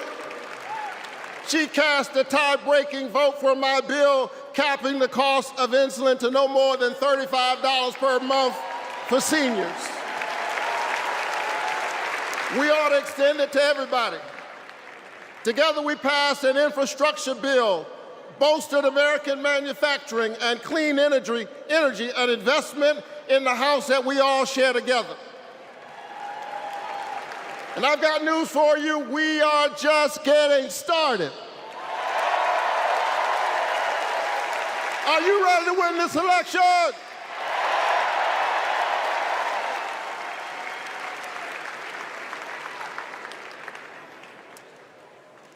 Kamala Harris and Tim Walz represent the new way forward. We're not going back. He said it. We're not going back because we're not going back. We're not going back. We are the United States of America. We always dream about the future. And so forward on women's reproductive rights, because we believe that a patient's room is too small and cramped a space for a woman, her doctor, and the United States government. That's too many people in the room.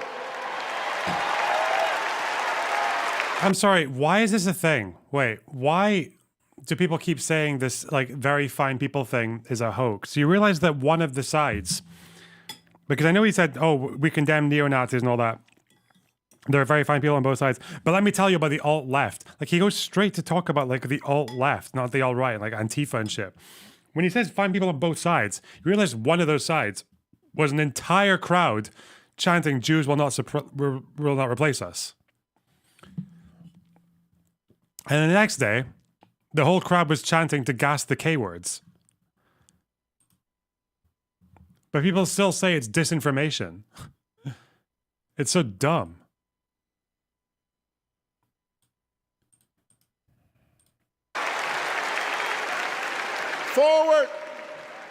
Forward on worker rights. Because most people do not mind working, they just want to share in the prosperity that they are creating for others. Forward on voting rights, forward on affordable housing and access to health care. We are moving forward.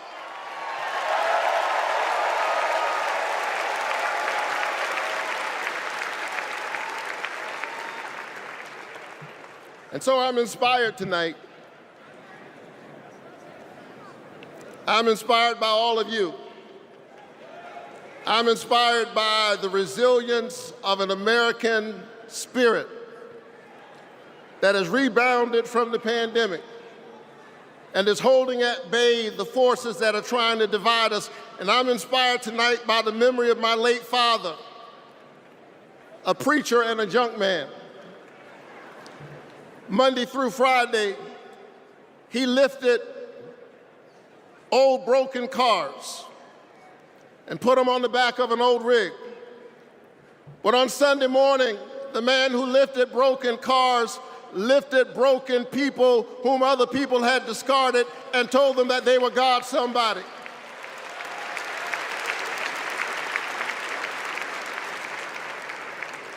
My dad discovered strength in the broken places, a power made perfect in weakness. And so I'm convinced tonight that we can lift the broken even as we climb. I'm convinced tonight that we can heal sick bodies. We can heal the wounds that divide us. We can heal a planet in peril. We can heal the land.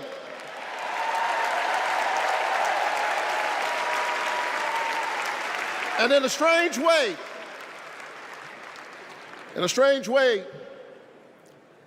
the pandemic taught us how.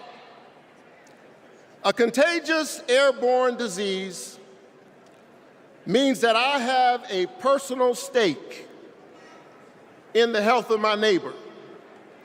If she's sick, I may get sick also. Her health care is good for my health. I'm just trying to tell you that we are as close in our humanity as a cough. I need my neighbor's children to be okay so that my children will be okay. I need all of my neighbor's children to be okay.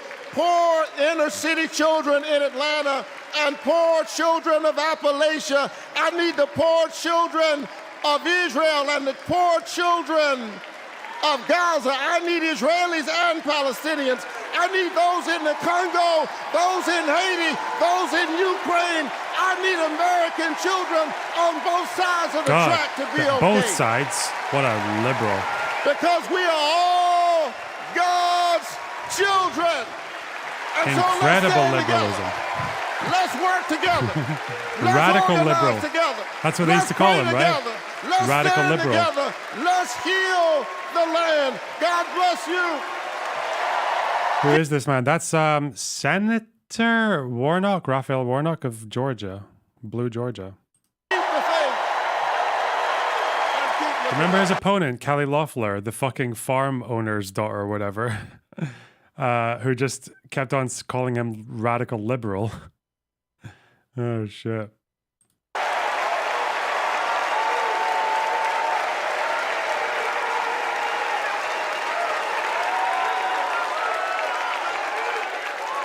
Please welcome Delaware Senator Chris Coons.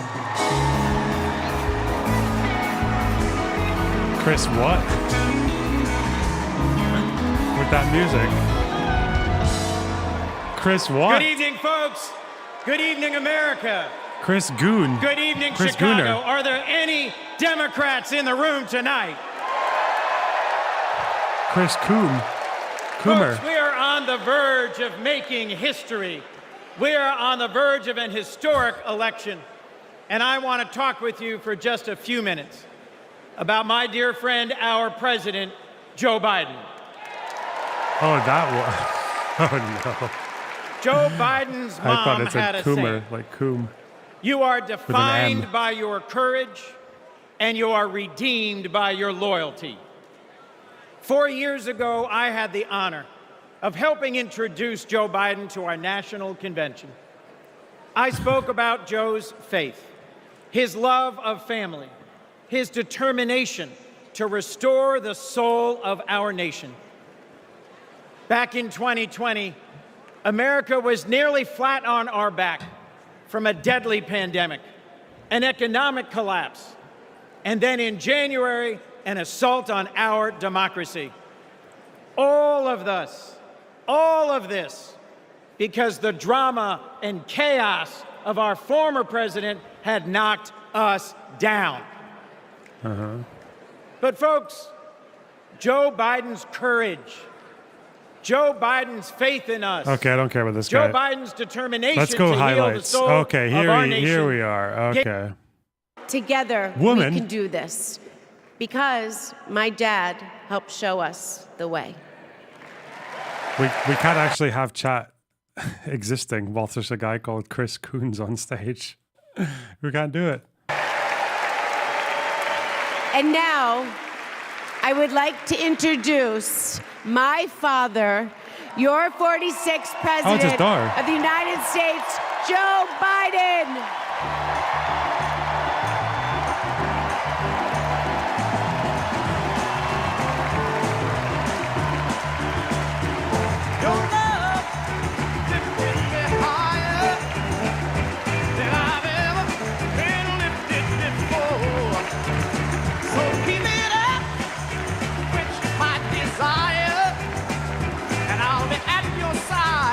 Forevermore, you know your love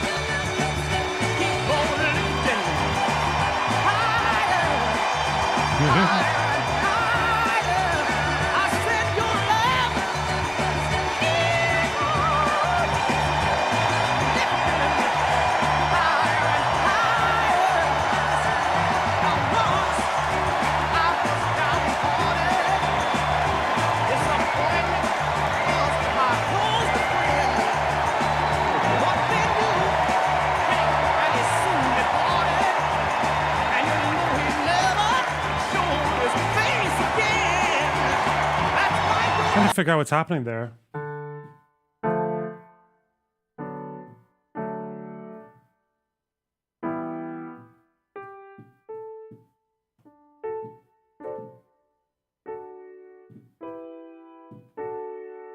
It's like there are two chords, but there's one bass note.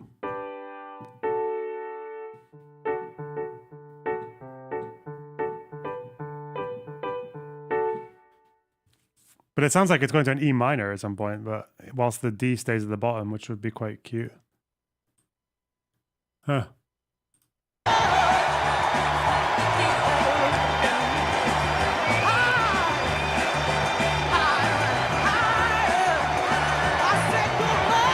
Thank you.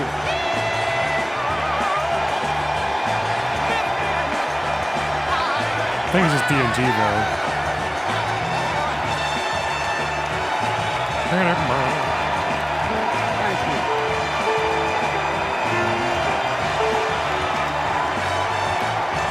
Nice, that like a.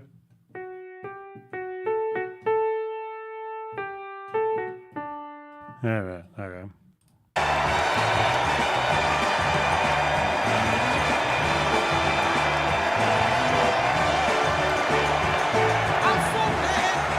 Thank you, thank you, thank you.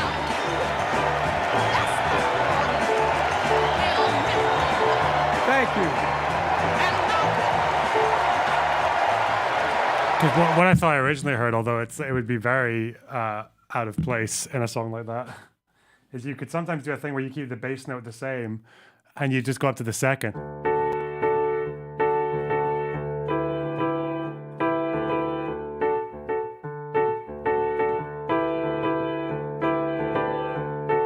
Like if you just do that instead of doing this.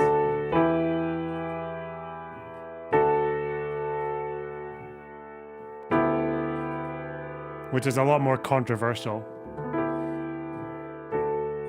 But you can do it all the way if you want. You can do the third if you want.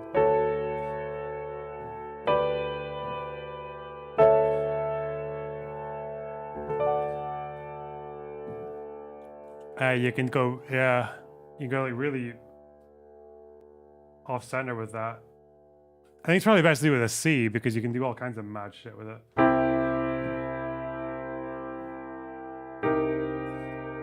That's a really cool one.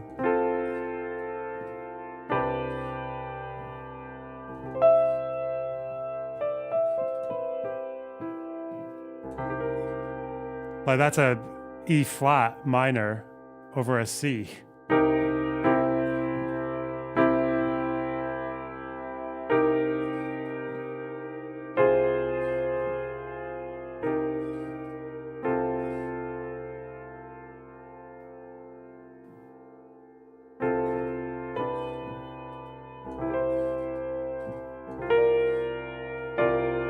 Can do it over a seventh, like a B flat, like Mixolydian.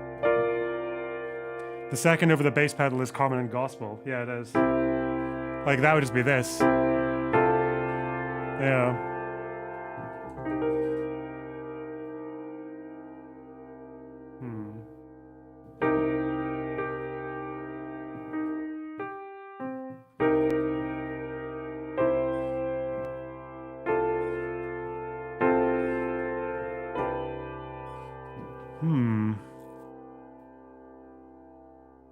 What could you do with that?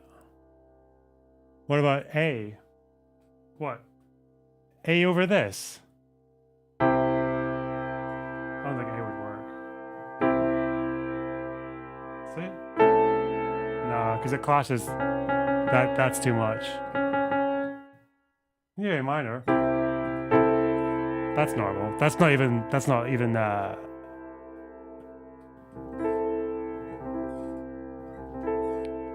that's just because C is already in A minor, so you're not really going off script there too much.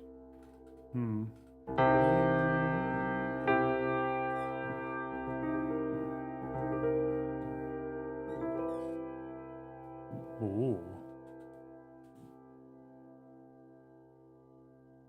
What would you?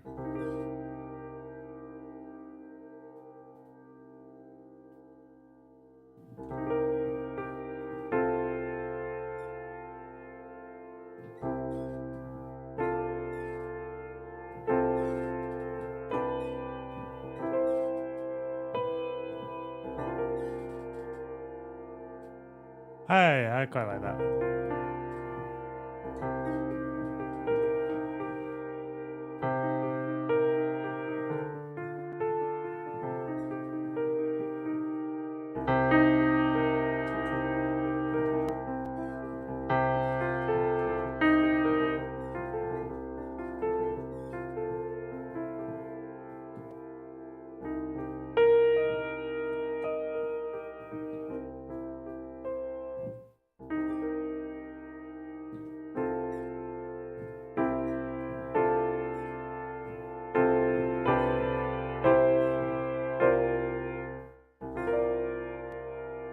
Is there any diminished stuff you could do on that? That's too much. It would be this, something with this.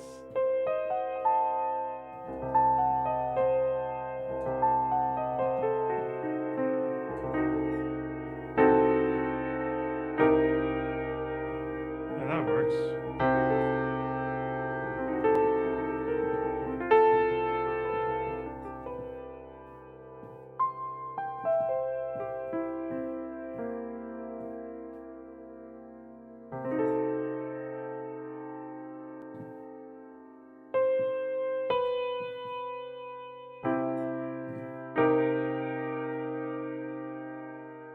D major to B flat major 7. Huh?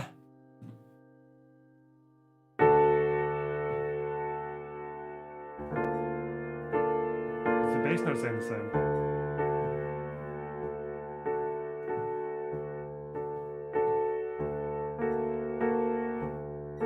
Now that.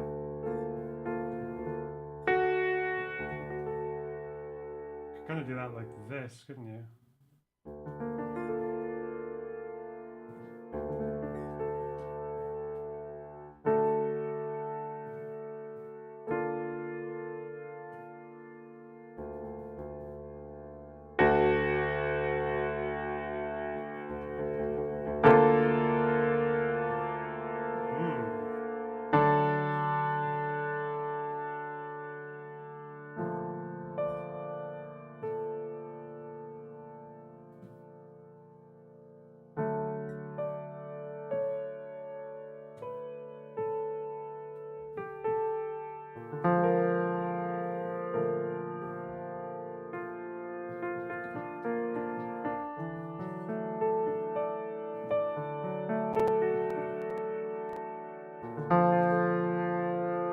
I'm not too sure.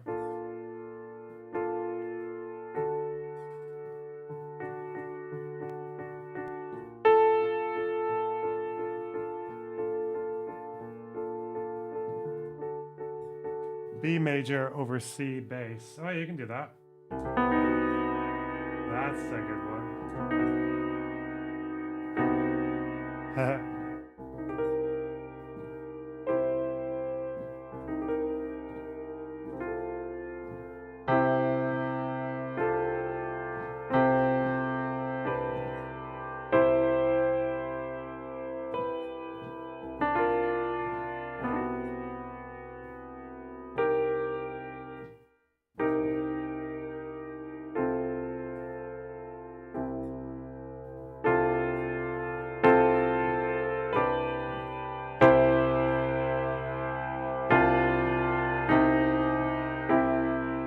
That's quite a fun. That's very.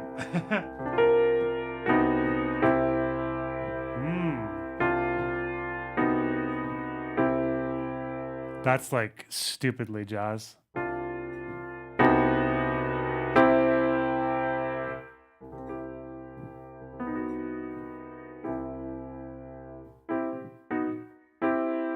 You're just doing that, aren't you?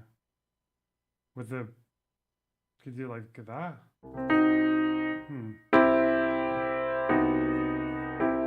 No, you could do it like this.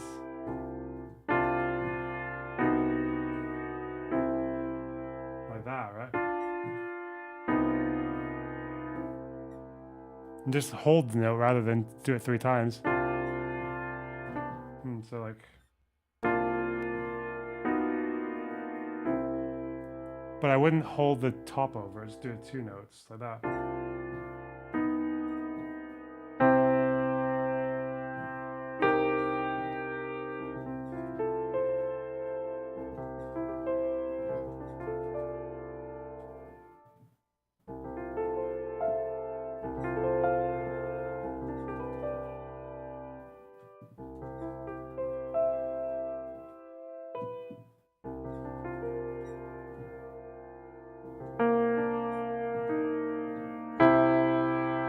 So that, right?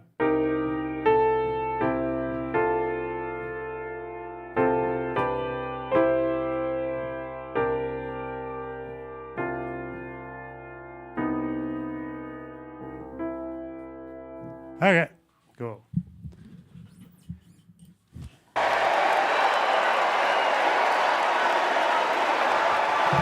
That'd be really good with like a synth pad, but we don't have that right now.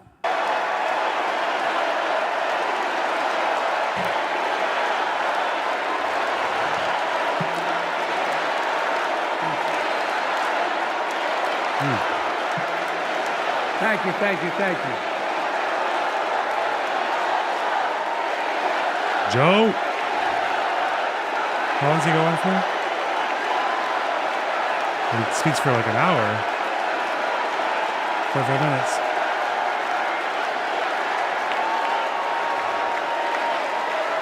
Thank you, thank you, thank you. That's enough time for me to be reading this shit. Isn't it?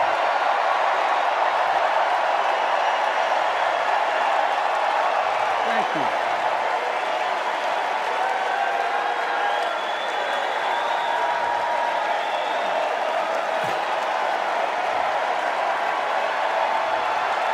Thank you.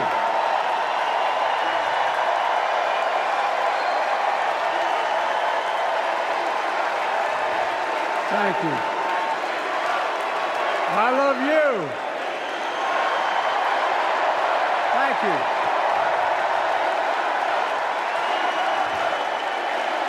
Thank you, thank you, thank you. Let's go, Joe. Let's go, Joe. That was my daughter.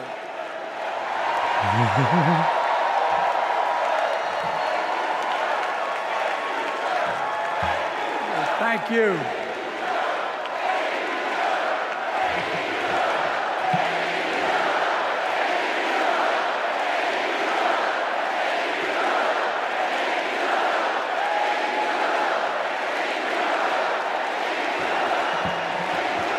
Thank you, thank you, thank you. Thank you. Thank you for so. I tell you what.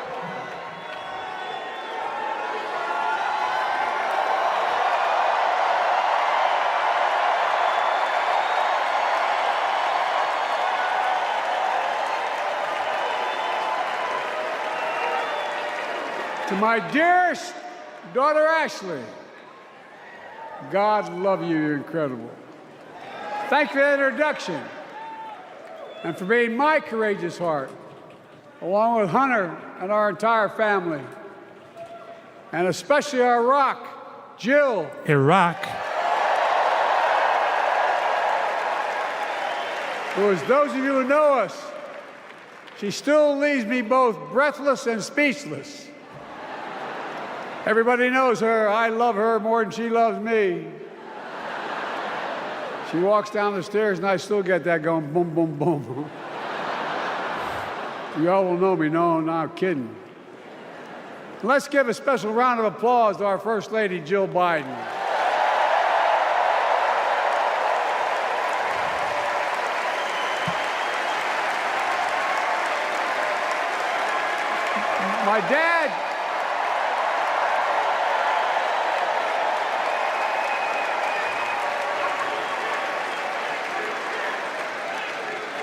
My dad used to have an expression, for real. He'd say, Joey, family is the beginning, the middle, and the end. And I love you all. Folks. And America, I love you.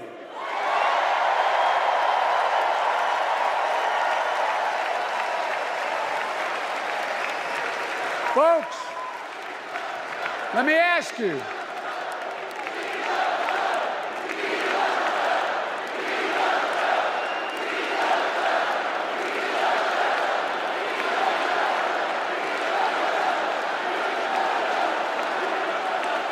Let me ask you.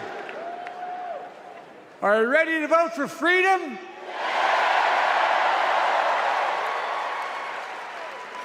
Are you ready to vote for democracy and for America? Let me ask you, are you ready to elect Kamala Harris and Tim Walz, President and Vice President of the United States? The dog.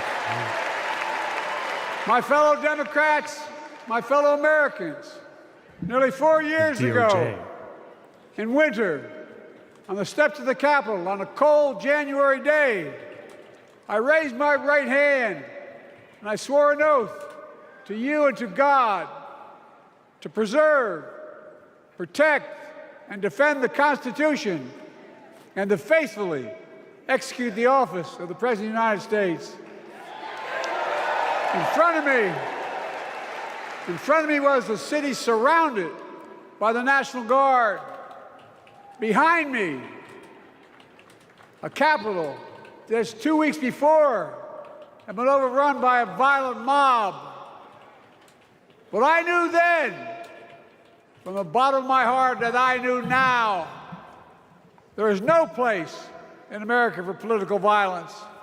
None. You cannot say you love your country only when you win.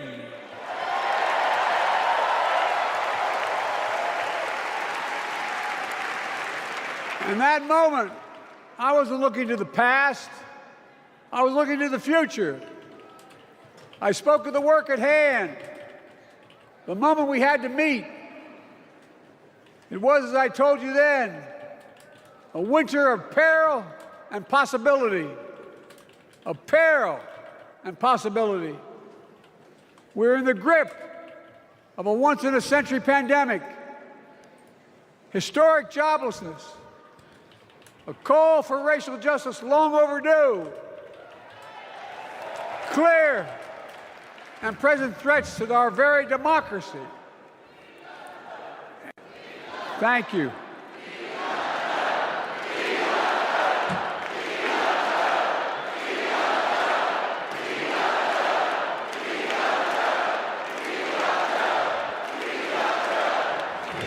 And yet I believed then, and I believe now, that progress was and is possible. Justice is achievable. And our best days are not behind us, they're before us.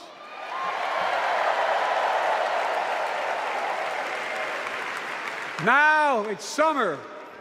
The winter has passed. And with a grateful heart, I stand before you now on this August night to report that democracy has prevailed. Democracy has delivered. And now democracy must be preserved.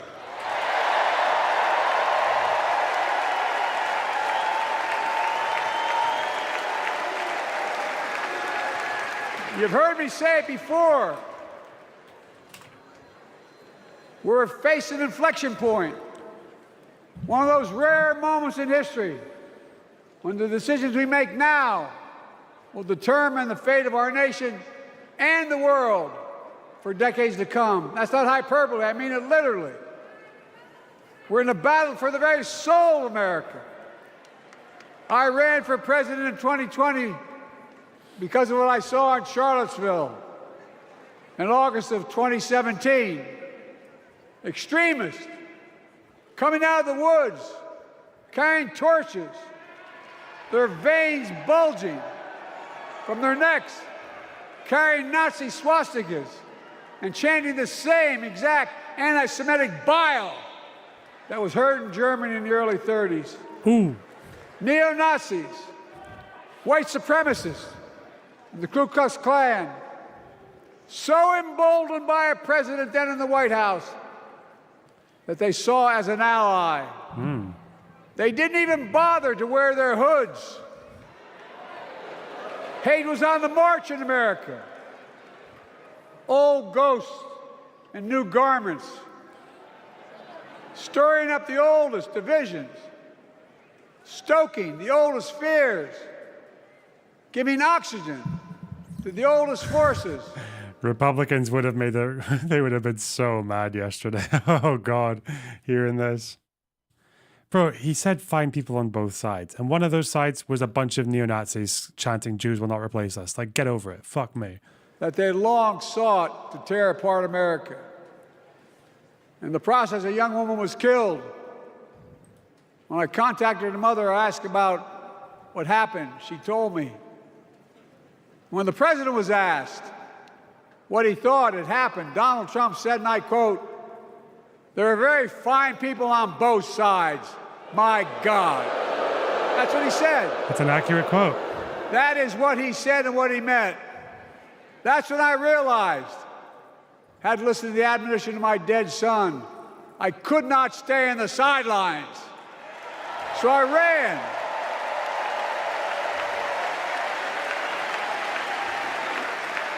Because I had no intention of running again. I just lost part of my soul. But I ran with a deep conviction. Iran. In America, I know and believe in an America where honesty, dignity, decency still matter. An America where everyone has a fair shot and hate has no safe harbor.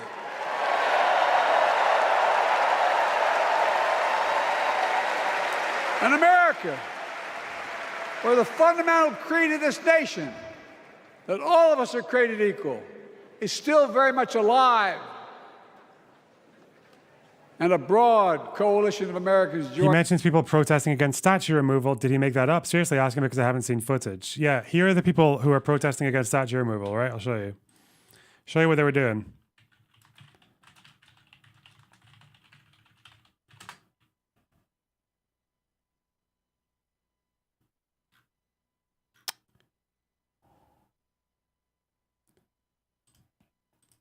Here are the people. 10 o'clock Friday night, hundreds of white nationalists storming the University of Virginia, protesting plans to remove a statue of Confederate General Robert E. Lee. The Oaks, local wearing a down. Where's the chant? Oh, for fuck. Hang on.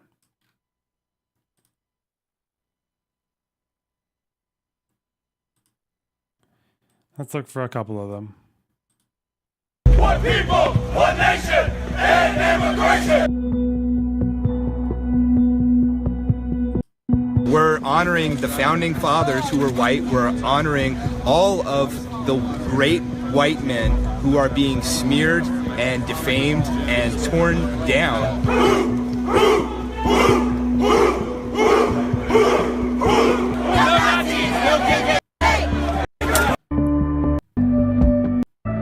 I don't know why so many of these videos don't have the big chant, but that's true. Hatred face statue. Hundreds of replace us. University of Virginia protesting plans to remove a statue of Confederate General Robert E. Lee. Blood and soil. Torches in hand, chants echoing across the historic campus. You will not replace us. Images showing the march spiraling out of control. So-called alt-right demonstrators clashing with counter-protesters. These are the fine people on both sides. Apparently on this side chanting blood and soil, Jews will not replace us. Apparently these are like, there are fine people on that side. Very fine people. Join with me. Like, the gaslighting is fucking insane because one Snopes article said Trump did not call neo-Nazis very fine people. Technically, he didn't. He condemned neo-Nazis, and but then he went on to say that there were fine people on both sides. Like, what the fuck?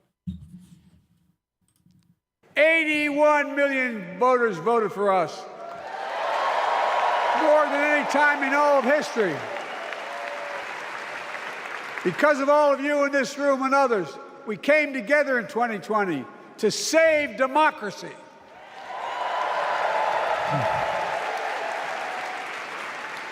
As your president, I've been determined to keep America moving forward, not going back, to stand against hate and violence in all its forms, to be a nation where we not only live with but thrive on diversity, demonizing no one, leaving no one behind, and becoming the nation that we profess to be. I also ran to rebuild the backbone of America, the middle class.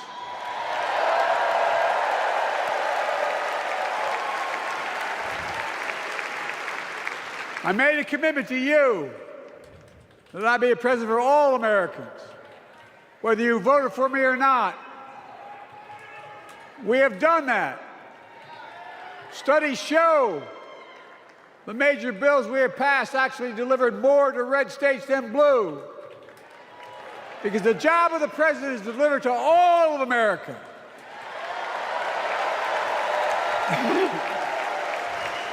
And because of you, and I'm not exaggerating, because of you, we've had one of the most extraordinary 4 years of progress ever, period. When I say we, I mean Kamala and me. Just think about it. COVID no longer controls our lives. We've gone from economic crisis to the strongest economy in the entire world. Record 16 million new jobs, record small business growth, record high stock market, record high 401ks, wages up, and inflation down, way down, and continuing to go down.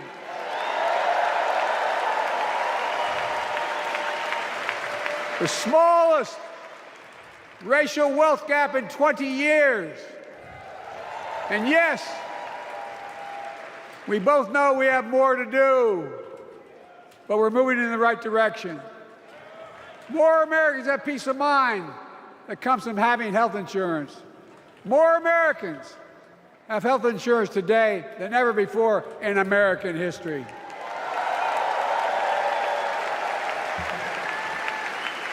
And after, as a young senator beginning to fight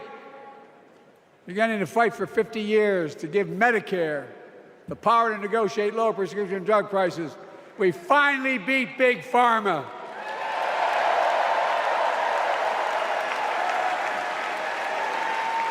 And guess who cast the tie-breaking vote? Vice President, soon-to-be President Kamala Harris.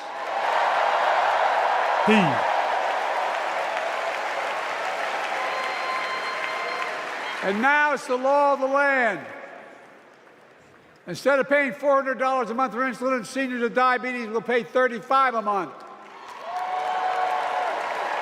The law we passed already includes, starting in January, every senior's total prescription cost can be capped at $2,000 no matter how expensive the drugs they have.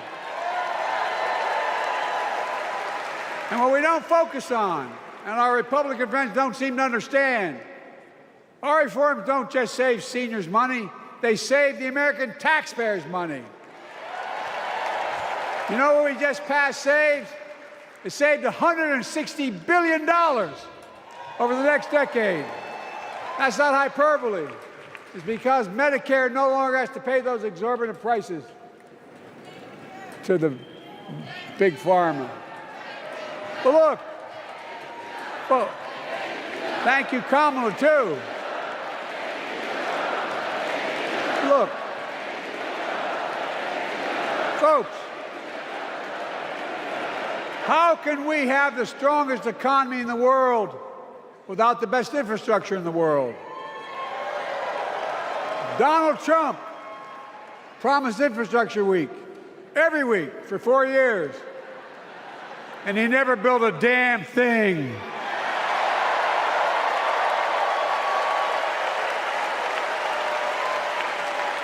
But now, because of what Kamala and I have done, remember we were told we couldn't get it done. Remember when we came into office, we couldn't get anything passed?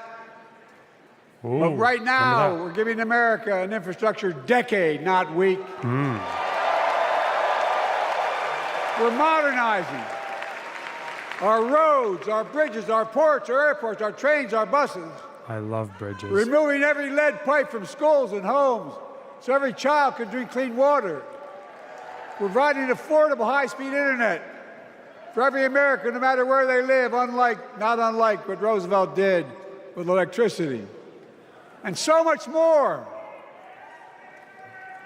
We are uniting the country We're growing our economy. We're improving our quality of life. And we're building a better America.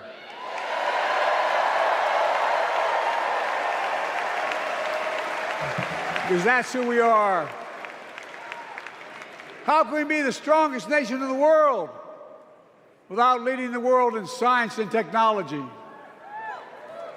After years of importing 90% of our semiconductor chips from abroad, which America invented those chips, our Chips and Science Act meant that private companies from around the world are now investing literally tens of billions of dollars to build new chip factories right here in America.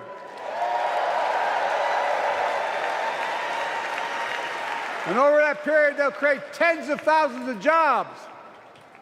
And many of those jobs in the so-called fabs, the buildings that make the chips, that's being constructed now. And guess what? The average salary in those fabs, size of a football field, will be over $100,000 a year, and you don't need a college degree.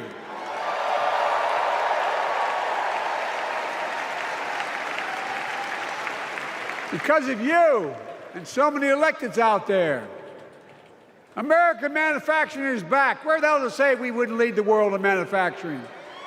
800,000 new manufacturing jobs.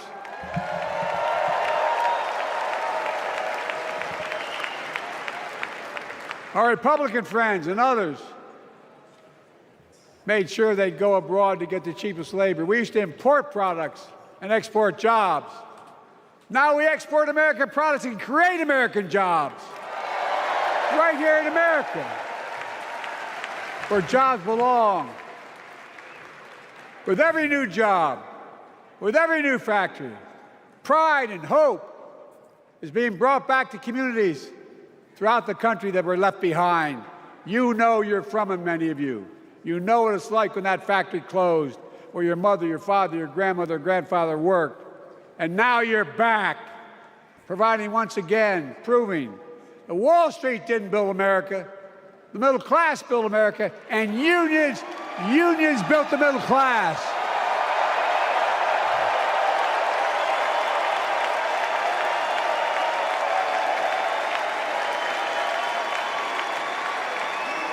It's been my view since I came to the Senate.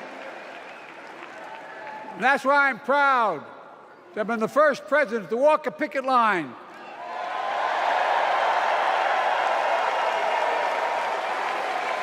and be labeled the most pro-union president in history, and I accept it. It's a fact.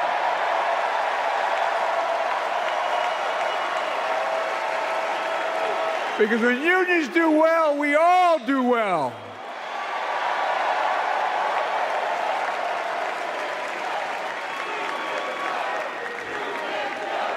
You got it, man.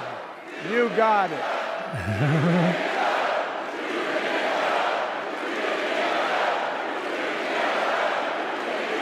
I agree.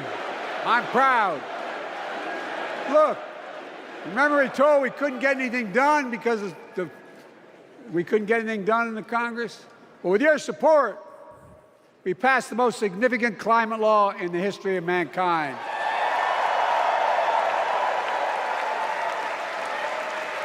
Over $370 billion. Cutting carbon emissions in half by 2030. Launching a climate corps, similar to AmeriCorps and Peace Corps, creating tens of thousands of jobs for young people of the future who are going to make sure this continues. Creating hundreds of thousands of jobs in clean energy for American workers, including the IBEW installing 500,000 charging stations all across America. And in the process, reducing carbon emissions. And we're seeing it. We're seeing to it that the first beneficiaries of environmental initiatives are those fence-line communities that have been smothered by the legacy of pollution. Louisiana and Delaware, Route 9,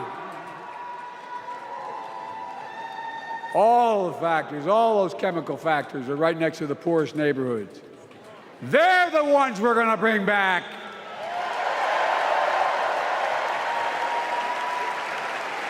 And how? How can we be the greatest nation in the world without the best education system in the world? Donald Trump and the Republican friends, they not only can't think, they can't read very well. Uh-oh. Seriously, think about it. Look at their Project 2025. They want to do away with the Department of Education. Well, during the pandemic, hasn't Trump said this as well? Kamala and I helped states and cities. Has Trump himself said that he wants to get rid of the Department of Education? Or am I just thinking about that Millet guy? Afuera. Get back their schools back open. And we gave public school teachers a raise.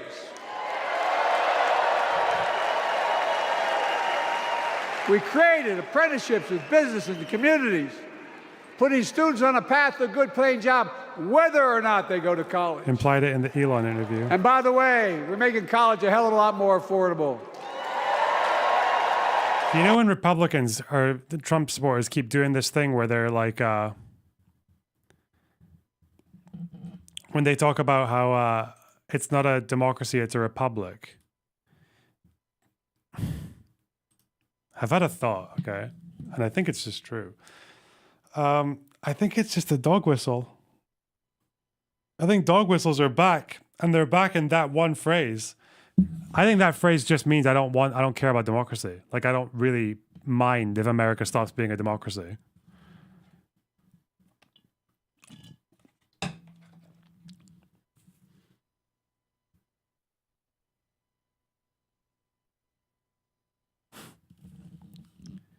I think that's why they say it.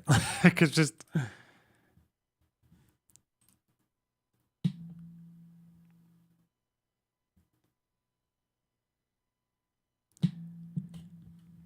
like, they'd be okay if there were no presidential elections.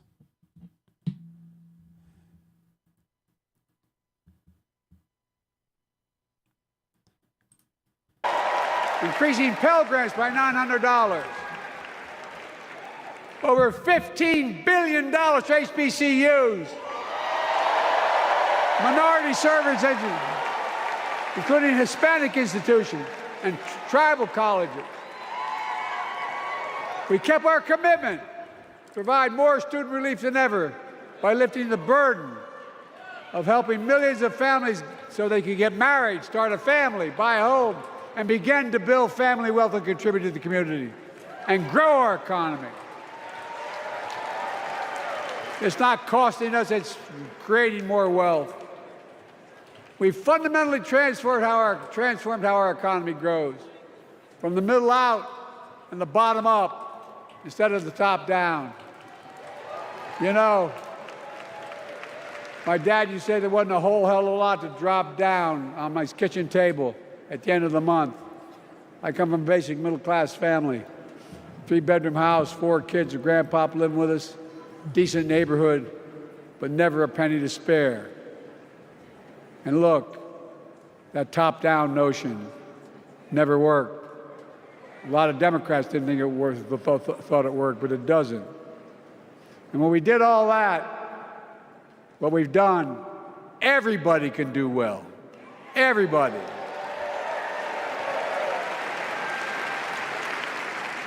Donald Trump calls America a failing nation. No, I'm serious. But think about this. Think about this. He publicly says to the whole world, I'm going to say something outrageous. I know more foreign leaders by their first names and know them well than anybody alive. Just because I'm so damn old. But I'm not joking. What a fucking Think of the message dude. He sends around the world when he talks about America being a failing nation. He says we're losing. He's the loser. He's dead wrong.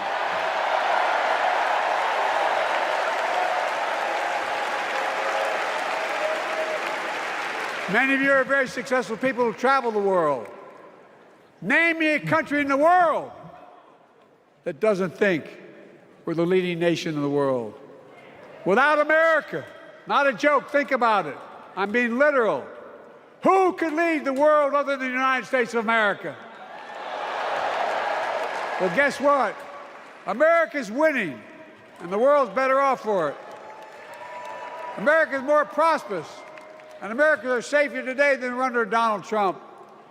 Trump continues to lie about crime in America, like everything else. I guess is one of the risks here that, like, now that Trump knows what fucked up in 2020 for him, that, wait, does the president chooses the attorney general, right?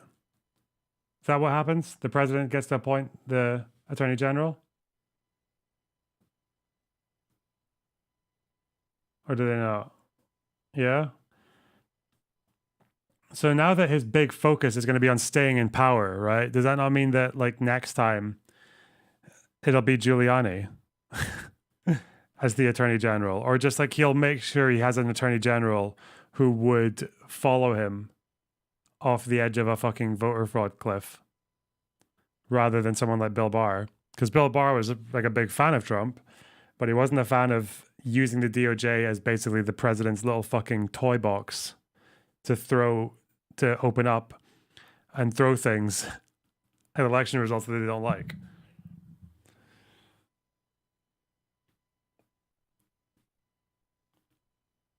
Oh.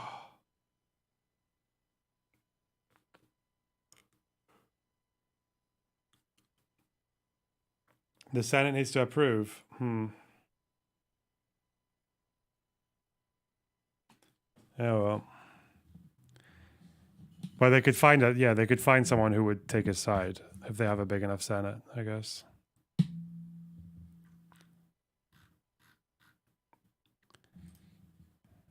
Else, guess what?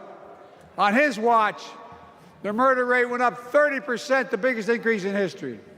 Meanwhile, we made the largest investment, Kamala and I, in public safety ever. Now, the murder rate is falling faster than any time in history. Violent crime has dropped to the lowest level in more than 50 years. And crime will keep coming down when we put a prosecutor in the Oval Office instead of a convicted felon.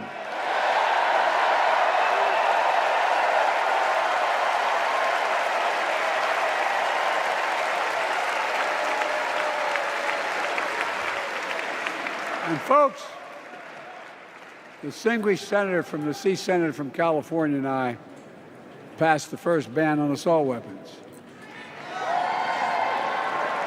And guess what? It worked. If we care about public safety, we need to prevent gun violence.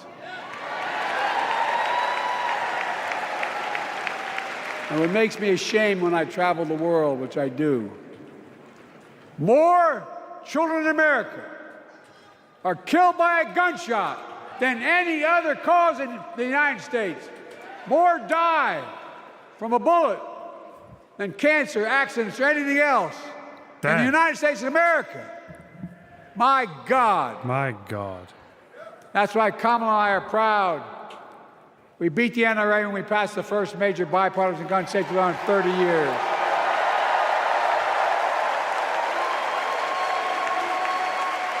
I'm serious. That comes from here. And now it's time to ban assault weapons again. And demand universal background checks.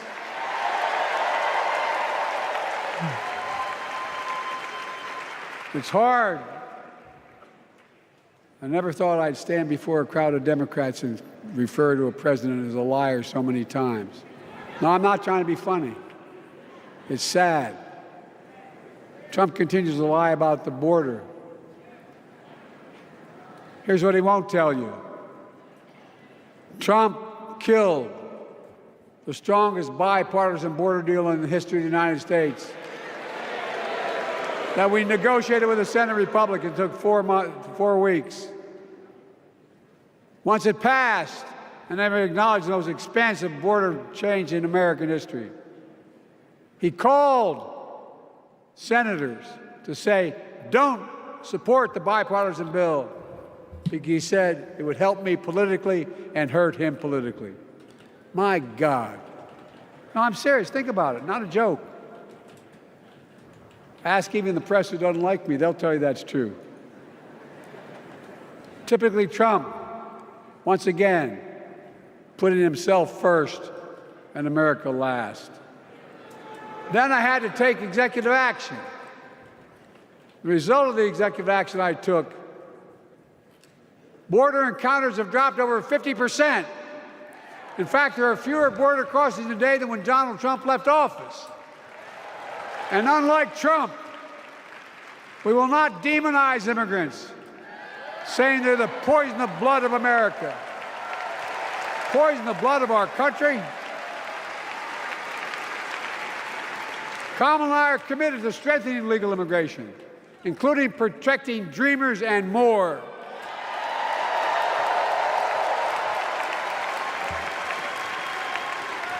And here's what else I believe in. Protecting your freedom to vote, your freedom to love who you love.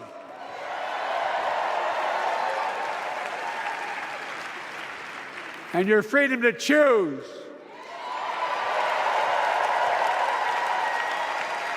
In its decision overturning Roe v. Wade, as you heard earlier tonight, the United States Supreme Court majority wrote the following, quote, women are not without electoral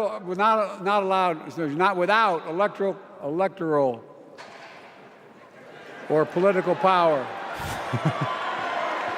He handled that one well. The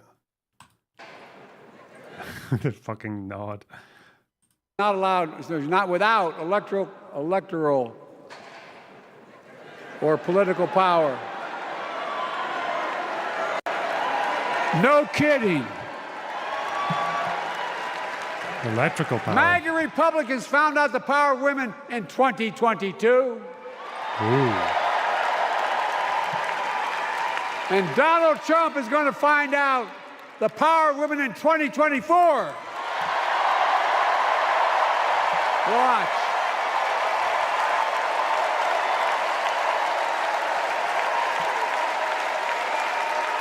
And where Trump and his mega Republican right-wingers seek to erase history, we Democrats continue to write history and make more history. I'm proud to have kept my commitment to appoint the first black woman in the United States Supreme Court.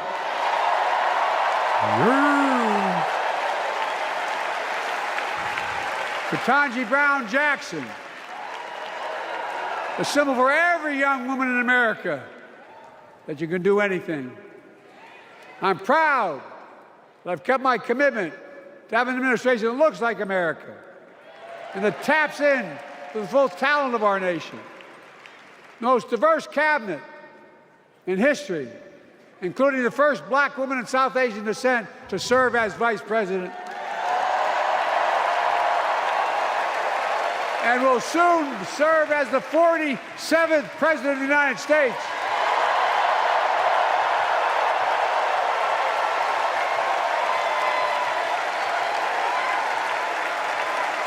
She is good.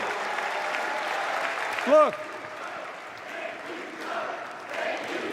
Thank you, Kamala.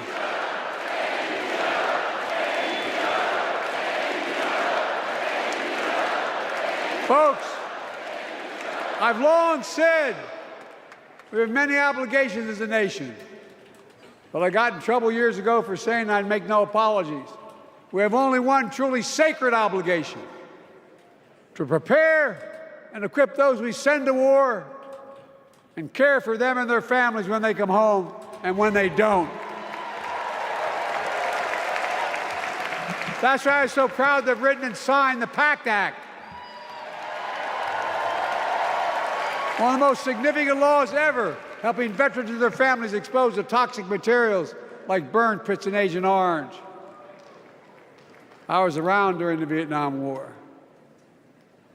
It's hard. Nobody was able to prove that there's illness was the consequence of Agent Orange.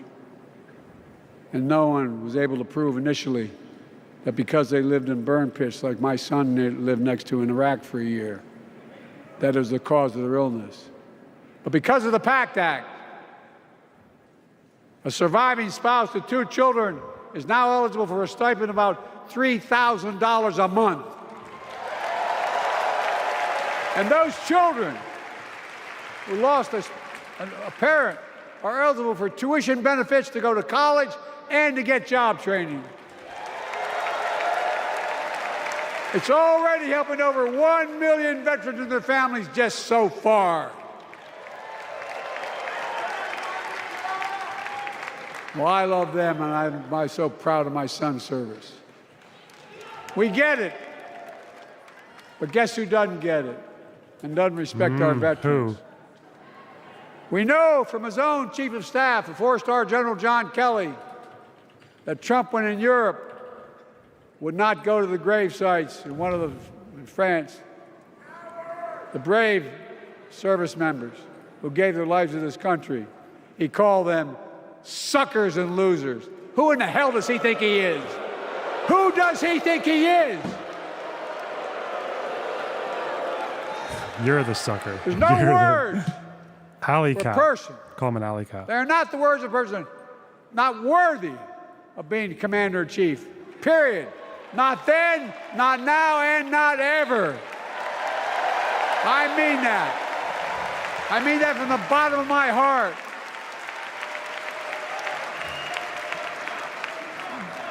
Just as no commander-in-chief should ever bow down to a dictator, the way Trump bows down to Putin. I never have, and I promise you, Kamala Harris will never do it. Will never bow down. When Trump left office, Europe and NATO was in tatters. Not a joke. America First doctrine changed our whole image in the world. Well, they gave the hours, about 190 hours, sum total, with my counterparts or heads of state in Europe to strengthen NATO. We did. We united Europe like it hadn't been united for years, adding Finland and Sweden to NATO. 10 days before he died, Henry Kissinger called. Yes, they did. And said, not since Napoleon has Europe not looked over their shoulder at Russia with dread. Until now. Until now. Well, guess what? Putin thought he'd take Kyiv in 3 days. 3 years later, Ukraine is still free.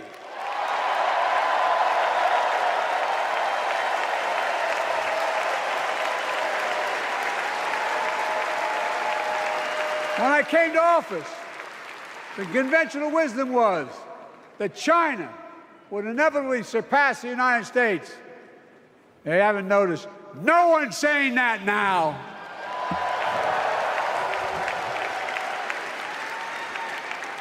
And we'll keep working to bring hostages home and end the war in Gaza and bring peace and security to the Middle East.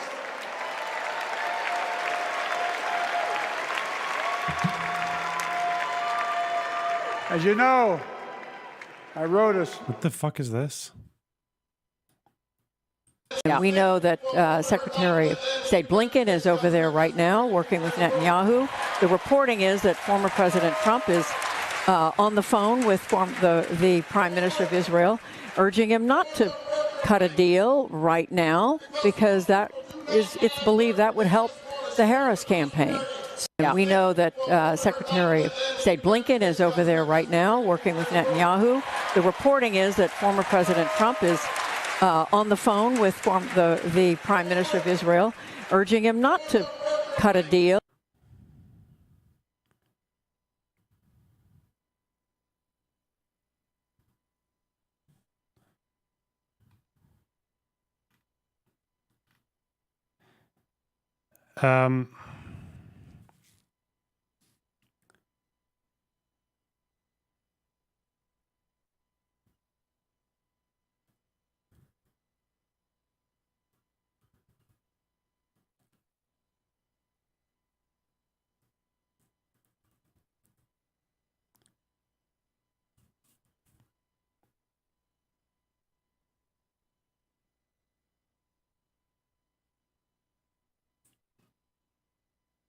I'm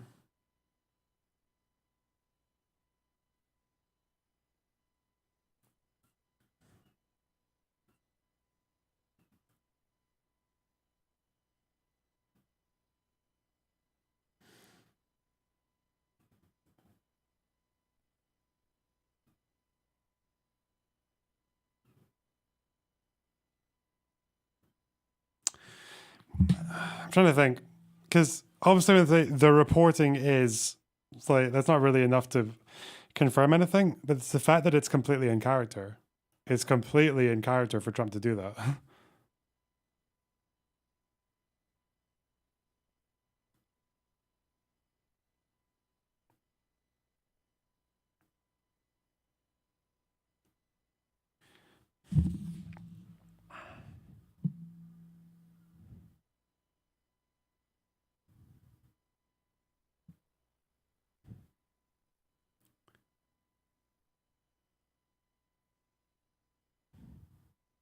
A source would be nice. Yeah.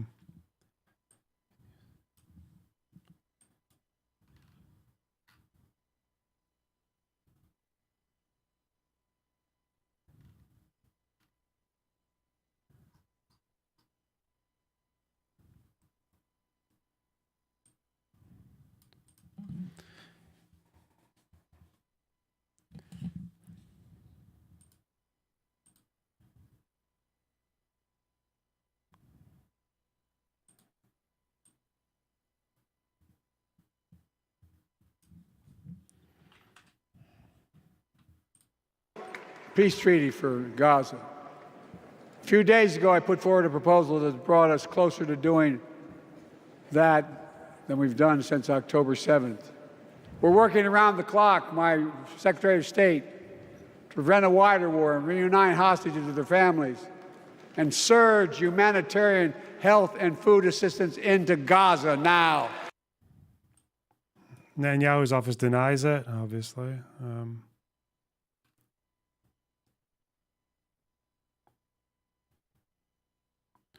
Two U.S. sources were briefed on the call.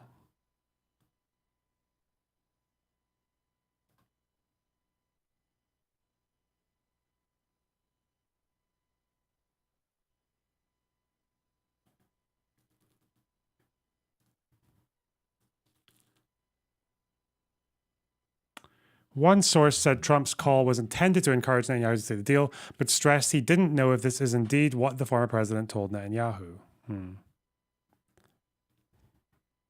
It's just him denying the call took place.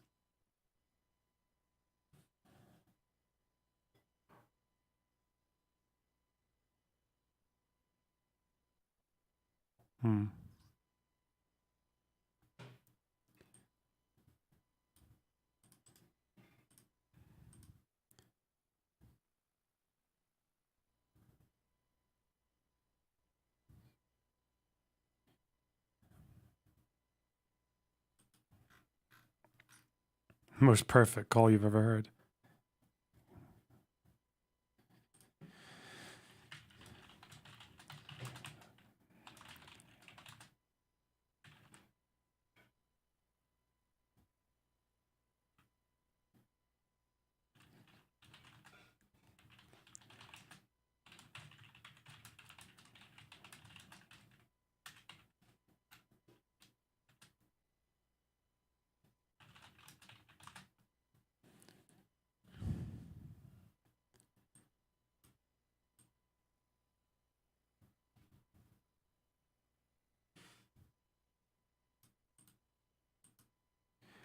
I think that's a good enough way to say it, isn't it? Seems like it's up in the air, but it's completely in character if it's true.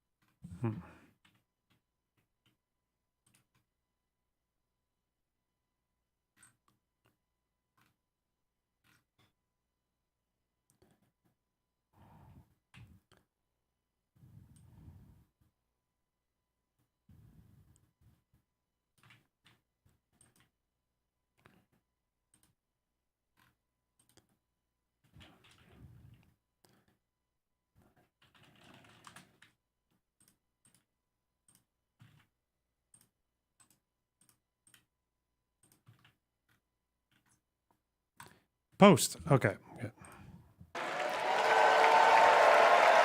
To end the civilian suffering of the Palestinian people, and finally deliver a ceasefire and end this war.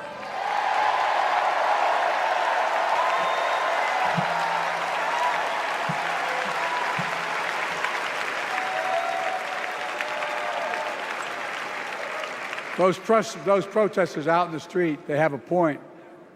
A lot of innocent people are being killed on both sides. Just as we worked around the clock to bring home wrongfully detained Americans and others from Russia. Because it's believed that would help the Harris campaign. And we know. Oh, why did it? Oh, because it published. Okay.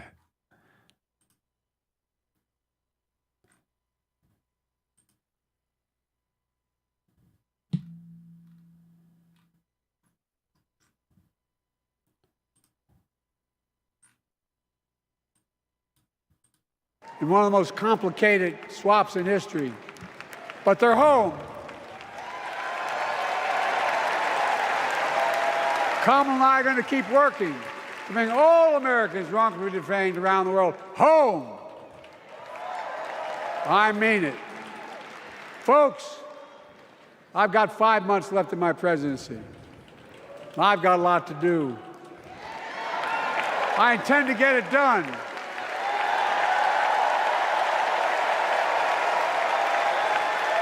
It's been the honor of my lifetime to serve as your president. I love the job, but I love my country more. I love my country more. And all this talk about how I'm angry at all those people who said I should step down, that's not true.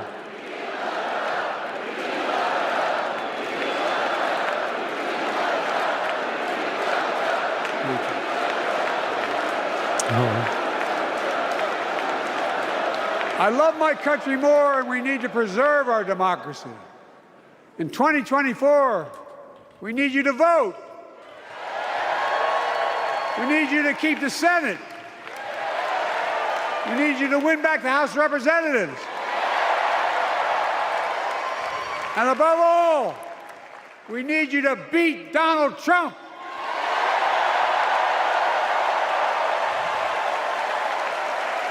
And elect Kamala and Tim President and Vice President of the United States of America. Look, they'll continue to lead America forward, creating more jobs, standing up for workers, growing the economy, lower the cost to American families so they just have a little more breathing room. We've made incredible progress, but we have more work to do. And Kamala and Tim will continue to take on corporate greed and bring down cost of food. They'll keep taking on Big Pharma, making insulin $35 a month, not just for seniors, but for everyone in America. And capping prescription drug costs at a total of $2,000, not just for seniors, but for everyone. And folks, that's going to save America again tens of billions of dollars. Folks, they'll make housing more affordable, building 3 million new homes, providing $25,000 down payment assistance for the first-time home buyer, more than the 10 we approved. Donald Trump wants a new tax on imported goods, food, gas, clothing, and more. You know what that will cost the average family, according to the experts? $3,900 a year in a tax. No, it's a fact. Kamala and Tim will make the child care tax credit permanent.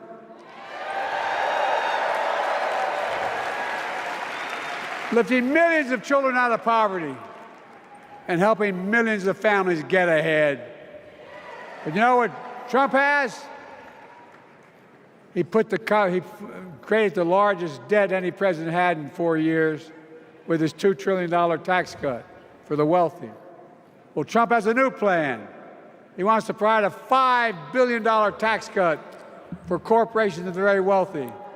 Read it. Put us further in debt. And folks, you know we have 1,000 billionaires in America. You know what their average tax rate they pay? 8.2%. Boo! Get your booze out, Johnny. If we just increased our taxes, we proposed to 25%, which isn't the highest tax rate even, it would raise $500 billion new dollars over 10 years. And they'd still be very wealthy. Look, Kamala and Tim are going to make them pay their fair share. Tim. They'll protect Social Security and Medicare. Trump wants to cut Social Security and Medicare. Kamala and Tim will protect your freedom. They'll protect your your right to vote. They'll protect your civil rights. And you know Trump will do everything to ban abortion nationwide. Oh, he will. Boo. You know, huge Kamala and Tim will do everything they possibly can. That's why you have to elect a Senate and a House to restore Roe v. Wade.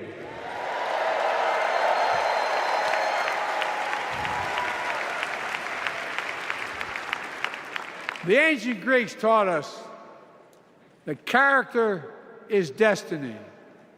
Character is destiny. Character is what? For me and Jill, we know Kamala and Doug are people of character. It's been our honor to serve alongside them.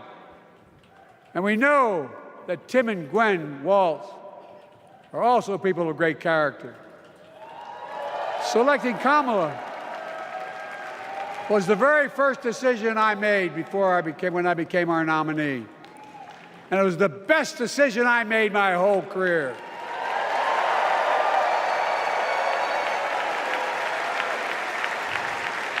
We've not only gotten to know each other, we've become close friends.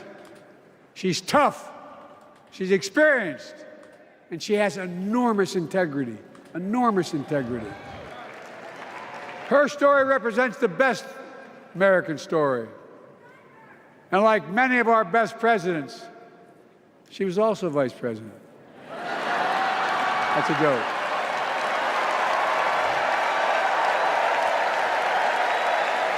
But she'll be a president our children can look up to.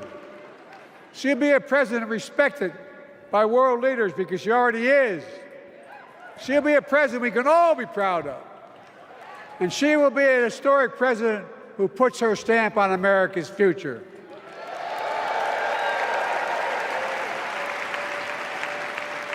This will be the first presidential election since January 6th. On that day, we almost lost everything about who we are as a country. And that threat, this is not hyperbole, that threat is still very much alive. Donald Trump says he will refuse to accept the election result if he loses again. Think about that. He means it. Think about that. He's promising a bloodbath if he loses, in his words. And that he'll be a dictator on day one, in his own words. By the way, this sucker means it. Sucker? No, I'm not joking. Think about it. Anybody else said that in the past, you'd think he was crazy. He is crazy, but you'd think it was an exaggeration, but he means it. We can't let that happen. Folks, all of us carry a special obligation. Independents, Republicans, Democrats. We saved democracy in 2020, and now we must save it again in 2024.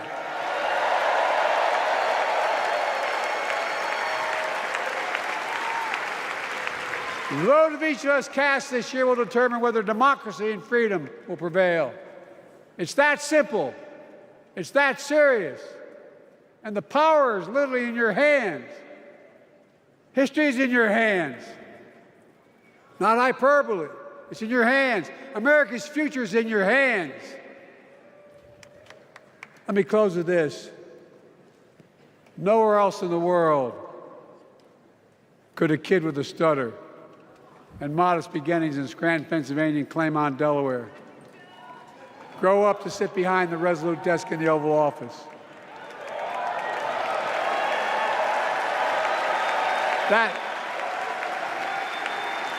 That's because America is and always has been a nation of possibilities. Possibilities. We must never lose that. Never. Kamala and Tim understand that this nation must continue to be a place of possibilities, not just for the few of us, but for all of us.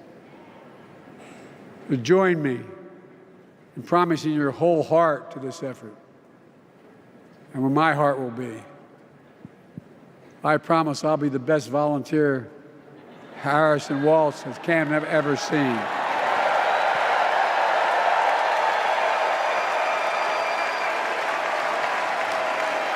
Each of us has a part in the American story.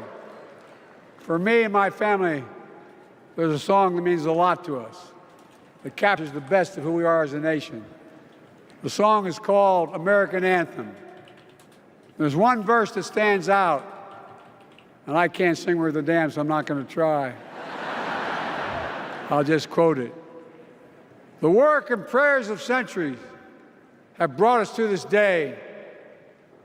What shall our legacy be? What will our children say?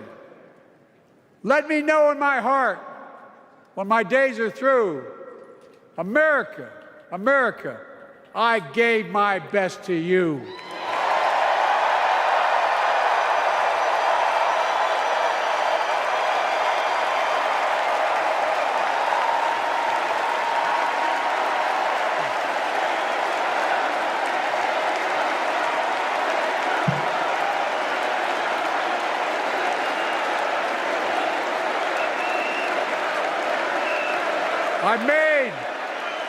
I've made a lot of mistakes in my career, but I gave my best to you.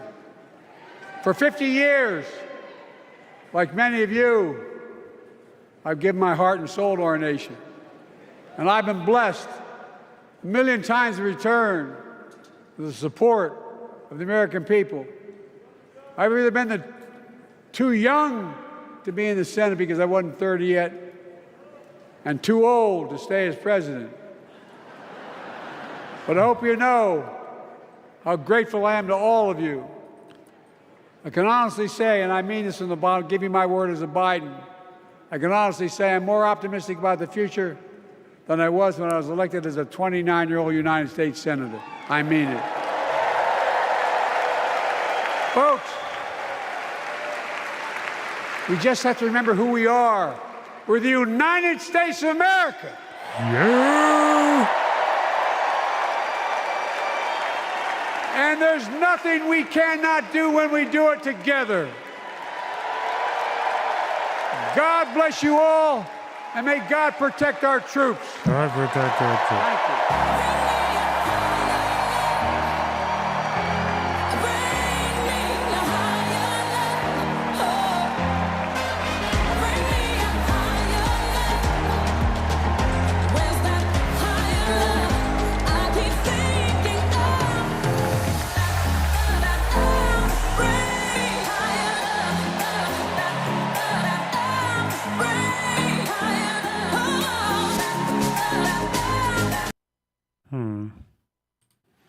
What are those chords?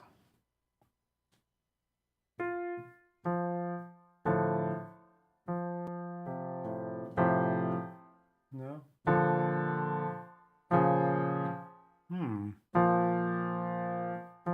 Is it like an F minor?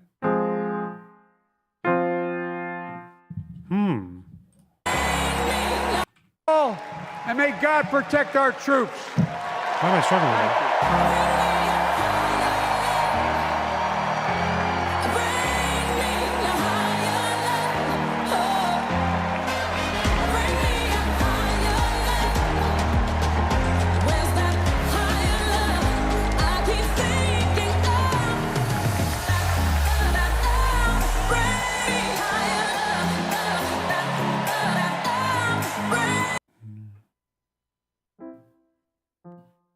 I being so fucking stupid?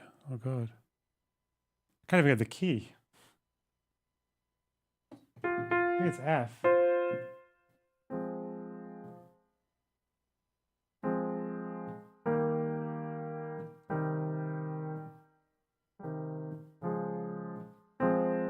Something like that, right?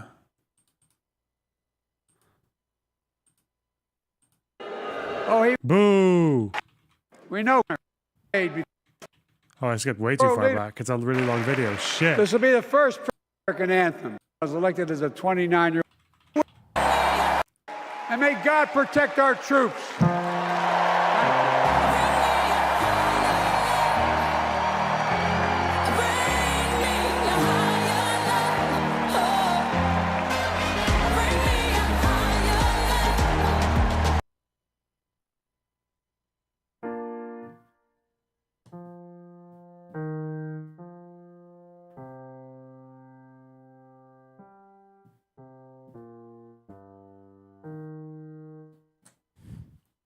Hang on. I'd have this in the guitar, no problem, but the piano fucks with me for this.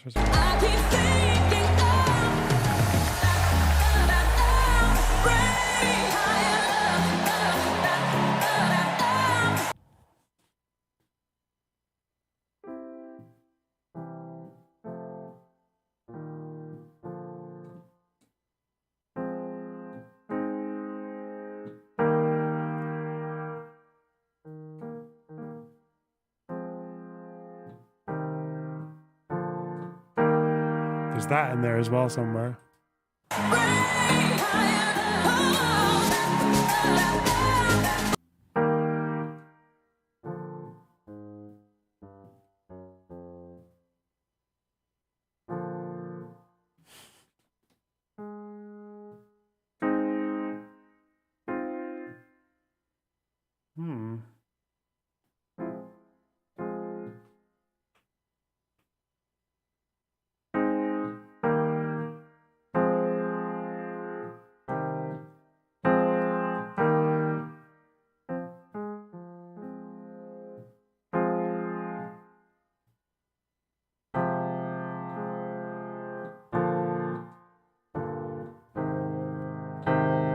Holy shit.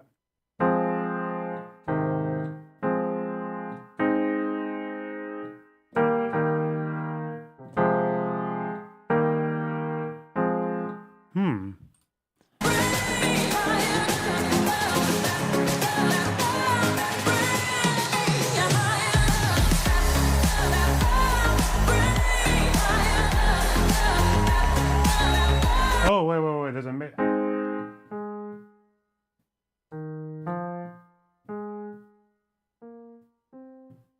I'm not actually in F there. That's why it's fucking with me.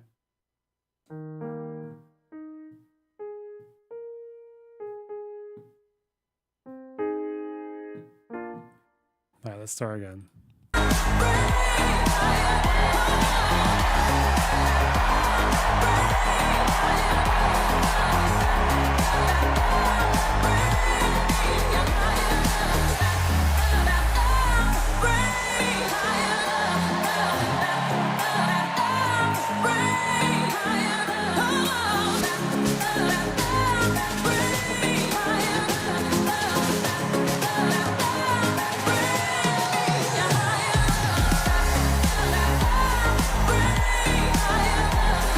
I don't even know who does this one.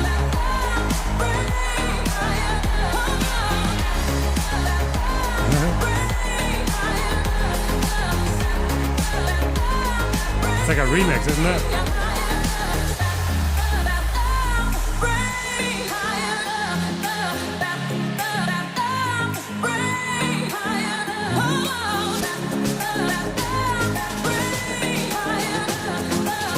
What fucking remix is this? What fucking cover is this?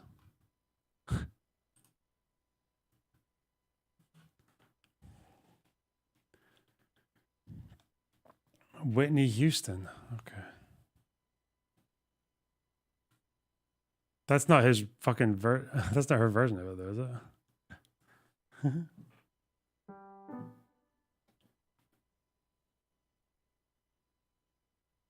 So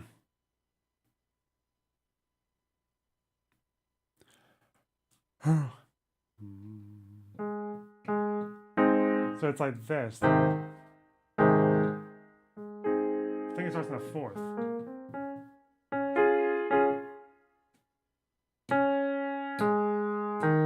It's that.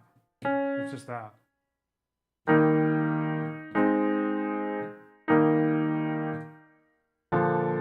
Then I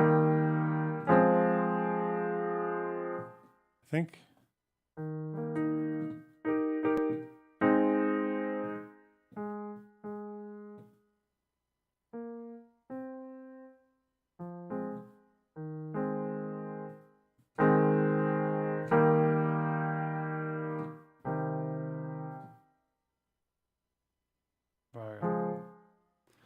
Whatever.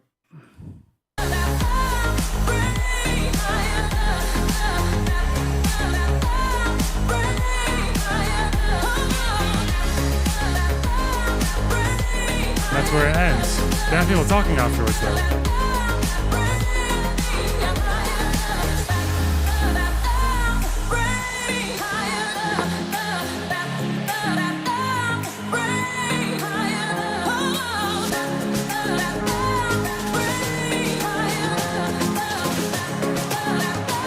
But yeah, that's.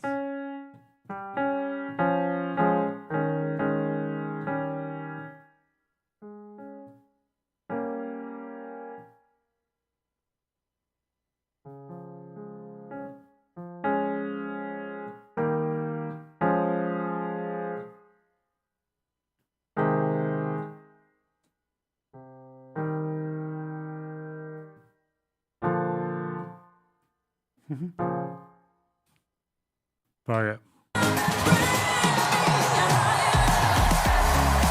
Holy shit. How long is it going for? There we go.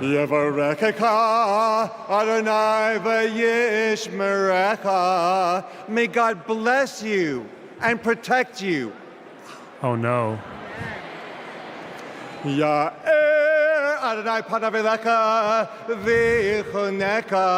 May God deal kindly and What did Twitter say? What did Elon's Twitter say about this part? What did Elon's Twitter say about this?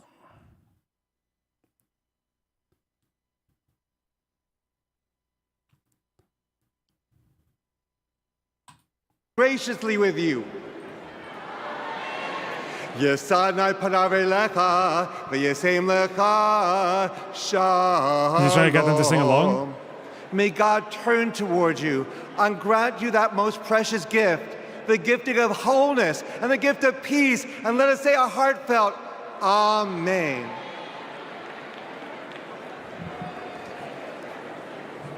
Most gracious, kind, and loving God, we thank you for this tremendous gathering of people invested in our nation's progress.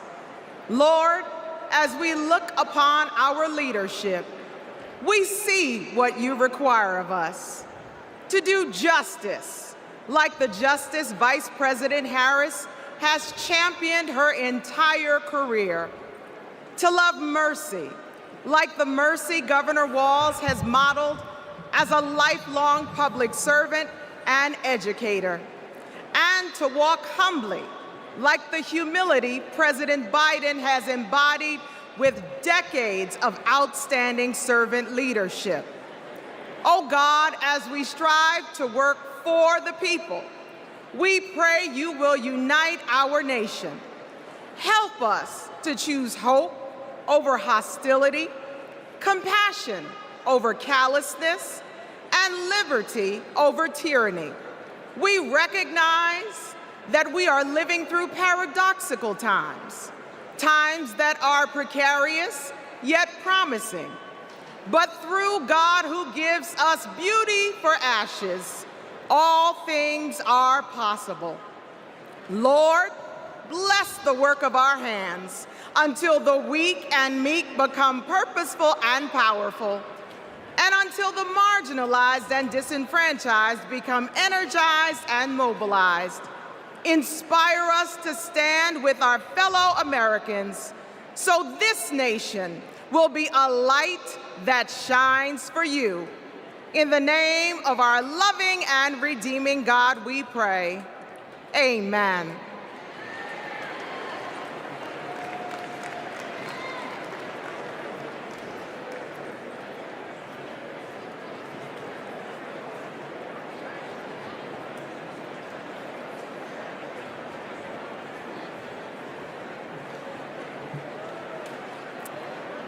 Night one of the Democratic National Convention has officially come to an end.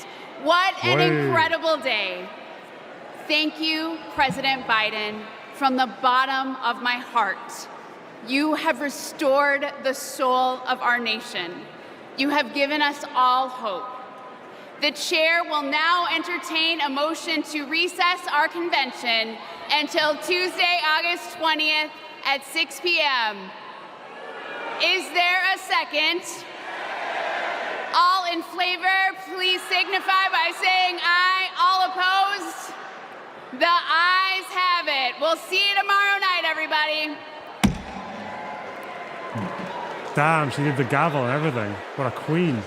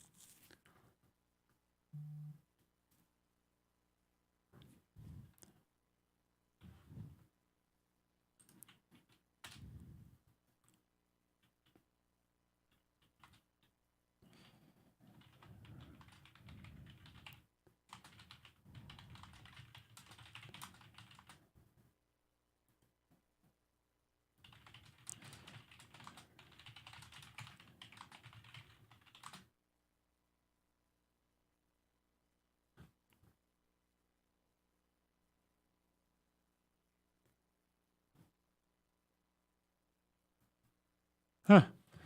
So apparently Trump wanted to get the Department of Justice to just say that the election was corrupt without any evidence. And he even floated the idea of replacing the DOJ leadership until they told him that it wouldn't change anything. Huh. Okay. That they could just capitalize on that for their campaigning. Oh, well, that's fucked up. Okay.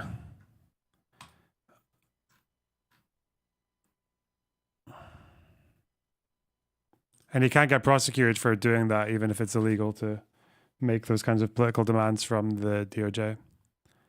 Oh, shit.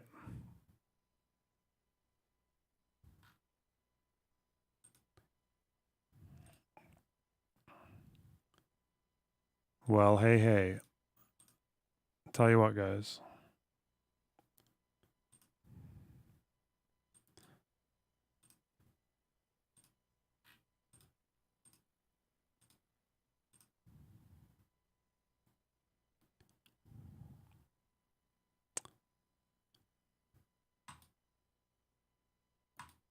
I'm going to send you over to the DNC. Because you got Pondering Politics and IRI and Adam Mockler and a few other people there right now. So go say hello. All right. I'll probably come back tonight for the proper thing because I don't have that much else to do this evening. All right. Listen, love you guys. Fuck off. Okay. Bye. Bye.